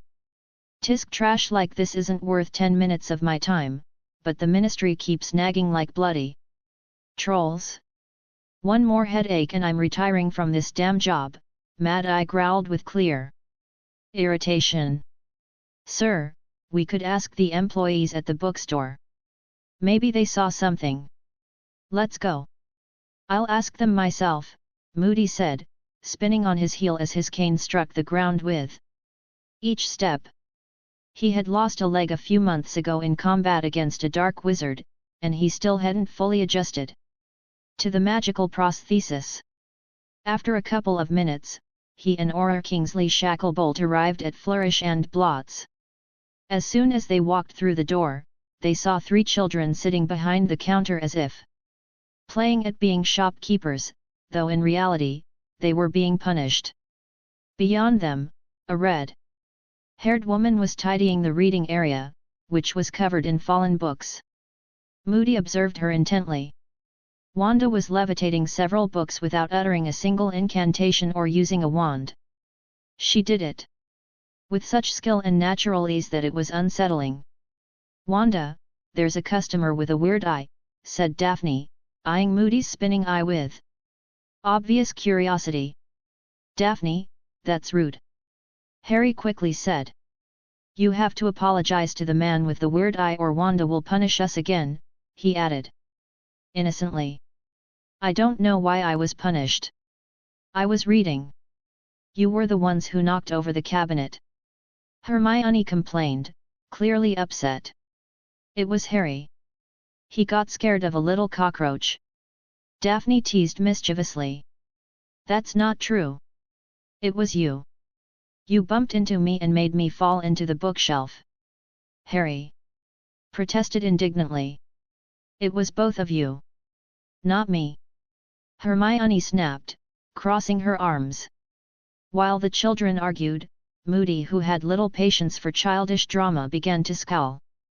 Luckily, Wanda stepped in. "All right, stop fighting. Go sit on the couches and read." "Okay," the three replied in unison, jumping up and running toward the reading area, where the house elf Loki brought them snacks and milk. "What do you need?" Wanda asked, looking directly at Moody and Shacklebolt, who clearly weren't there to buy books. "I'll get straight to the point. The guys we found next door, are they connected to you?" Moody asked bluntly. "Sir." Kingsley tried to intervene, but Moody raised a hand to silence him, while his magical eye locked onto Wanda, or rather, tried to. The eye spun violently, as if trying to comprehend something impossible. The energy emanating from Wanda was so intense and stable it seemed to defy the very laws of magic. That eye, built to see the invisible, was nearly bursting from the magical overload it was trying to decode. The pain Moody felt was so intense that, for a moment, he wished the damned thing would just stop working. And then Wanda raised a hand. Snap! She snapped her fingers. Moody's eye stopped. Dead still. "It was me," Wanda said calmly, her voice as tranquil as a still lake, her smile barely perceptible. "Why do you ask?" Chapter 21, Visit. "Visit, why do you do it?" asked Moody in a grave voice, his magical eye locked intensely on Wanda, as if trying to read her very soul. She didn't answer immediately. Calmly, she turned her gaze toward the children laughing and playing in the corner, Harry, Hermione, and Daphne completely unaware of the weight of the conversation unfolding just steps away. Only then did she speak. "Because every mother wants her children to grow up in a safe place." Her voice was gentle, yet each word carried latent power like a calm river capable of moving mountains. "I don't hunt down every dark wizard in the world. Just the ones who dare act when my son is nearby. If it were up to me, there wouldn't be a single dark wizard left breathing in Nocturne Alley." Her words weren't a threat. They were a chilling truth, spoken with unsettling serenity. Moody studied her carefully. Yes, it made sense. With the immense magical power this woman radiated without effort, reducing that alley to ashes would be as easy as snapping her fingers or summoning fiend fire. "Let's go," he finally said, turning to Shacklebolt before pivoting on his heel and walking out of the bookstore, his cane striking the ground with force. But once outside, Shacklebolt stopped him with urgency. "Sir, what about the vigilante? Aren't we going to arrest her?" Moody turned to him with a severe expression. "Let me ask you something. If Dumbledore suddenly turned evil, how many Aurors would it take to bring him down?" Shacklebolt fell silent, frozen. The mere idea shook him. He thought, if we wanted to avoid casualties, we'd need every aura available. But if we ignored the risk, maybe 10 could do it, though it'd be risky. Moody let out a dry laugh. Only 10? You haven't seen many wizarding wars, boy. For Dumbledore, we'd need at least 50. And with luck, half of them would survive. He leaned slightly toward him. Now imagine 10 wizards. Like Dumbledore. Would you want to provoke that? Shacklebolt swallowed hard. He didn't reply. It's best not to wake the dragon if it's sleeping, Moody said sternly. Especially if that dragon is cleansing the scum from this world. The only reason the Ministry wants her caught is because pure bloods are afraid their turn is coming. They're terrified of losing their impunity. He paused, his tone darkening further. But listen closely, Kingsley. If she ever raises her hand against an innocent, I'll be the first to lead her arrest. Even if it costs me my life. Yes, sir, Shacklebolt replied, finally grasping the weight of his words. And together, they walked off beneath the cold light of dawn. A few days later, Wanda noticed that no one else came to bother her. It seemed the aura who had shown up had no further plans against her. Not that she minded much if things got messy, she'd just move. Maybe to the US. For someone like her, those problems were no more than buzzing flies. Annoying, but ultimately meaningless.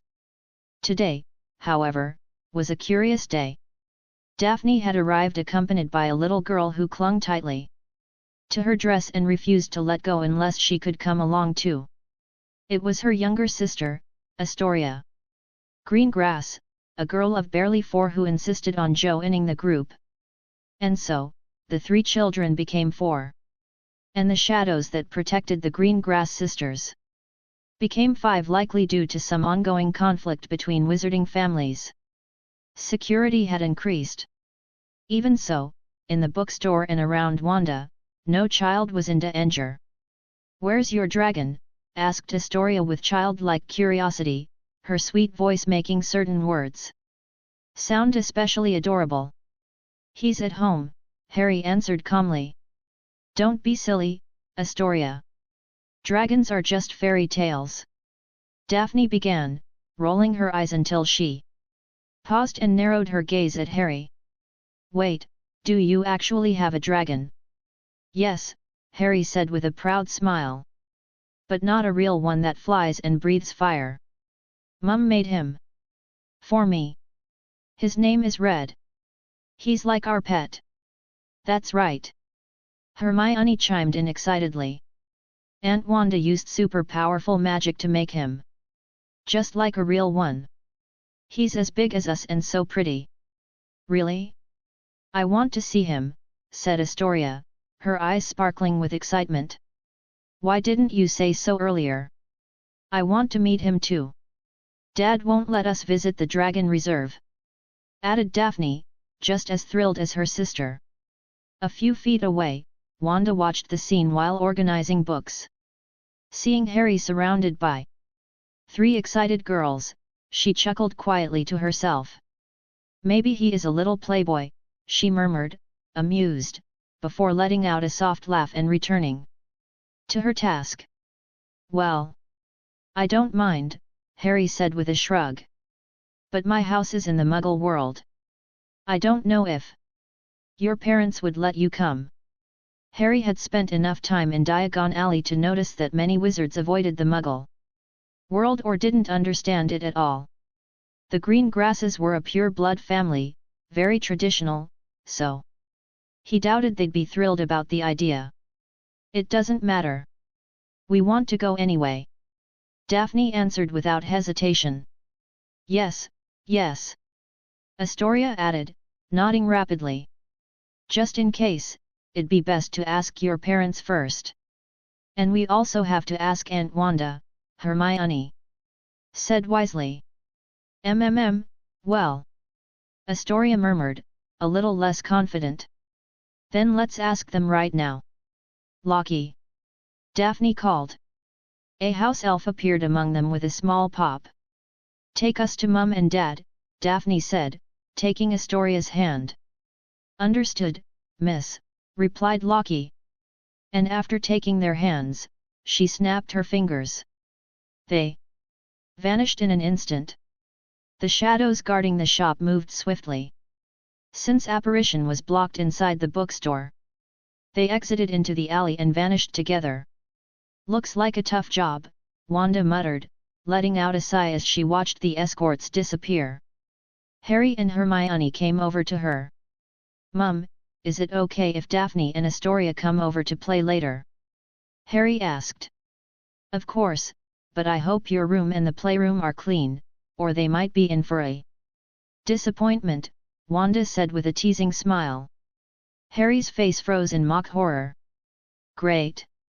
Then I'll go home and change clothes," he said quickly, before dashing toward the fireplace. Hermione watched him go without moving. "Aren't you going with him?" Wanda asked. "No. If I go, he'll make me help him clean. It's better if I stay and read," Hermione replied with a ready smile, making Wanda laugh. "Good decision," Wanda said with a nod. "Aunt Wanda," Hermione said suddenly, turning toward her. "Yes. I know you're teaching Harry magic. I was wondering if, could you teach me too?" she asked, her voice soft and a little fearful of being rejected. "I wouldn't mind teaching you," Wanda answered kindly, though her tone grew a little more serious. "But the magic I'm teaching Harry is something you can't learn, because Harry has a different kind of magic." "So I can't?" Hermione asked, lowering her gaze with a bit of sadness. "I can teach you all the magic in the world, except that. Because it's one only Harry and I can use. Since we're mother and son," Wanda explained patiently. Hermione raised her eyes, focusing on the important part. "So I can learn all the other magic?" "Really? Only if your mom lets you," Wanda replied with a smile. "Then I'll go ask her right now," Hermione shouted, running off toward the fireplace. Wanda watched her leave, smiling. Later that day, just as Wanda was closing the bookstore and the last book floated gently back to its place on the shelf, the doorbell rang once more. At the threshold, standing with natural grace and a serene smile, was Selene Greengrass, accompanied by her two daughters Daphne and little Astoria, whose eyes shone with excitement. "Hello," Selene greeted kindly. "Sorry for showing up so suddenly, but the girls insisted they wanted to visit your house." Wanda raised an eyebrow with mild amusement. "Harry asked me that too." "I don't mind, if you don't." "It's fine if I join," Selene replied, stepping inside. "We don't usually go to the Muggle world, and as a mother, you know, I worry about everything."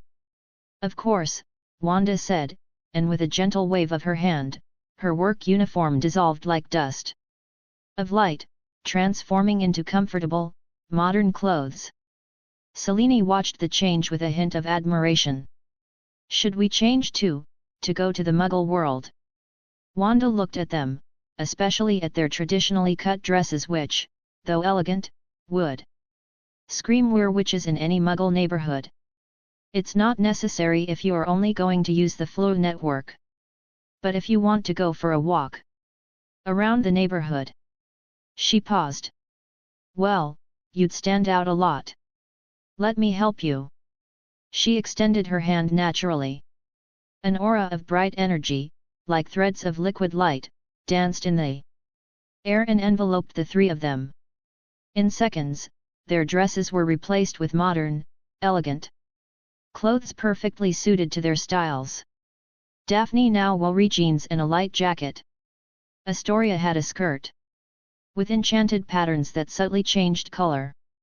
And Selene wore a white silk blouse with silver details, perfectly matched with fitted pants and soft boots. But the most amazing thing wasn't the change of clothes. Selene, with her keen senses, blinked in disbelief. All her protective enchantment spells she had placed herself on her daughters and her own clothes were still there, intact. Not a single one had been deactivated. Wanda hadn't just changed the appearance of the garments. She had woven her magic around the existing defenses without breaking them, like a weaver who doesn't cut the threads but intertwines them with a new, even stronger design. How? Selene murmured, completely surprised. Wanda smiled calmly, reading her expression perfectly. Don't worry. The enchantments are still there. I just gave them a different form. Selene looked at her with narrowed eyes, as if seeing an ancient and powerful creature disguised as a human. Impressive. She finally said, unable to hide her admiration. Before she could say more, Astoria tugged on her modernized dress. Let's go now. I want to see Red. Yes, let's go. Daphne said, equally impatient. Wanda turned toward the fireplace and with a snap, the flame turned emerald green. So, ready to see the dragon's house? The girls squealed with excitement, and Selene let out a soft laugh. One by one, they took handfuls of fluid powder, and speaking the destination clearly, they disappeared into the magical flames. Finally, Wanda stepped forward, closing the shop with a gesture before entering the fireplace and saying firmly, Maximoff and Potter home. A green flare surrounded her, and the group reappeared in the spacious and bright living room of their Muggle home, where a soft roar echoed from the back of the hallway, accompanied by the dull thud of something very large moving. Is that sound? Selene asked, stopping. Red, Wanda answered with an enigmatic smile. Looks like he knows there's a visitor. And then, from the back of the house, something approached with heavy, steady footsteps. Chapter 22, 22. A red dragon, completely covered in mud, burst out from the hallway, sprinting toward Wanda like a lunatic, wagging its tongue from side to side with the excitement of a puppy. Red, wait! If Mum sees you like that, she's going to get mad. Harry shouted as he chased after him. Panting, his face a portrait of despair. But the moment he entered the living room and saw all the people gathered, he froze in place like a statue. Red, catching sight of Wanda's serious expression, skidded to a halt, spun around on his muddy paws, and bolted in the opposite direction, seeking the safest place he could think of behind Harry. The boy, trying his best to act casual, hid the brushes he was holding behind his back, as if that could erase all evidence. Wanda slowly shifted her gaze from the mud that now decorated the house like a modern piece of abstract art, then turned her eyes toward the muddy dragon and the embarrassed boy, both frozen under the gaze of their guests. Sigh. She let out a weary breath and snapped her fingers. In seconds, a swift and precise magic swept through the house with supernatural efficiency. The mud vanished from the floors, the walls returned to their natural color, and the air once again smelled of clean wood and dried flowers. Even Harry's clothes changed instantly into something far more presentable. His previous outfit had looked like it had been fished out of a swamp. So, what happened?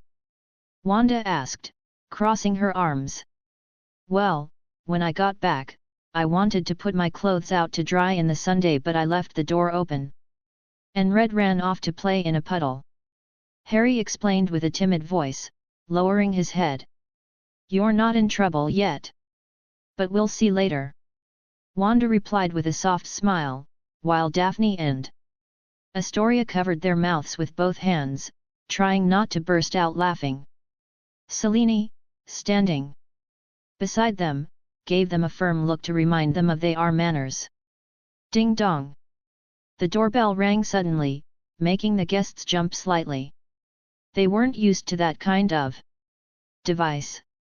It's fine, said Wanda, gesturing calmly as she walked to the entrance. When she opened the door, she found Susan and Hermione standing outside. Wanda, is it true what Hermione said? Are you going to teach her magic? Susan asked as she walked in with the ease of someone who had crossed that threshold 1,000 times until her eyes landed on the imposing dark-haired woman standing beside two girls in the living room. And who's she? Susan whispered to Wanda, clearly intrigued. Daphne's mother, Wanda answered calmly. Susan narrowed her eyes, recalling having seen the girl once when picking up Hermione from the bookstore. Oh, nice to meet you. I'm Hermione's mother, Susan said politely, offering her hand to Selene. A pleasure, Selene replied with a noble curtsy that left Susan momentarily stunned. There was a regal grace in her movements, a refinement in her posture and tone that made her seem almost royal. She's gorgeous, and has the manners of nobility.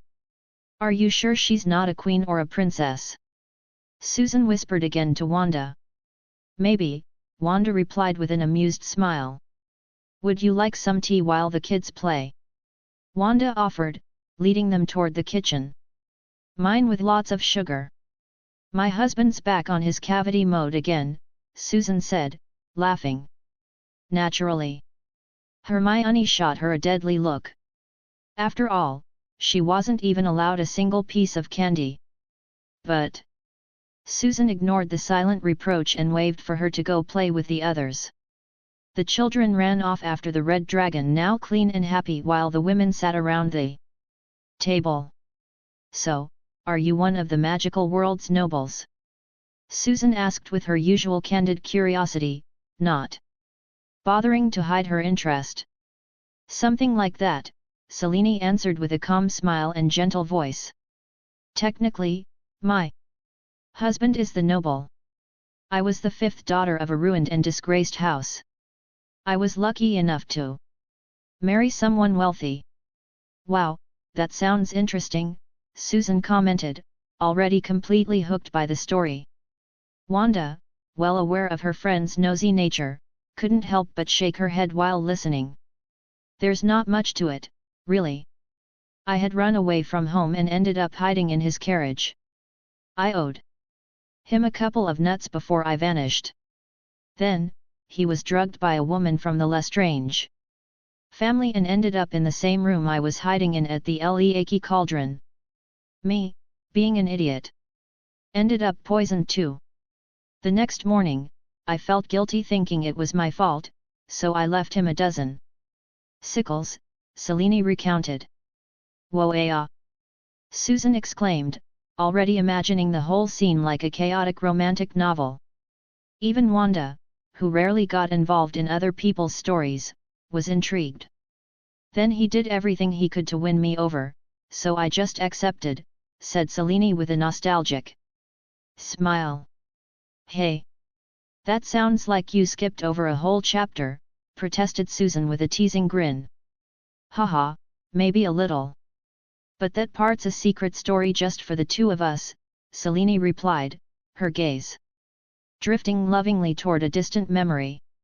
Ugh, you're just like Wanda and her secret love life, Susan complained, pretending to be annoyed. Oh, really? Do you have a similar story with your husband? Asked Selene with sudden curiosity. Susan froze. The air seemed to thicken for a moment. She realized she'd put her foot in her mouth. Wanda rarely talked about that subject. Although Susan knew a little, just barely, about it, her husband and two sons had died a few years ago. Susan pressed her lips together, uncomfortable with her mistake. Oh, I'm sorry. I shouldn't have asked, she apologized in a lowered voice. It's all right. I don't have a husband, Wanda replied calmly. Would you like some cookies? She stood with a gentle smile and walked toward the pantry.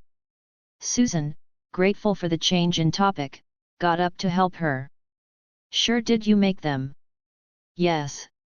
Harry helped me, Wanda answered fondly as she served a plate of freshly baked cookies. After a couple of hours, during which the children ran, laughed, and played until they burned through every last spark of energy, the sun began to dip, tinting the sky in warm hues. Selene, ever elegant, said goodbye with the same grace she had arrived. She kissed Daphne and Astoria softly on their foreheads, took their hands tenderly, and after offering Wanda a courteous look and a polite gesture to Susan, disappeared with her daughters through the fireplace in a swirl of green flames. Silence slowly returned to the house, like a light blanket settling after a busy afternoon. You know, someday you'll have to talk about it. You don't have to carry it all by yourself, Susan said gently, looking at Wanda with sincere concern. Wanda glanced at her from the corner of her eye for a few seconds, thoughtful. Susan wasn't wrong. She knew that. The last time she kept everything bottled up, she ended up trapping an entire town in an illusion. And then her mind shattered like a broken mirror. When I'm ready, I'll tell you, Wanda replied calmly, her gaze still fixed on the spot where the girls had vanished. Mum. I'm sleepy, said Hermione, slowly rubbing her eyes. Beside her, Harry was already completely asleep, sprawled out on the couch with one leg dangling off the edge, breathing with his mouth slightly open. They had spent the entire afternoon chasing Red all around the house and garden. The dragon, needing no rest, was practically an endless source of energy perfect for entertaining and exhausting any child. All right, sweetheart. It's time to go, said Susan as she walked over and gently stroked her daughter's hair. She gave Wanda a quick goodbye and waved to Harry, though the boy, deep in sleep, didn't notice at all. Shortly after, the two left through the door, leaving behind a faint scent of cookies and children's laughter. Wanda remained silent for a few seconds, gazing at the dim living room. Then she walked softly over to the couch and, with a sweet smile, lifted Harry into her arms as if he weighed nothing. The boy instinctively snuggled against her chest, murmuring something unintelligible in his sleep. With slow, careful steps, Wanda climbed the stairs and carried him to his room. There, with a simple wave of her hand, she cleaned him of the day's remnants and gently laid him in bed, covering him with a soft blanket. She stood for a moment, watching him sleep, silently. Then, without saying a word, she turned off the light with a gesture and walked out of the room, leaving the door slightly ajar. Chapter 23, An Unusual Day in Diagon Alley. An unusual day in Diagon Alley. Today was a particularly extraordinary day in Diagon Alley. Crowds bustled back and forth, and housewives with radiant faces hurried in one specific direction: the Flourish and Blotts bookstore. The reason was an unusual one. To everyone's surprise, the great Gilderoy Lockhart wasn't just signing books. He had set up a sort of improvised play right in front of the entrance. It was an uncommon move, especially for him, as he claimed he wasn't promoting his latest publication, but rather just wanted to share an intimate moment with his fans. Ladies and gentlemen, thank you for coming to this modest improvised performance. Lockhart exclaimed with a dazzling smile. I hope you're as excited as I am to be here with you. As you probably know, I don't have a professional cast ready, so I thought I'd pick someone from the audience at random. Excited screams broke out. Women and not a few men raised their hands and chanted, "Pick me, Gilderoy! Me! How about we do a romantic scene?" Lockhart added, winking gallantly. The squeals intensified. Some women nearly fainted from the excitement. In the crowd, 4 children were watching the scene with a mix of amusement and curiosity. Beside them stood Wanda, Daphne, and Astoria along with their ever-loyal bodyguards hidden among the people. Wanda smiled as she saw the kids so interested in the show, although she quickly noticed the look of discomfort on Harry's face. Not only did he dislike Lockhart, but he also found the romance completely unnecessary. Suddenly, Lockhart's voice called everyone's attention again. "What do you say, the beautiful red-haired lady in the back, would you join me?" The crowd fell silent for a moment. All eyes turned to Wanda. She lifted her gaze slowly and, with a small smile that didn't reach her eyes, replied firmly. "No." The silence that followed was almost theatrical. Some women looked at her as if she had committed a crime. "How dare you?" one managed to say, lips pursed in anger, before her voice abruptly cut off. "Wah," tried another, but she couldn't finish either. "What's going on?" asked a man, staring at the woman beside him, who was covering her face in horror. Her mouth had vanished. In a matter of seconds, the noise completely died down. Everyone turned to Lockhart, waiting for an explanation. The wizard stood still for a moment, unsure of what to say. But he quickly regained his composure and flashed his most charming smile. "Oh, well. It's not appropriate to speak rudely in front of children. Though my fans are passionate. We must keep things elegant," he declared, as if he had cast the magic that silenced the women. "Now then, let's find another lady." Inside, however, Lockhart knew perfectly well it hadn't been him. And as he glanced sideways at Wanda, he understood the truth. Obviously, it had been her. He wouldn't give up, of course, but he did decide to keep a safe distance for now. The play continued with another randomly chosen volunteer, a woman who took her role far too seriously and tried to kiss Lockhart during the climax of the romantic scene. The show ended with cheers and applause. As Lockhart walked away, the children shared their impressions. "That was boring," Harry said, arms crossed. "I liked it." "It was like a fairy tale," said Daphne with a dreamy smile. "I like puppets," added Astoria, the youngest, who clearly hadn't understood a thing. "What did you think, Hermione?" asked Daphne. "It wasn't so bad," Hermione replied calmly. Wanda was silly not to accept being the CO star. She could have won Lockhart's heart. Daphne said playfully. "No," Harry snapped, with a hint of annoyance. "That guy is annoying." "Oh. Are you jealous because you don't want anyone stealing your mummy?" Daphne teased, circling him like a shark. "Shut up," Harry said, quickly walking away. But Daphne followed with a mischievous grin, and Astoria joined in the chase, laughing without fully understanding what was happening. From that day on, Lockhart began appearing regularly around Flourish and Blotts. Whether to stage another improvised play, sing romantic ballads, or ironically buy his own books.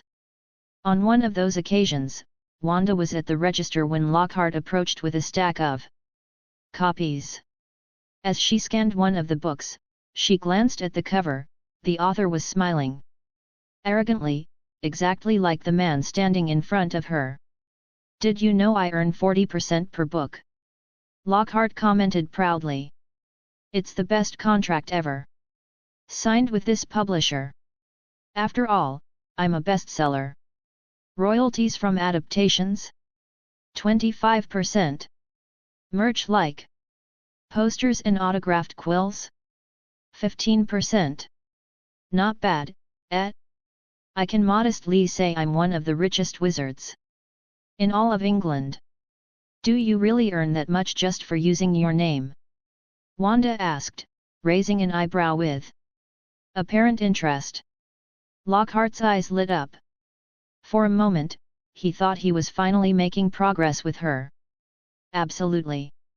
Even if someone mentions my name in their book, they have to pay me royalties," he added enthusiastically. Wanda slowly nodded as she handed him his change. "I see. Then I guess I'll have to get a lawyer for Harry. After all, the entire wizarding world is using his name without permission." With that, she pocketed the money and walked away indifferently, leaving him talking to himself. Lockhart's smile faltered, cracking for the first time. She's hard to win over, he muttered, turning away. Where are we going, Mom? Asked Harry as he walked hand in hand with Wanda. Beside them. Hermione accompanied them more out of curiosity than anything else. To the Ministry of Magic, Wanda replied, immediately sparking Harry's interest, and even more. So, Hermione's. The three of them stepped into the fireplace just before a green flame engulfed them and transported them away. Upon arrival, they found themselves surrounded by a crowd of witches and wizards rushing back and forth. The place was packed. The fireplaces flared on and off non-stop, one after another. On both sides of the lobby, 2 long rows of fireplaces seemed endless, their green flames never ceasing. Wanda led the children toward a guard who was calmly sitting and reading a magazine. Leave your wands for inspection, the guard said without even looking up. Wanda placed her red wand on the table casually. The guard set his magazine aside and, without looking directly at them, reached out to take the wand. However, the closer his hand got to it, the more a deep sense of fear began to rise in his chest. Just a centimeter from touching it, he was already drenched in sweat, his mind flooded with alarms he didn't even understand. He swallowed hard. You may pass, doesn't seem to have anything strange, he said with a forced smile, his face soaked in sweat. Good, Wanda replied calmly before taking her wand and continuing on with the children. The guard, meanwhile, quickly wiped away his sweat and muttered prayers to Merlin, and even to gods from all over the world, begging that the woman hadn't come to attack the ministry. After that, Wanda took them directly to the Department of Magical Law Enforcement, to the Office of Spell and Magical Creations Registry. There, the clerk, upon recognizing Harry Potter, greeted Wanda with a smile and helped her fill out the forms. Basically, they registered Harry's name and image as intellectual property and, at the same time, filed a unified claim before the Wisengamot demanding royalties from anyone who had used his likeness. Actually, that was easier than I thought, Wanda said as she signed. It's not as well regulated as in the Muggle world, but wizards should also protect their inventions. The clerk commented kindly, a middle-aged man named Edward Ted Tonks. For example, the Potter family got rich decades ago by selling the patent for a air potion. If I'm not mistaken, young Mr. Potter should be receiving money every year, since it's still quite popular in the wizarding world. So the people using Harry's name were doing it illegally? Asked Hermione, her eyes sparkling with interest. Technically, yes. They didn't get express permission from Harry or his guardian to. Ted paused, frowning as he examined a document that had just arrived on his desk. What's wrong? Wanda asked, noticing his expression. This is strange. It says here that Harry's magical guardian gave permission to use his name. Ted showed them the paper, looking slightly confused. Wanda recognized the signature instantly. Even Ted did, and that's why he didn't know how to go on. Where are the royalties going? Wanda asked seriously. To Hogwarts, Ted replied, clearly uncomfortable. I see. Change that. They should go to Harry's vault, Wanda ordered calmly. That, yes, that's easy to do. But, would you also like to file a formal complaint against Hogwarts? Ted asked timidly. After all, it was the school where he had trained, and his daughter was currently studying there. Still, if something illegal had been done, he was willing to help. No. Don't worry. I'll recover the money that belongs to Harry, Wanda said in a low, calm voice. Ted felt a chill run down his spine but didn't ask anything else. Then you just need to sign here, and everything will be ready, he said as he placed the document in front of Wanda and Harry. Both of them signed without hesitation, stood up, and said goodbye. "It was a pleasure meeting you," said Ted with a smile, watching the beautiful woman and the children walk away. Though deep down, he couldn't stop wondering what exactly Wanda meant by recover what belongs to him. A few days later, as he was having breakfast, he read the newspaper and froze at the headline on the front page. "Robbery at Gringotts, the biggest heist in history and the first ever documented." Apparently, someone broke into a private vault and took everything, including ancient magical books, gold, and family relics. The owner? None other than Albus Dumbledore. Ho claimed to be completely shocked. Ted stared at the newspaper, feeling a strange connection, but quickly shook his head. "No, I didn't hear anything about that." "Of course not," he muttered before throwing the paper away. Chapter 24, Only a Mother. Only a Mother. The door to Wanda's house sounded with a firm, though not urgent, knock. She rose calmly from the couch and went to open it without showing the slightest haste. Standing at the entrance was an elderly man, easily recognizable, his stern and slightly disturbed expression made it clear he wasn't there by choice. It was Albus Dumbledore. "You finally came. I thought you didn't want your things," Wanda remarked with a serene, almost mocking smile. Before Dumbledore could respond, a flying parchment interrupted him, floating gently until it hovered in front of him. "Sign," said Wanda with the same calm tone. But though her voice was soft, it carried an undeniable command. Dumbledore read the heading on the document. "Transfer of Magical Legal Guardianship." He glanced from the parchment to Wanda, who stared at him emotionlessly, a quill floating by her hand like a silent threat. "Sigh. I'm too old for this sort of thing," Dumbledore muttered before taking the quill and signing with resignation. The parchment rolled up on its own and vanished with a small pop. Wanda flicked her wrist and tossed him a bag. Dumbledore caught it and opened it to inspect its contents. Inside were his personal belongings, though what concerned him most were the magical objects within, relics, grimoires, and most importantly, a particular book. One no one else should ever read, unless they wanted to create another Voldemort. "By the way, I withdrew the money that rightfully belongs to Harry," Wanda added as she turned to go back inside. "You should be grateful I was polite.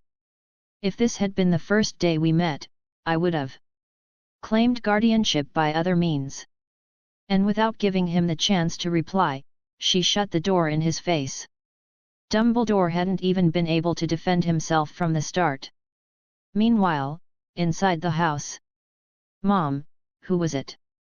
Harry asked without taking his focus off the heavy bowling ball he was levitating. Beside him, Hermione was attempting the same with a simple football. Hermione, with her competitive streak activated, decided to try lifting the bowling ball but couldn't raise it more than a few centimeters before giving up and returning to the football. Sweat slid down her forehead from the effort. She was so focused as he couldn't even speak. "No one. Just a salesman," Wanda replied calmly as she walked over to them. "Take a break," she added when she saw Hermione's exhausted face, barely managing to keep the ball in the air. Harry, on the other hand, maintained his control with ease. He didn't even seem particularly focused. "That was the difference between chaos magic and the magic of this world," one responded. "Directly to the user's will, the other required constant concentration to stay active." Hermione and Harry lowered their respective objects.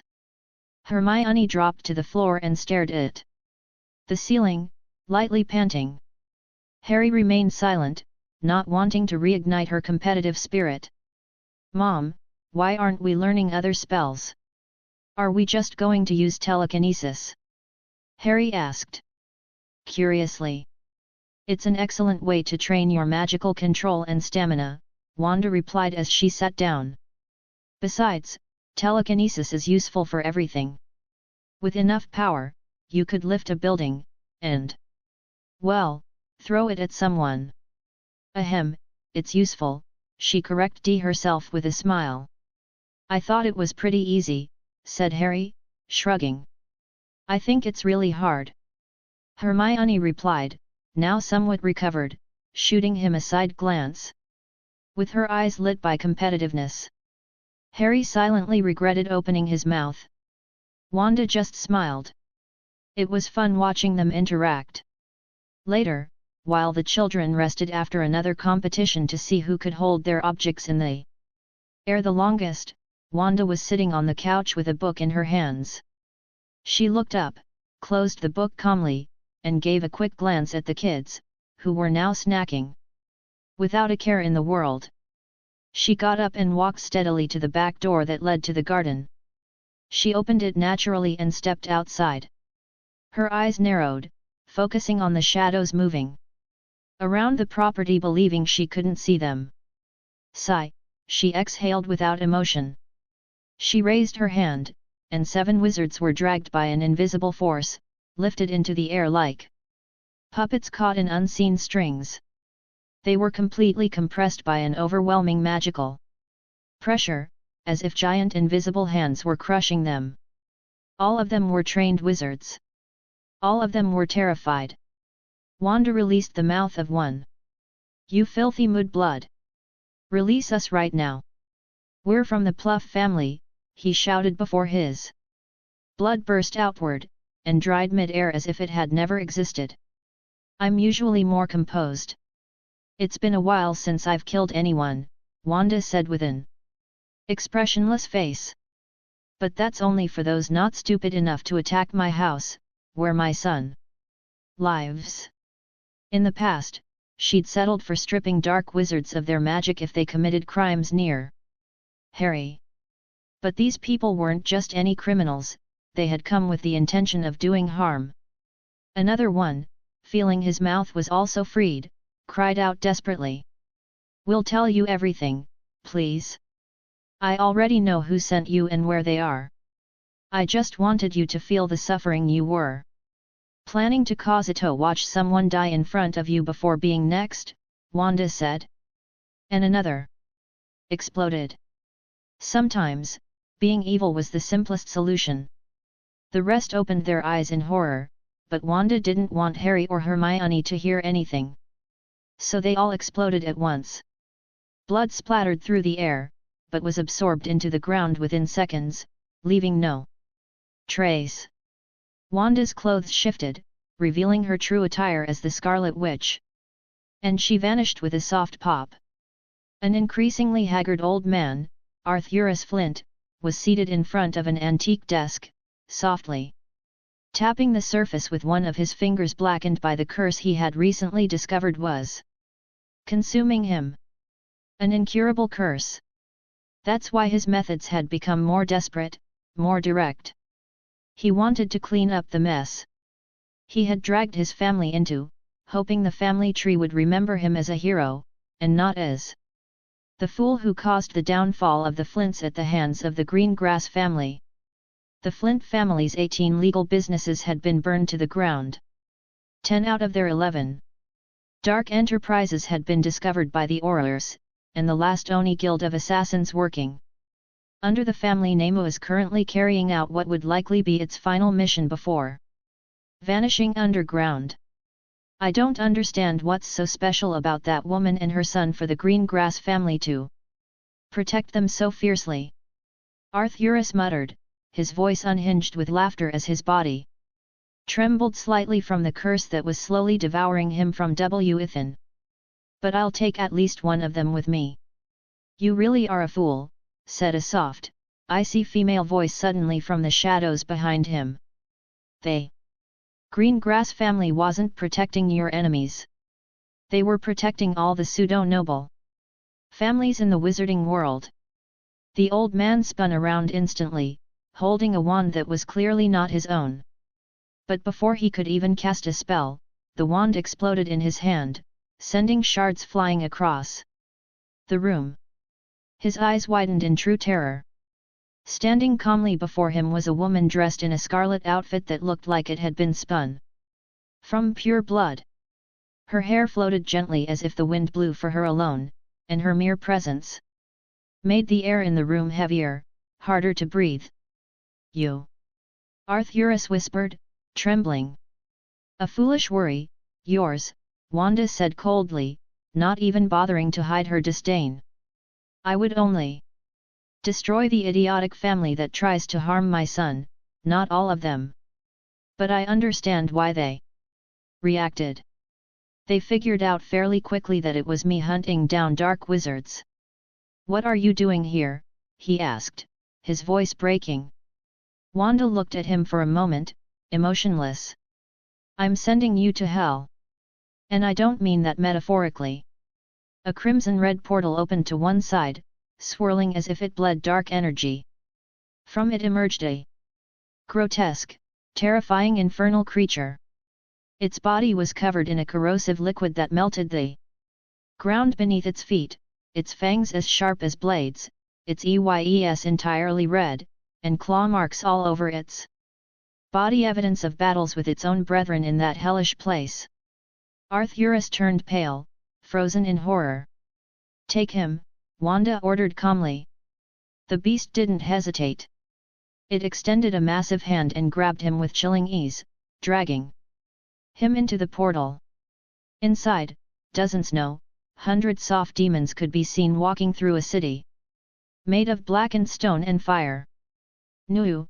screamed Arthurus, his voice fading as he was swallowed by the portal with no hope of return. Wanda watched the scene in silence. "This is the last time," she murmured to herself as her steps began to ignite in magical flames. With a soft pop, she vanished. The mansion was left behind, burning in fire red as blood, slowly consumed by the flames of punishment. Next chapter, Journey to Ottery St. Catchpole, where a beautiful and slightly odd blonde lady will make her appearance. Chapter 25, Pandora. Pandora. A red-haired woman walked calmly through the green meadows of Ottery St. Catchpole, accompanied by two children. Around her, the landscape was peaceful, gentle hills, scattered trees, and a clear sky with no trace of smoke or crowded buildings like in the city. It was a charming rural area, almost magical in itself, and her presence quickly caught the attention of the few townsfolk. The locals watched them with curiosity, but also warmth, greeting them with friendly smiles as they passed by. After all, it was easy to tell they weren't from around there. "Why did we come here, Aunt Wanda?" asked Hermione, now Wanda's magical apprentice. Ever since she had started her lessons, it had become increasingly common to see her alongside Harry and the redhead. In fact, it had become part of their everyday routine. "Just to rest the mind a little," Wanda replied serenely. "It's important to relax from time to time." Harry, for his part, looked around with wide, curious eyes. According to some magical documents that had recently arrived, most of this land belonged to him, or at least, it should. The goblins had nearly stolen it, which only increased his interest in EXP loring every corner. All right," Hermione said with a slight grumble. For her, studying magic was more important than taking a walk. But if Wanda said so, there must have been a reason. The three of them walked for a while, enjoying the soft breeze and clean air, speaking in hushed tones as they took in the pristine and silent scenery. There were no loud cars, no endless rows of identical houses, no grey smoke in the sky. Though they lived in a fairly private and quiet area, this felt different. Here, time seemed to stand still. "Mum, let's go to that mountain," Harry suddenly said, pointing excitedly at a nearby hill. Hermione frowned, a little tired. "My feet hurt." "Come on, Hermione, don't be a spoilsport," Harry replied cheerfully, still full of energy. Wanda smiled. With a light wave of her hand, she levitated both children, and then floated up herself toward the hill. There was no need to keep walking. Once they reached the top, she gently set the children down. From up there, the view was stunning. Rolling hills, crystal clear rivers, small scattered cottages. The people in the valley below looked like ants. But Wanda's gaze drifted and locked eyes with a woman sitting a few meters away, a blonde with grey eyes who watched her with calm curiosity. Beside her, a small girl also blonde, with messy hair. And the same dreamy Isad playing in the grass with a bubble wand. "Hello," said the woman kindly, raising her hand in a friendly wave. "Hello," Wanda replied, and the children mirrored the gesture. "We're having a fabulous day. Why don't you join us?" the woman offered with a peaceful smile, bringing her hands together with a theatrical grace. The little girl got up and walked over to Harry and Hermione without any hesitation. "Here," she said to Harry, handing him the bubble wand with no explanation. Harry looked at Wanda, unsure. "Sure, we can rest a little longer," Wanda said, giving him a gentle nod. The woman seemed delighted by the answer. She drew her wand, gave it a small flick, and from her bag emerged a blanket that spread itself over the grass. The girl ran over excitedly and threw herself onto the blanket before it even settled, laughing with joy. "My name is Pandora Lovegood. And this is my wonderful daughter, Luna," said the woman as she lovingly ran her fingers through the child's wild hair. "Hi," said Luna with a bright smile, her messy hair giving her a wild and enchanting look. "Wanda. That's my son, Harry, and this is my student, Hermione," Wanda introduced calmly, motioning to the children now sitting on either side of her on the blanket. "Such lovely names," Pandora said with genuine sweetness. Then Luna got up again, walked back to Harry, took the bubble wand from his hands, opened it with serious focus, and blew hard, filling the air with iridescent bubbles. "Now you," she said, handing it back to him. Harry obeyed and blew more bubbles, while Pandora watched with a nostalgic smile. "It was a gift from our neighbor Arthur. Luna loves it. Says he brought it from the Muggle world," Pandora commented softly.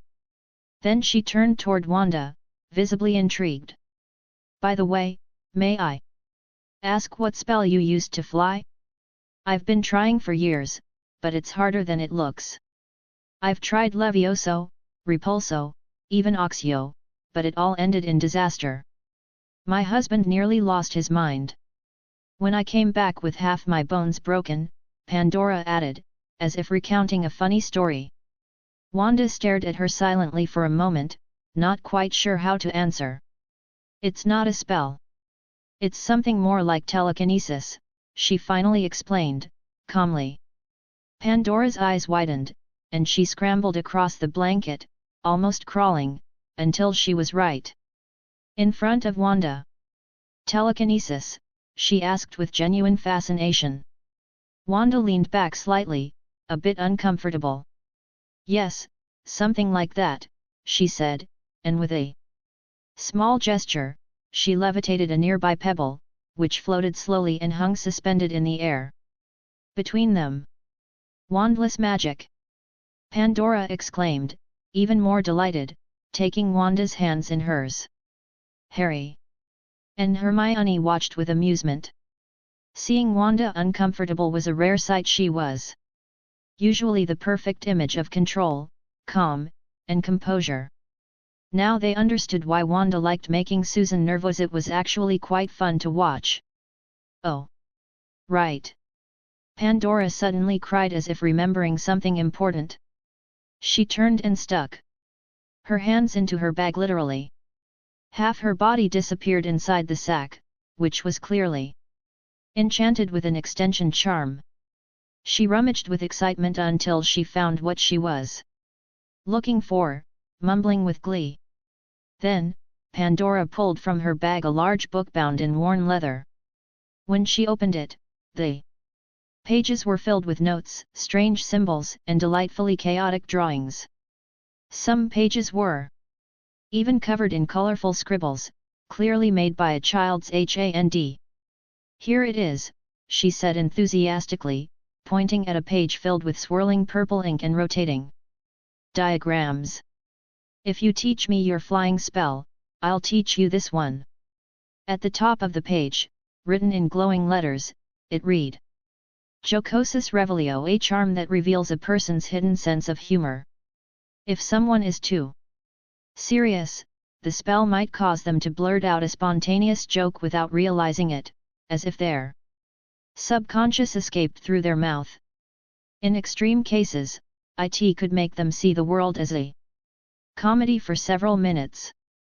Wanda raised an eyebrow as she read the description. She didn't respond immediately, and Pandora, interpreting her silence as a rejection, gave a brief pout. You don't like it? Wait, I have more. She flipped through the pages at high speed, leaving behind a trail of sketches, tea stains, magical symbols, and playful handwriting. She stopped at another one, Resonare Sentia, a charm that allows emotional synchronization with another person, sharing joy, sadness, or calm directly and mutually. This one isn't very exciting to share either, is it? She murmured, mostly to herself. And she kept searching, until she stopped at a particularly messy page, covered in scribbles and silver ink. Portalis Externum Advanced and Experimental Enchantment. Allows opening a portal to unknown magical dimensions. Warning, destination uncertain. Return not guaranteed. This one is incomplete, we don't know where it leads or if it's even possible to come back. It's dangerous, Pandora said with a carefree smile as she pointed at it. But to her surprise, Wanda gently placed a hand on her arm to stop her. I like that one. Pandora blinked. Are you sure? I inherited it from my grandmother. I've sent small creatures through frogs and mice, they never came back. My husband nearly locked me in the shed when I tried it with a cat.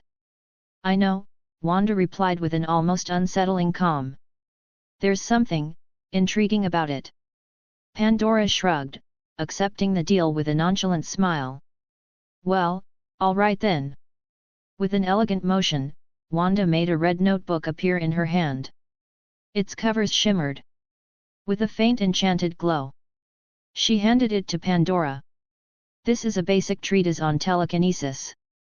I just wrote it, Wanda said casually. Pandora's eyes widened in amazement, not because of the content, which she hadn't even read yet, but because of the magical fluidity with which it had been created. But she couldn't resist the unfinished spell. She pointed her wand at the relevant pages of her book, copying the notes with a series of expert movements. Exchange complete, she announced happily, hugging her new notebook tightly. It's like collecting rare magic cards, but better. Meanwhile, Harry and Hermione, slightly bored of watching the grown-ups trade spells like collectible stickers, began running across the field, chasing magical bubbles and laughing with each pop. Pandora looked at them fondly before turning her attention back to Wanda. Her grey eyes sparkled with enthusiasm and pure curiosity. Are you a magical researcher? Do you study artifacts? Are you interested in dimensional portals, or just broomless flight? Have you tried talking to plants? Some whisper at night if you give them chamomile. Wanda let out a soft chuckle as she turned the pages of Pandora's spell with genuine interest. She might not admit it out loud, but that chaotic whirlwind of energy called Pandora Lovegood, she liked her. Chapter 26, Just Another Day at Wanda's. Just another day at Wanda's. Pandora was delighted to talk with Wanda, as if there weren't enough hours in the day to share ideas, theories, and anecdotes. However, at one point, she glanced up at the sky and noticed the sun beginning to set in hues of orange and gold. Wow, it's already evening, she murmured with a soft sigh. I suppose it's time to head back home. The children, meanwhile, had fallen fast asleep on the grass after spending hours lying there, watching clouds and guessing their shapes: a dragon, a teapot, a hat with legs. Pandora looked at them fondly and then turned to Wanda. I know. Let's exchange addresses. That way, we can send each other letters. Or better yet, you could visit me and I'll show you my research center, she said with an excited smile. Well, it's actually just my basement. But I have jars that glow when you speak to them in Russian. Wanda smiled and nodded as they pulled out quill and parchment to exchange addresses. Then I'll see you soon, Pandora said cheerfully, gently lifting her sleeping daughter into her arms. With a final friendly wave, she vanished with a soft crack. Wanda looked down at the two sleepy heads and smiled, carefully picking them up.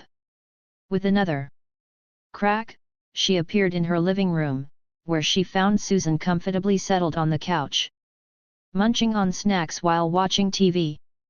Oh, sure.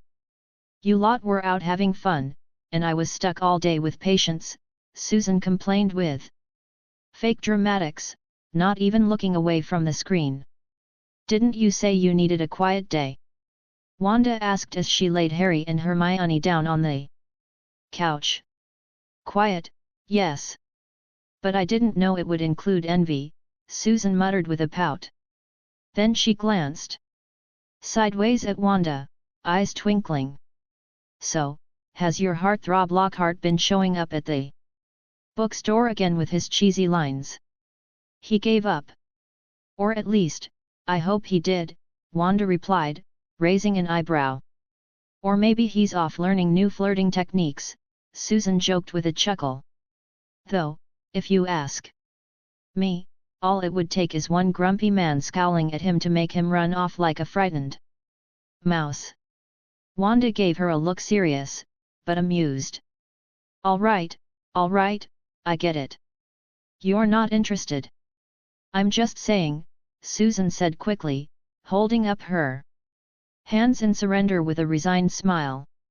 After the disappearance of Arthurus Flint and the fall of several of his dark businesses, the Flint family finally conceded to the green grasses.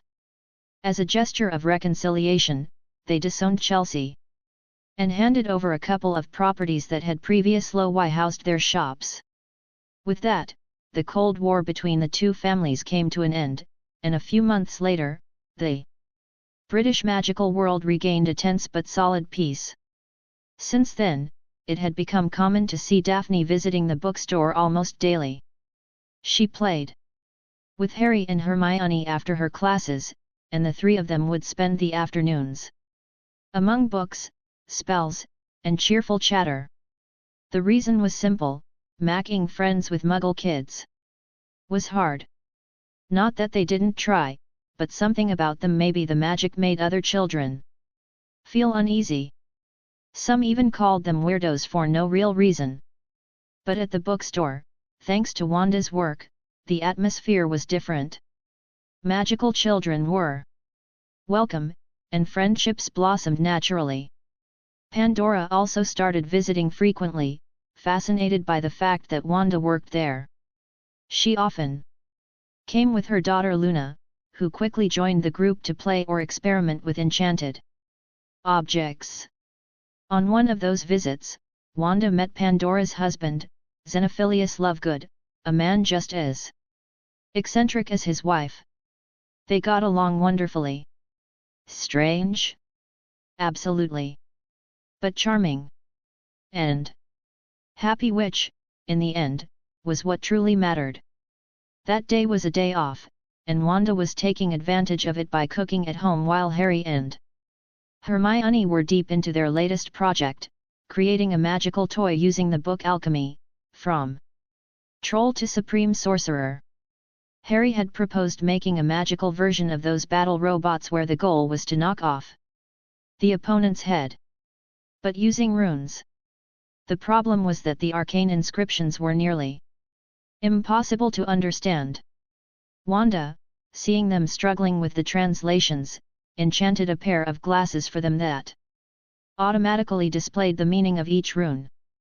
Seeing Harry wear glasses again made her smile. He used to need them, but Wanda had easily corrected his vision.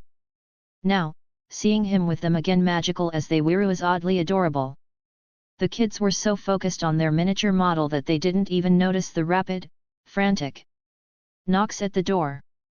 Knock knock knock. Harry, can you see who it is? Wanda called from the kitchen, not sounding too concerned. Okay, Harry replied, getting up. He opened the door casually, and completely froze. Pandora was standing there, beaming as always, but her left arm was covered in blood. Not just a small cut, no. It looked like the entire arm had been torn off and then haphazardly wrapped in bandages. Hi, Harry. Is your mum home? She asked with such absurd calm that it was almost comical. Mum! Harry shouted, somewhere between surprise and alarm. Wanda appeared in a flash, and upon seeing Pandora, she also stopped in her tracks. Sorry, do you think you could fix this? If Zeno finds out, he's going to scold me, Pandora said, lifting her bloody arm as if showing off a bouquet. Wanda said nothing. She just raised her hands, and with a quick spell, Pandora's arm gently levitated and reattached itself to her shoulder. The skin regenerated with astonishing speed, and within seconds, all that remained was a thin scar. The blood vanished from her clothes in the blink of an eye. Phew, thanks. Really? Zeno faints if he sees more than 3 drops of blood, Pandora said, as casually as if discussing the weather. What did you do this time? Wanda asked, crossing her arms. Well, you know that spell that makes teeth grow? I was trying to adapt it to grow arms. Just a bit. But I may have overdone it. Literally. Wanda started walking toward the fireplace with a serious expression. I'm going to let your husband know. Wait. Pandora yelped, dashing after her like she actually was worried this time. Meanwhile, Harry was still frozen in the doorway. Hermione approached him cautiously. Are you okay? She asked softly. Yeah, just a bit surprised, said Harry, shaking his head and snapping out of it. He closed the door calmly, as if Pandora hadn't just shown up bleeding all over with the same ease as someone bringing over a pie. It was only a few minutes later that Xenophilius arrived at the house, accompanied by Luna. Upon seeing his wife, he couldn't hide the fear in his eyes. He hugged her immediately, more relieved than angry, though he didn't stop scolding her gently as he checked her over with trembling hands. Again, Pandora?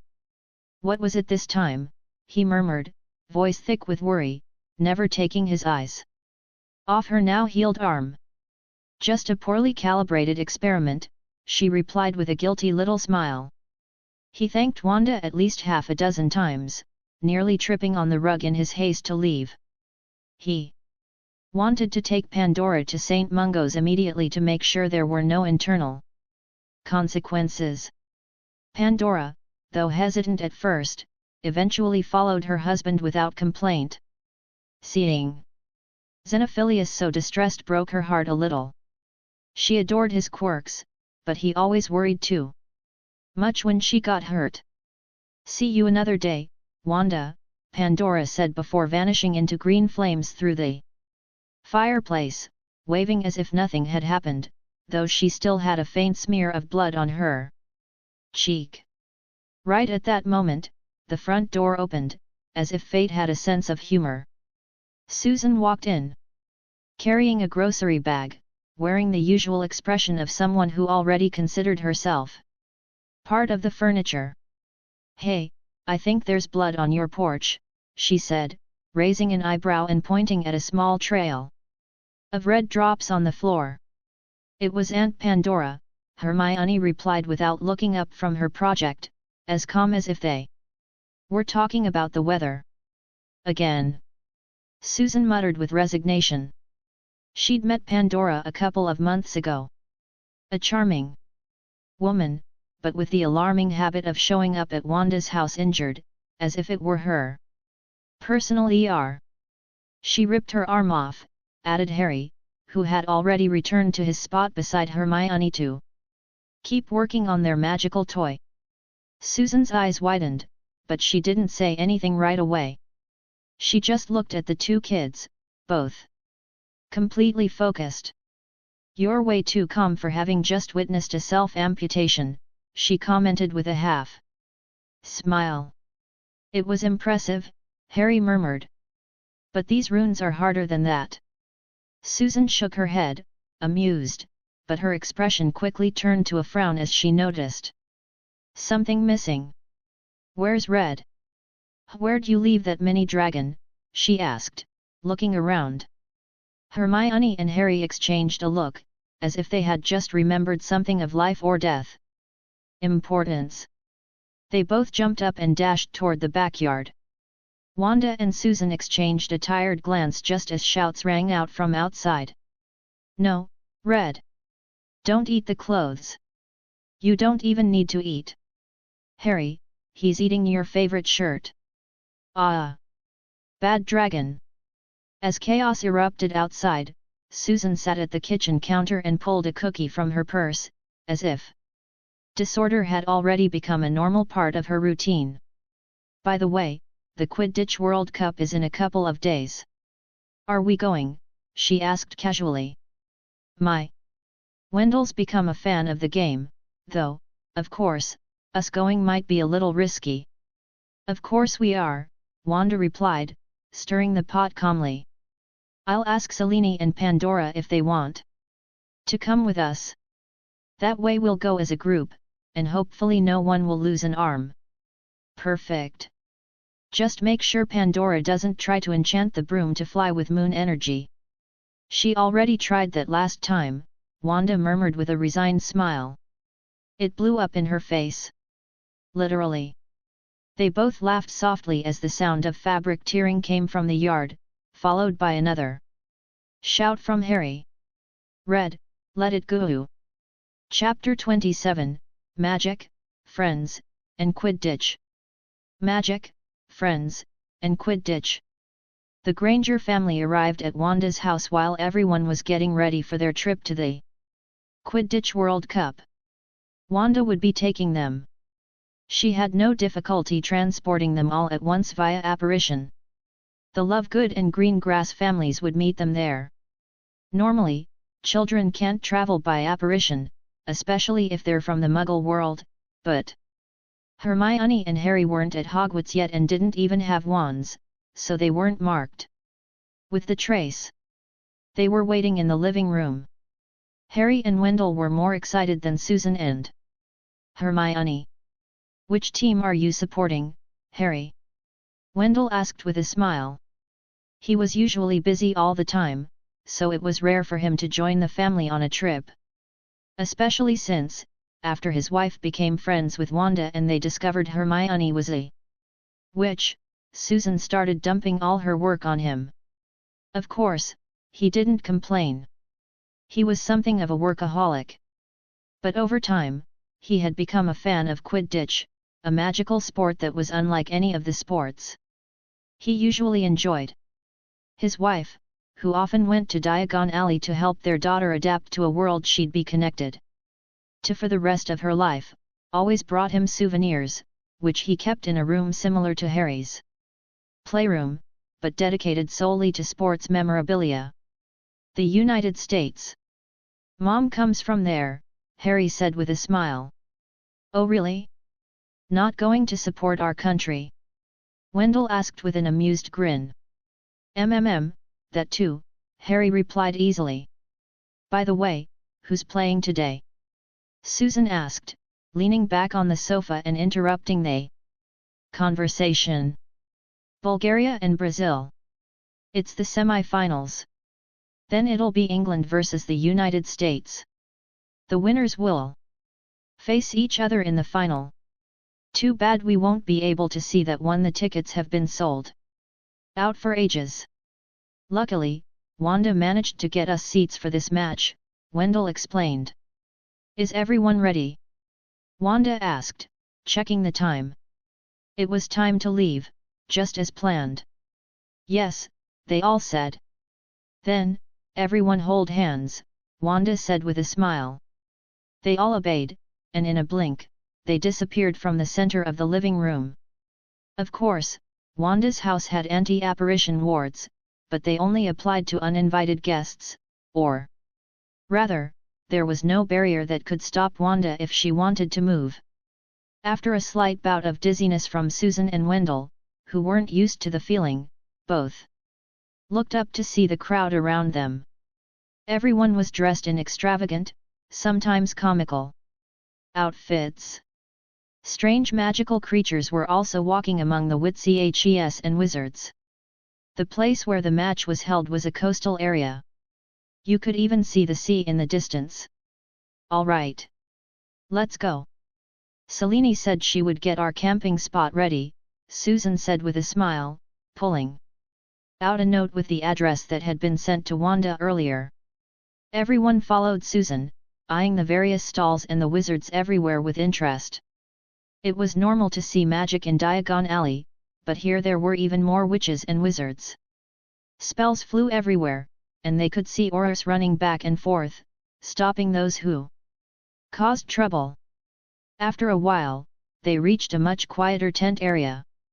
The wizards and witches walking there were all well-dressed, wearing expensive-looking robes and even flashy jewelry.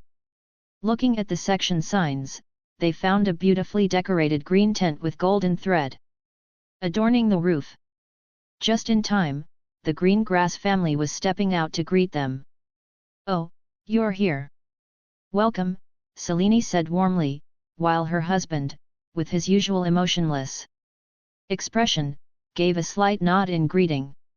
Harry, Hermione. You took forever. Daphne said with a bright smile as she and Astoria approached. We had a tent set up for you and another one next to it for the Lovegood family, Selene said, pointing to 3 identical tents lined up in a row. Thank you so much. You didn't have to go to the trouble. I would have loved to see Pandora's husband. And Wendell trying to set one up, Susan said with a grin. Wendell immediately grew defensive. Hey! I know how to pitch a tent. Remember, I was a Boy Scout, he added. When we went fishing last summer, you couldn't even set up your fishing rod, dear, Susan whispered to her husband. It was a defective rod. Wendell replied quickly. Thankfully, his wife knew not to embarrass him, though she did enjoy teasing him. Maybe a bit too much. Probably because she couldn't do it to Wanda, so she did it to him instead. So, we'll drop off our stuff and then go explore. What about you? Wanda asked. We're coming with you. Hanging around this place full of stuck-up people is boring, Selene said. While Edward gave her a sideways glance. What? It's true, Selene said with a shrug toward her husband. Wendell and Edward realized why Selene and Susan had become friends so easily. They had very similar personalities. Hey! Pandora's voice called out not far away as she approached with her husband and Luna. Looks like we made it on time, Pandora said with a smile. We're going to drop off our things and then head out to explore, Wanda said. Then we'll do the same, Pandora replied cheerfully, as Selene pointed out the tent prepared for them. After a few minutes, everyone stepped out of their respective family tents. Wanda's was next to the green grass families, the Grangers were in the middle, and the Lovegoods were in the one next to them, which had a view of the sea. After that, the 4 families went out together to explore the stalls, buying things for the children, while the women chatted with relaxed smiles.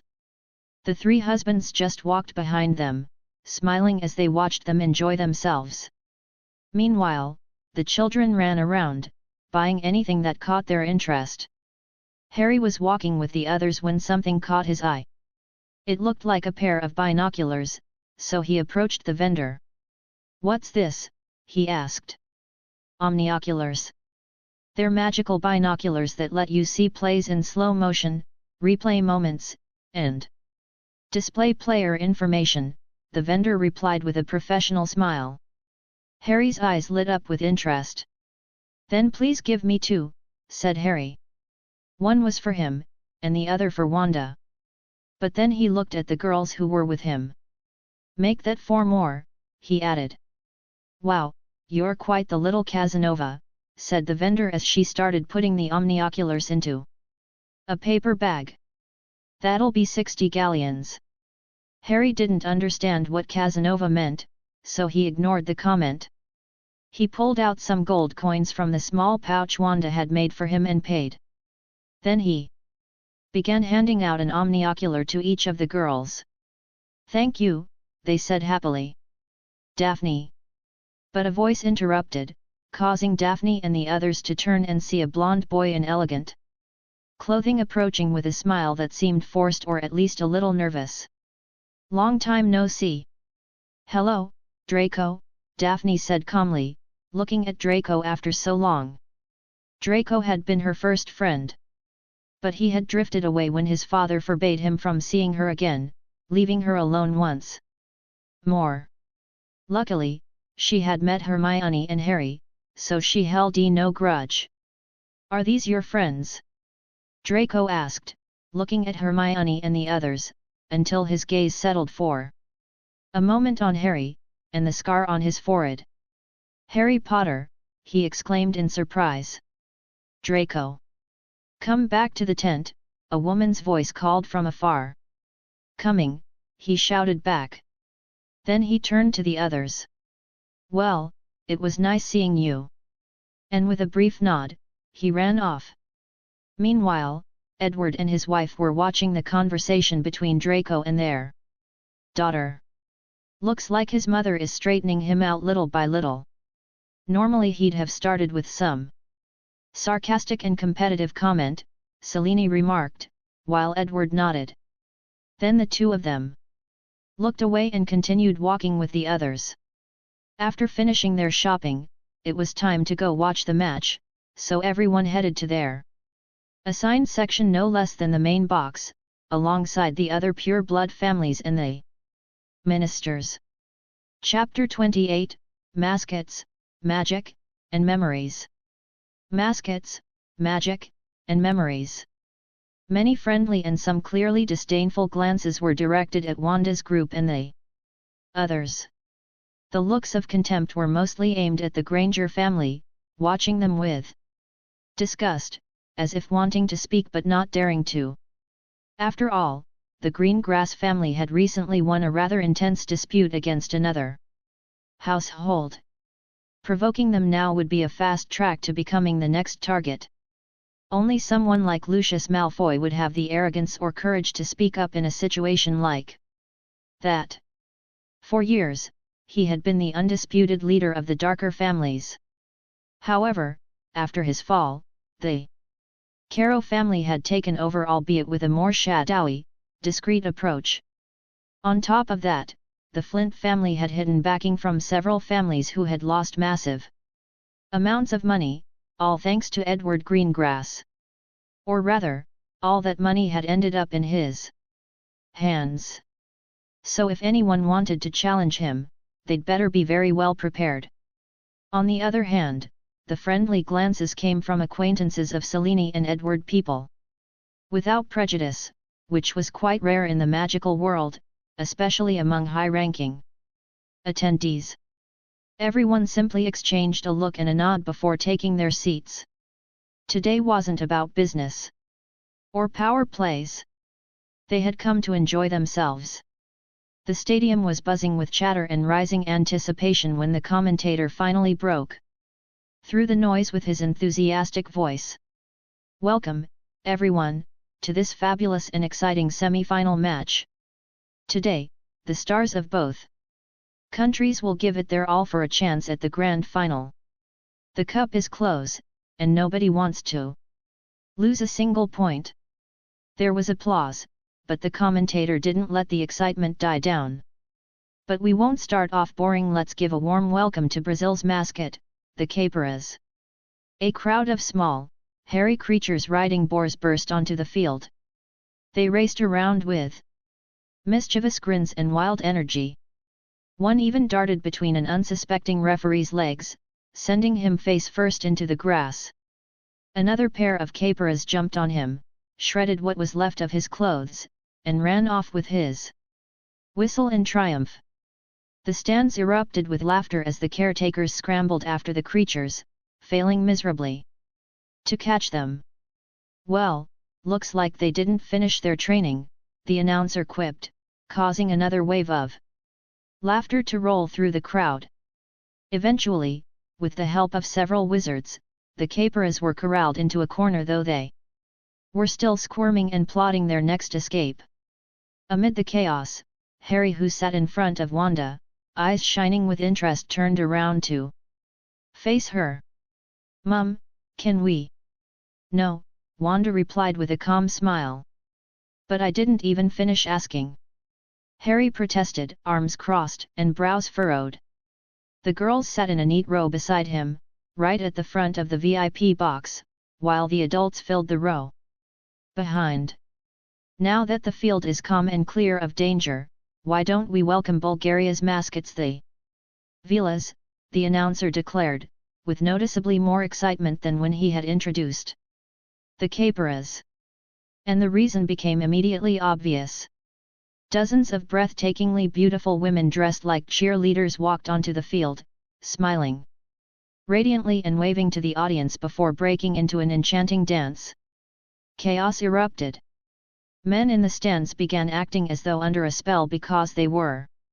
Some struggled to stay seated, while others looked ready to leap over the rails just to reach the Vilas. Even the referee, still in his tattered clothes, began dancing along with them, completely entranced. The VIP box wasn't much better. Even the so-called noble families couldn't resist the Vilas' allure. Many remained seated, yes, but slack-jawed and wide-eyed. Meanwhile, in the love goods section, Pandora and Xenophilius stood cheering like lifelong fans, clapping and beaming with genuine joy. Edward Greengrass sat with his legs crossed, eyes closed, radiating the relaxed grace of a noble. Beside him, Selene smiled with amused interest, clapping lightly at the display. Susan, however, glanced sideways at her husband with a smile that wasn't quite a smile. He, for his part, was sweating bullets, using every ounce of willpower to resist the Vilas' enchantment. And to be fair, for a muggle to hold out against a Vilas mag-IC like that, was nothing short of legendary. Harry, sitting front Wanda, simply tilted his head, not understanding what was going on. After all, even though his chaos magic was still weak, that type of magic had a natural resistance to mind control. To him, this kind of spell was irrelevant. "What's going on?" he asked, confused. "Oh, Harry. We read about it in Fantastic Beasts and Where to Find Them. Vilas are magical creatures that can enchant men," Hermione quickly explained. "But in the book, they were ugly monsters with harpy heads," Harry replied. "That's the form they use to trick fools," Daphne said with a mocking tone. "Daphne, language," Selene called out from behind. "Sorry," the blonde answered instantly. "To trick the gullible." That made everyone laugh. Finally, the match began in earnest. "Wow! Looks like they're starting with everything they've got. The beaters aren't letting anything through. Time to release the snitch, while they're smashing each other's heads in," the commentator shouted excitedly as the players on their brooms hurled bludgers at one another. "Without mercy. And the golden snitch has been released," he yelled again as the tiny winged ball sparkled in the sunlight, darting around the field at dazzling speed. But before anyone could even react, Brazil's seeker shot forward like a lightning bolt, dove down, and caught the snitch with almost insulting ease. "Wait, what?" Brazil's seeker just caught the golden snitch, the commentator exclaimed, stunned. For a few seconds before bursting with excitement. He didn't even let the poor snitch stretch its wings. And don't even mention the quaffle, it didn't go through a single hoop. Some spectators cheered with enthusiasm, while others grumbled in frustration over the match's brevity. It was like they had just sat down, and it was already time to leave. So, moving on to the finals is Brazil, with 150 points, the commentator announced as a large part of the crowd began to leave the stadium with annoyed expressions, feeling cheated by a match that barely lasted. Well, that was disappointing, Wendell said as he stood up. Shouldn't they decide by wins and not just points? Hermione asked, frowning. She had read the tournament rules thoroughly. That only applies to school tournaments, dear, her father replied, brushing off the matter. Since it ended so fast, we can have more fun at the festival, said Harry, beaming with a bright smile. Of course, Wanda replied, ruffling his hair affectionately. The group left the stadium, and soon the families split off to explore the place on their own. They would reunite later in the tents to have dinner together. Want to buy some souvenirs? Wanda asked, walking hand in hand with Harry. I want to get some figurines to collect, like Uncle Wendell does, he replied thoughtfully. What kind of figurines? For now, the team captains, Harry said, touching his small money pouch. It was directly connected to his vault at Gringotts. He only had to reach in to pull out whatever he needed. Though it only allowed coin withdrawal, and Wanda had set a monthly limit to prevent him from wasting it on nonsense. Not that money was an issue. Ever since they discovered that the goblins had hidden properties still generating income year after year, Harry's fortune had multiplied. However, Wanda preferred he learn the value of things. Even if her son was a millionaire, her duty as a mother was to raise a decent man, not someone lost to excess. After some shopping figurines, sweets, and curious trinkets, Wanda and Harry returned to the tent. Soon, everyone else arrived too, and they gathered in the large family tent to share dinner. They laughed, chatted, ate. In that warm, protected space, sincere bonds were formed, friendships that might never have existed otherwise. And while everyone conversed with honest smiles, Wanda watched them silently. She thought then of the old friends she had left behind. Some drifted apart out of pride, and when they finally came back together, it was only to lose the two she had admired most. One chose to give his life to save the universe. The other chose retirement, passing his legacy to a new generation. Others died. Some vanished without a trace, consumed by their own burdens. A few gave everything up, sacrificing it all for duty. And others were simply too busy to even know whether the rest were still alive. Wanda smiled. Because for the first time in a long while, she didn't think of them with pain but with gratitude. Now she had new friends. Real people. A family. And this time, she wasn't going to let them go.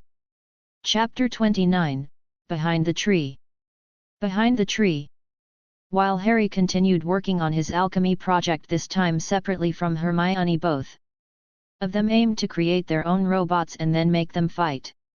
It was during this that a flying letter suddenly arrived, smacking him straight in the face. Harry was startled and blinked several times before frowning, clearly annoyed at the letter.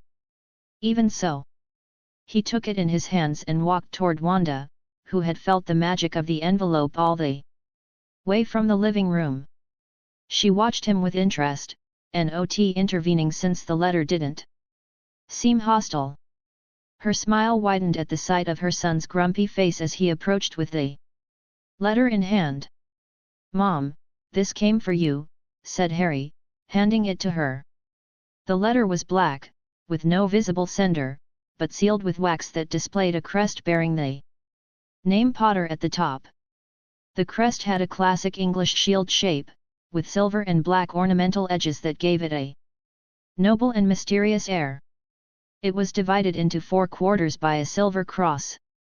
In the first, a coiled mandrake and a branch of asphodel crossed in an X shape. In the second, an ancient smoking flask and an alchemist's furnace. The third displayed a silver triangle with a circle and a vertical line inside, the symbol of the Deathly Hallows. And in the fourth, a silver wand and an old book crossed. Beneath the crest, on a black ribbon with silver letters, the family motto could be read: Custos Magica et Sanitas. Guardians of Magic and Health. Wanda examined the crest briefly before opening the letter. The moment she touched the wax, she felt a magical pulse that seemed to scan her blood, and then the letter opened without resistance. She paused for a moment. She remembered using Harry's blood, or more accurately, Lily's part of it on the first day she brought him with her, creating a blood bond between them. And Lily, after marrying James, had officially become part of the Potter family. Maybe that's why the letter had accepted her as a valid recipient. Inside, the message was written in what looked like charcoal, in a clumsy handwriting, as if by a child or someone who didn't know how to write properly. The address was in Ottery Street, Catchpole, and the message read, with many spelling mistakes: For the Master. You gotta know this. I don't write good, but this is what it is. If you wanna find the place, follow the path where the birds don't sing. And if you see the black stone with cuts on its face, don't touch it. Just look quick and keep walking. Don't look back if you feel something's following you. It's a lie. Or not. I don't know. When the air feels weird and the forest seems quieter than normal, look for the light that doesn't exist. If you see grey smoke, wait. If you don't see anything, better go back where you came from. Don't say I didn't warn you.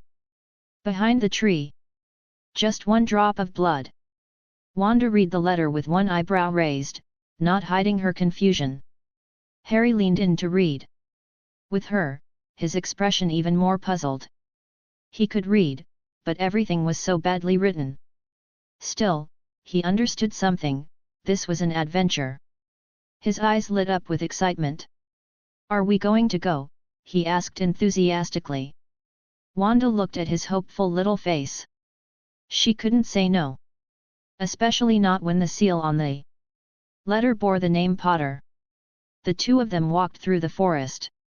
Although Wanda could easily find the place, she didn't want to spoil the adventure for Harry, who was reading the letter like a treasure map, clumsily trying to follow its instructions. Could this be the stone with a man's face? Harry asked, stopping in front of a black rock with 2 holes in a line underneath. It was completely black and covered in claw marks. Quig! The stone made a strange sound as the line opened like a mouth, trying to bite Harry. Harry jumped back quickly, startled. Yeah, looks like it, said Wanda with a smile. Then this way. Harry declared with excitement as he started walking toward the side of the clearing. Behind them, the trees moved, shaking their branches as if they were alive, making the place feel eerie to anyone unfamiliar with magic. That place was known as the Enchanted Forest, north of the village. That's why not many dared to go near. After a while, they reached an area where the trees were so dense they blocked out the sunlight. A gloomy mist covered the ground, moving slowly as if it were breathing.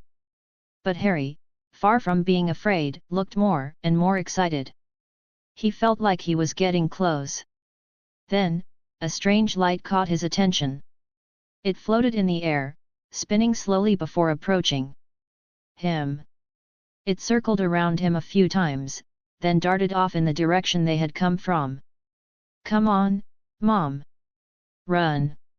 Harry shouted as he chased after the light, heading deeper into the dark forest. However, at one point, they lost sight of it. In front of them stood a gigantic tree, the biggest Harry had ever seen in his life. "This is it, Mom," he said excitedly. "You did it. You're quite the treasure hunter," Wanda replied, praising him as he smiled proudly. Harry approached the tree, trying to figure out how to open it. He remembered the message said, "1 drop of blood," but didn't know exactly what to do with that. As he ran his hand along the tree bark, a splinter pricked his finger. Instinctively, he brought it to his mouth, but a single drop of blood fell onto the wood, and then it began to glow. The massive tree split open down the middle.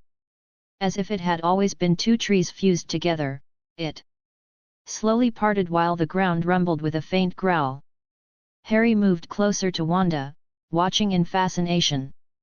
Between the 2 trunks appeared a translucent membrane that shimmered for a moment, and then revealed an ancient and imposing mansion. Harry peeked around the tree, but saw only more forest. The mansion was only visible from the exact space between the 2 trunks. As they watched, Wanda sensed something rushing toward them at great speed like a missile. Harry, still looking through the trees, was suddenly tackled by the creature and knocked to the ground, though Wanda softened his fall with a protective spell. When he looked down, he saw something clinging tightly to him, sobbing. It was a strange creature with long ears. It stood just over a meter tall, thin and frail, though it had run incredibly fast. Its head was disproportionately large compared to its body, and it had huge, glowing blue eyes full of emotion. Its clothes were made of old, poorly sewn patches. Liz knew Master Potter would come someday, it squealed joyfully through tears and snot. Liz was sure. Wanda watched it with interest when she sensed another presence approaching, this one with calmer steps and a more controlled energy. "Liz, compose yourself like a proper house elf of the Potter family. You can't go running around like some common elf," scolded the new figure, another elf, very similar to Liz but with a more serious and proud face. He moved with elegance, and his vocabulary was clearly more refined. "Gris, look! The young master has arrived. Finally! We've waited so many years!" Liz exclaimed, completely ignoring the scolding.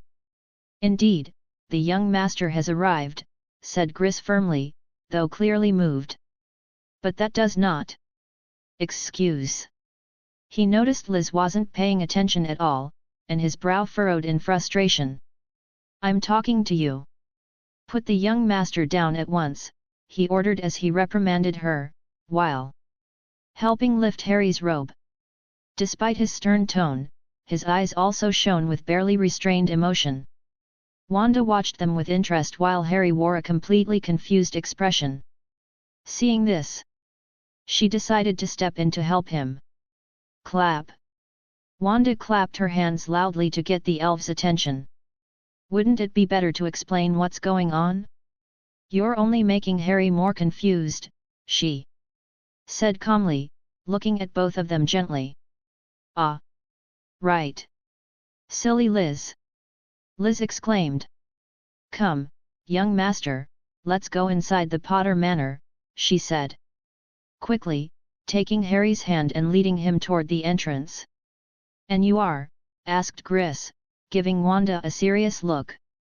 "His mother," she replied with her usual calm. My sincerest apologies, madam. Please, follow us. This place is crawling with insects," Gris said, with a respectful and courteous expression. And so, Wanda and Harry were led toward the grand mansion, which, despite its age, was surprisingly well maintained.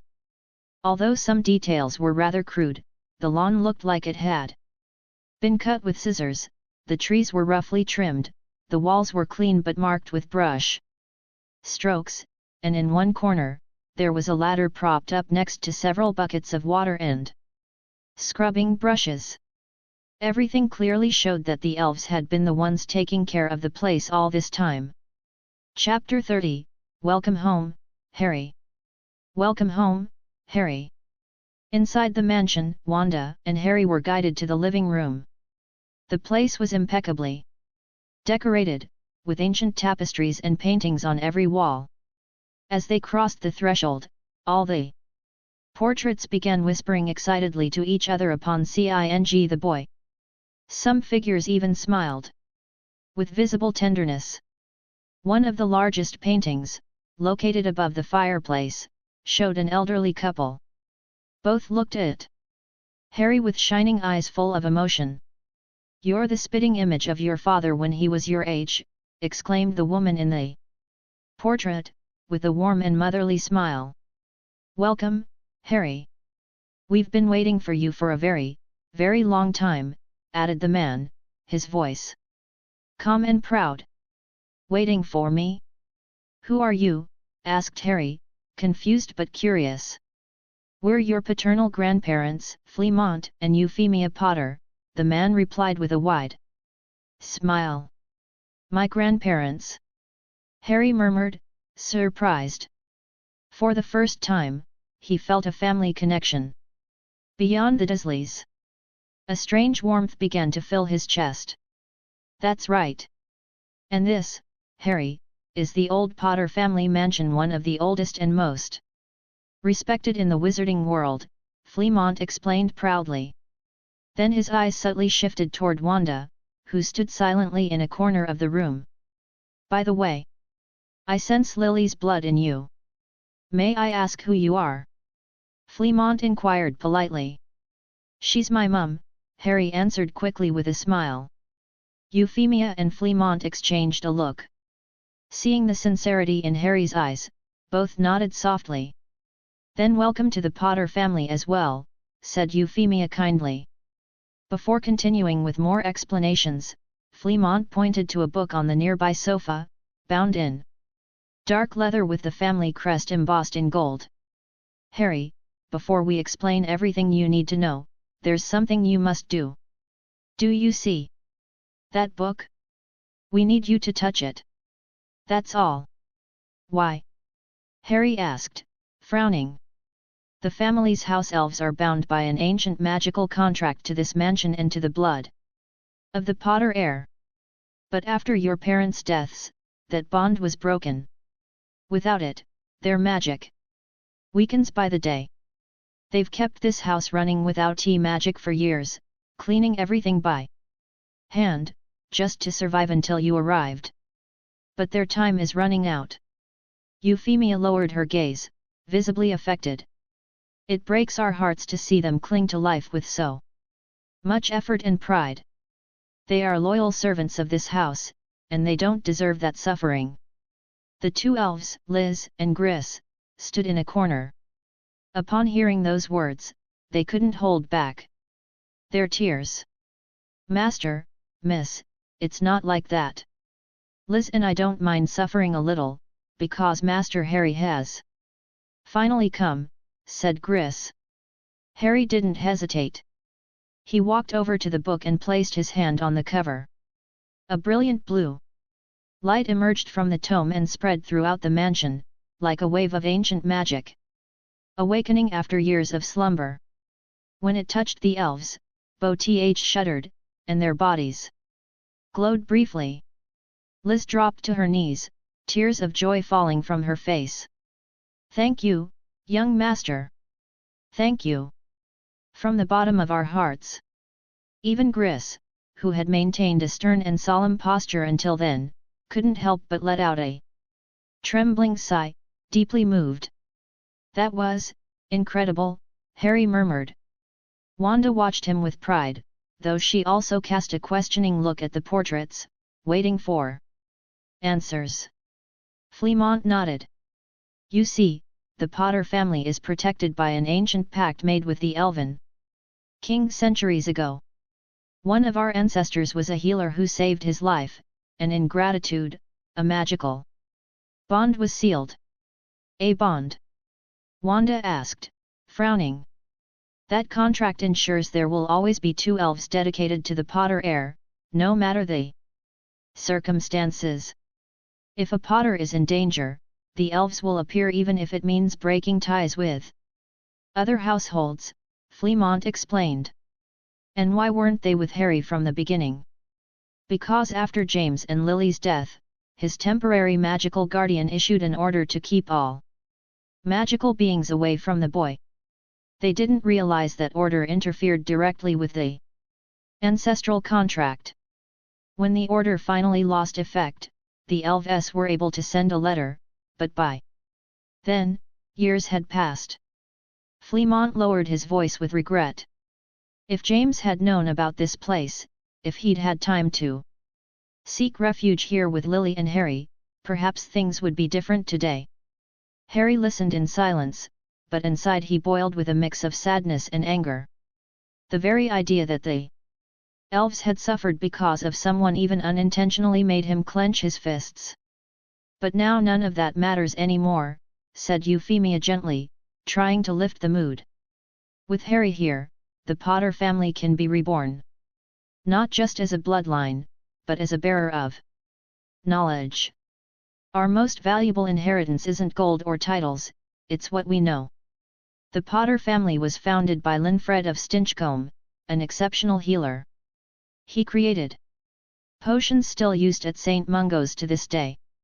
While other families hid their discoveries, he shared many of his, believing magic should serve the world, not just the powerful. Of course, he also protected discoveries that were dangerous, or too powerful to fall into the wrong hands. All Potter descendants have been educated in potions, herbology, and alchemy. Eventually, one of our sons married a descendant of Ignotus Peveril, and thus, the cloak of invisibility entered our family. Only the direct heir can use it to its fullest. Wanda listened attentively, recognizing the depth and nobility that surrounded the history of the Potters. Harry, for his part, didn't quite know how to process it all. But one thing was certain. Something had ignited inside him a spark that might one day become a flame. A flame worthy of the Potter legacy. Invisibility cloak? Harry asked, puzzled. You don't have it? Fleamont asked, his brow furrowing with concern. Wasn't it in the vault? Euphemia asked, turning to Wanda. There was no cloak, Wanda replied, her expression serious as she crossed her arms. Fleamont and Euphemia exchanged a grave look, their faces tightening at the news. Gris, said Fleamont in a firm voice. Could you take care of retrieving the invisibility cloak? Yes, sir, replied the elf with a slight bow. He snapped his fingers a few times, getting used to his magic again. On the fifth snap, he vanished with a soft flash. Well then, let's continue, said Fleamont with a sigh, trying to ease the atmosphere. The Potter family has always taken pride in its knowledge of potions and its vocation for helping others. Though, to be honest, we've also made quite a bit of gold from it. Euphemia glanced sideways at him and gave his arm a gentle tap. He just smiled. The manor holds ancient potion recipes, a magical greenhouse with extinct herbs, and alchemical tools dating back centuries. Each heir has been trained in potions, herbology, and if they wished, alchemy. Though your father... He paused with an ironic smile. James was a bit rebellious when it came to his duties. He was rather lazy, actually, murmured Euphemia with an indulgent smile. Before inheriting this manor, he ran off to join the war against the Dark Lord, she added with slight annoyance. But Harry, this is entirely up to you. No one will force you to follow that path. This is your home. Now, added Fleamont seriously. I like learning, said Harry with sincere interest. Really? Asked Fleamont, raising an eyebrow. The resemblance to his son was undeniable, and he hesitated for a moment. Yes. Mom works at the bookstore, so I get to study while I'm with her. I like being near her, explained Harry with a smile. And that was when everyone understood the source of his enthusiasm. It wasn't just love for learning, it was love for his mother. "I see, then you're different from your father," commented Fleamont with a small chuckle, while Euphemia gave him a playful yet stern look. "Liz, please take Harry and..." He paused, looking at Wanda. "Sorry, you didn't say your name." "Wanda," she replied calmly. "Take Harry and Wanda on a tour of the manor. Show them everything without holding back," said Fleamont with a warm smile. "Yes, sir," replied Liz cheerfully. She gave a small bow and began to guide Wanda and Harry through the halls. First, she showed them the bedrooms. They were enormous, each one as large as a small house. Inside, enchanted with expansion charms. Then she led them to the kitchen, which looked more like an alchemy lab. "You cook here?" asked Harry, amazed at the many magical instruments he had never seen before. "Yes, though until recently we did everything without magic. Since we couldn't use it, we hunted our food with spears in the nearby forest and cooked over a campfire," Liz explained naturally. "That must have been really hard," murmured Harry, looking at the elf with compassion. "At first, yes. We even ate insects for a while, that's why Chris hates bugs, he's a little traumatized by them," said Liz with a smile, covering her mouth with both hands. "Come, now I'll show you the library," she said enthusiastically, leading them to a large wooden door. When she opened it, an immense library was revealed, with high ceilings and endless shelves. Some books floated through the air, arranging themselves, while others seemed to move as if they had a will of their own. From a skylight, a book flew in and, after colliding with a group of neatly arranged books, was shoved into its place amid magical sparks. Wanda recognized it instantly. It was a recent book won by Gilderoy Lockhart. "The Potter family holds magical contracts with every bookstore in the world," Liz explained proudly. "Even if a new store opens, the contract binds it without their knowledge. Every time a new book is published, a copy is sent here and paid for automatica LLY. That's how we ensure we have every existing work, magical or non-magical." "This library was inspired by an ancient Muggle one, Alexandria," Liz added. "If a book is destroyed, another identical copy will be magically summoned. But if it's the only one in existence, well, then it's placed on a special shelf, over there." She pointed to a distant section protected with enchantments. "That shelf holds the unique books. Some are dangerous, others sacred. But if they're there, it's because no other copies exist. That's why they must be handled with extreme care." Wanda, who had been watching curiously, froze upon seeing one of those books. Her body tensed. Instantly. There, among ancient tomes and magical relics, rested a book bound in a dark, living cover, with strange symbols that seemed to shift and move. Her eyes widened with fear. She knew it well. It was the Book of Chaos. The book from which the Scarlet Witch's magic emerged. The book of her damnation, and of her power. The Dark Hold. Chapter 31, Clean. Wanda looked at the book she knew very well, a slight fear creeping through her body.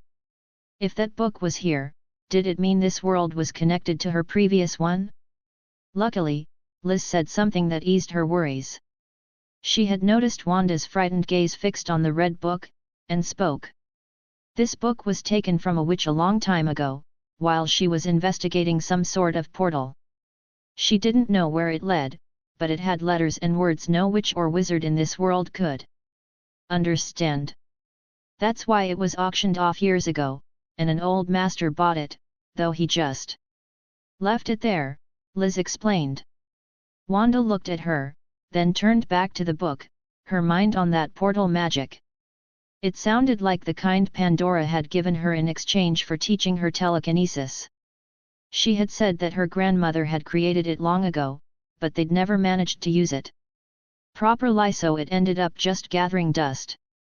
Maybe, one of those experiments connected to a parallel world before Wanda herself destroyed the Darkhold across several realities. After that, Liz wanted to show them the workshops, so the three of them turned around. As they walked away, the Darkhold behind them caught fire with red flames burning nothing else around it. Wanda didn't want to be tempted again. She had already destroyed it herself. This world cannot be put in danger, not while Harry lives in it. When they arrived at the workshops, they saw multiple blueprints pinned to the walls, as well as enchanted tools clearly meant for crafting and recording. Actually, the Potter family specializes more in potions. They just try to follow alchemy since it ties into potions, and to keep the Peveril legacy alive. It's not just about the invisibility cloak, Liz explained with conviction. Maybe I can build a better robot here to fight Hermione, Harry said with a cheerful smile. Wanda smiled softly at how simple her son's plan was and how little he currently understood the value of this place. After touring the entire mansion, Harry was a bit worn out. After all, he'd had an adventure just to find it, and then explored every single room, which were far too many for him to keep track of. He was getting a little sleepy. When they passed through the potion and alchemy workshop section, Wanda finally understood why the mansion was kept hidden. Just a handful of the recipes there could incite greed and war: the Philosopher's Stone, the Elixir of Immortality, the Drop of Resurrection, all carried dangerous names.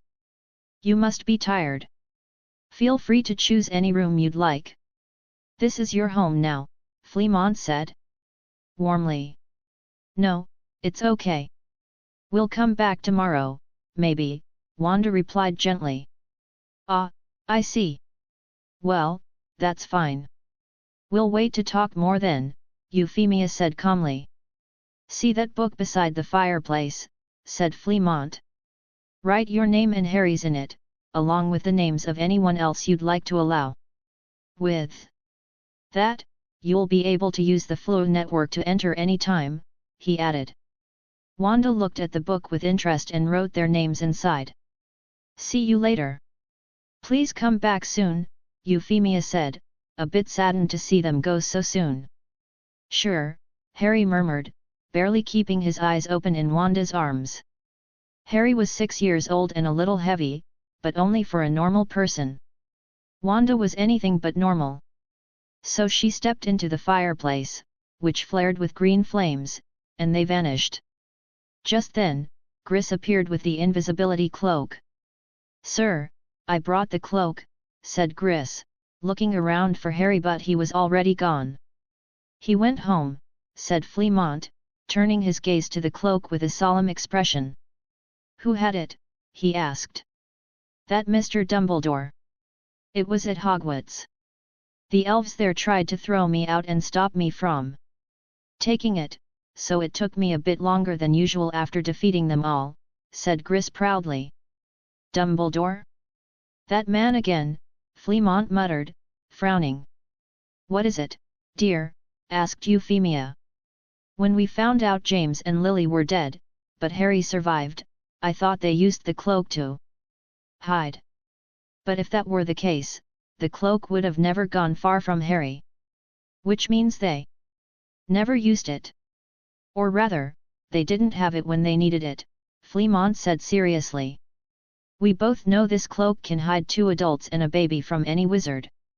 So, why did Dumbledore have it, and not them, to protect themselves? He asked.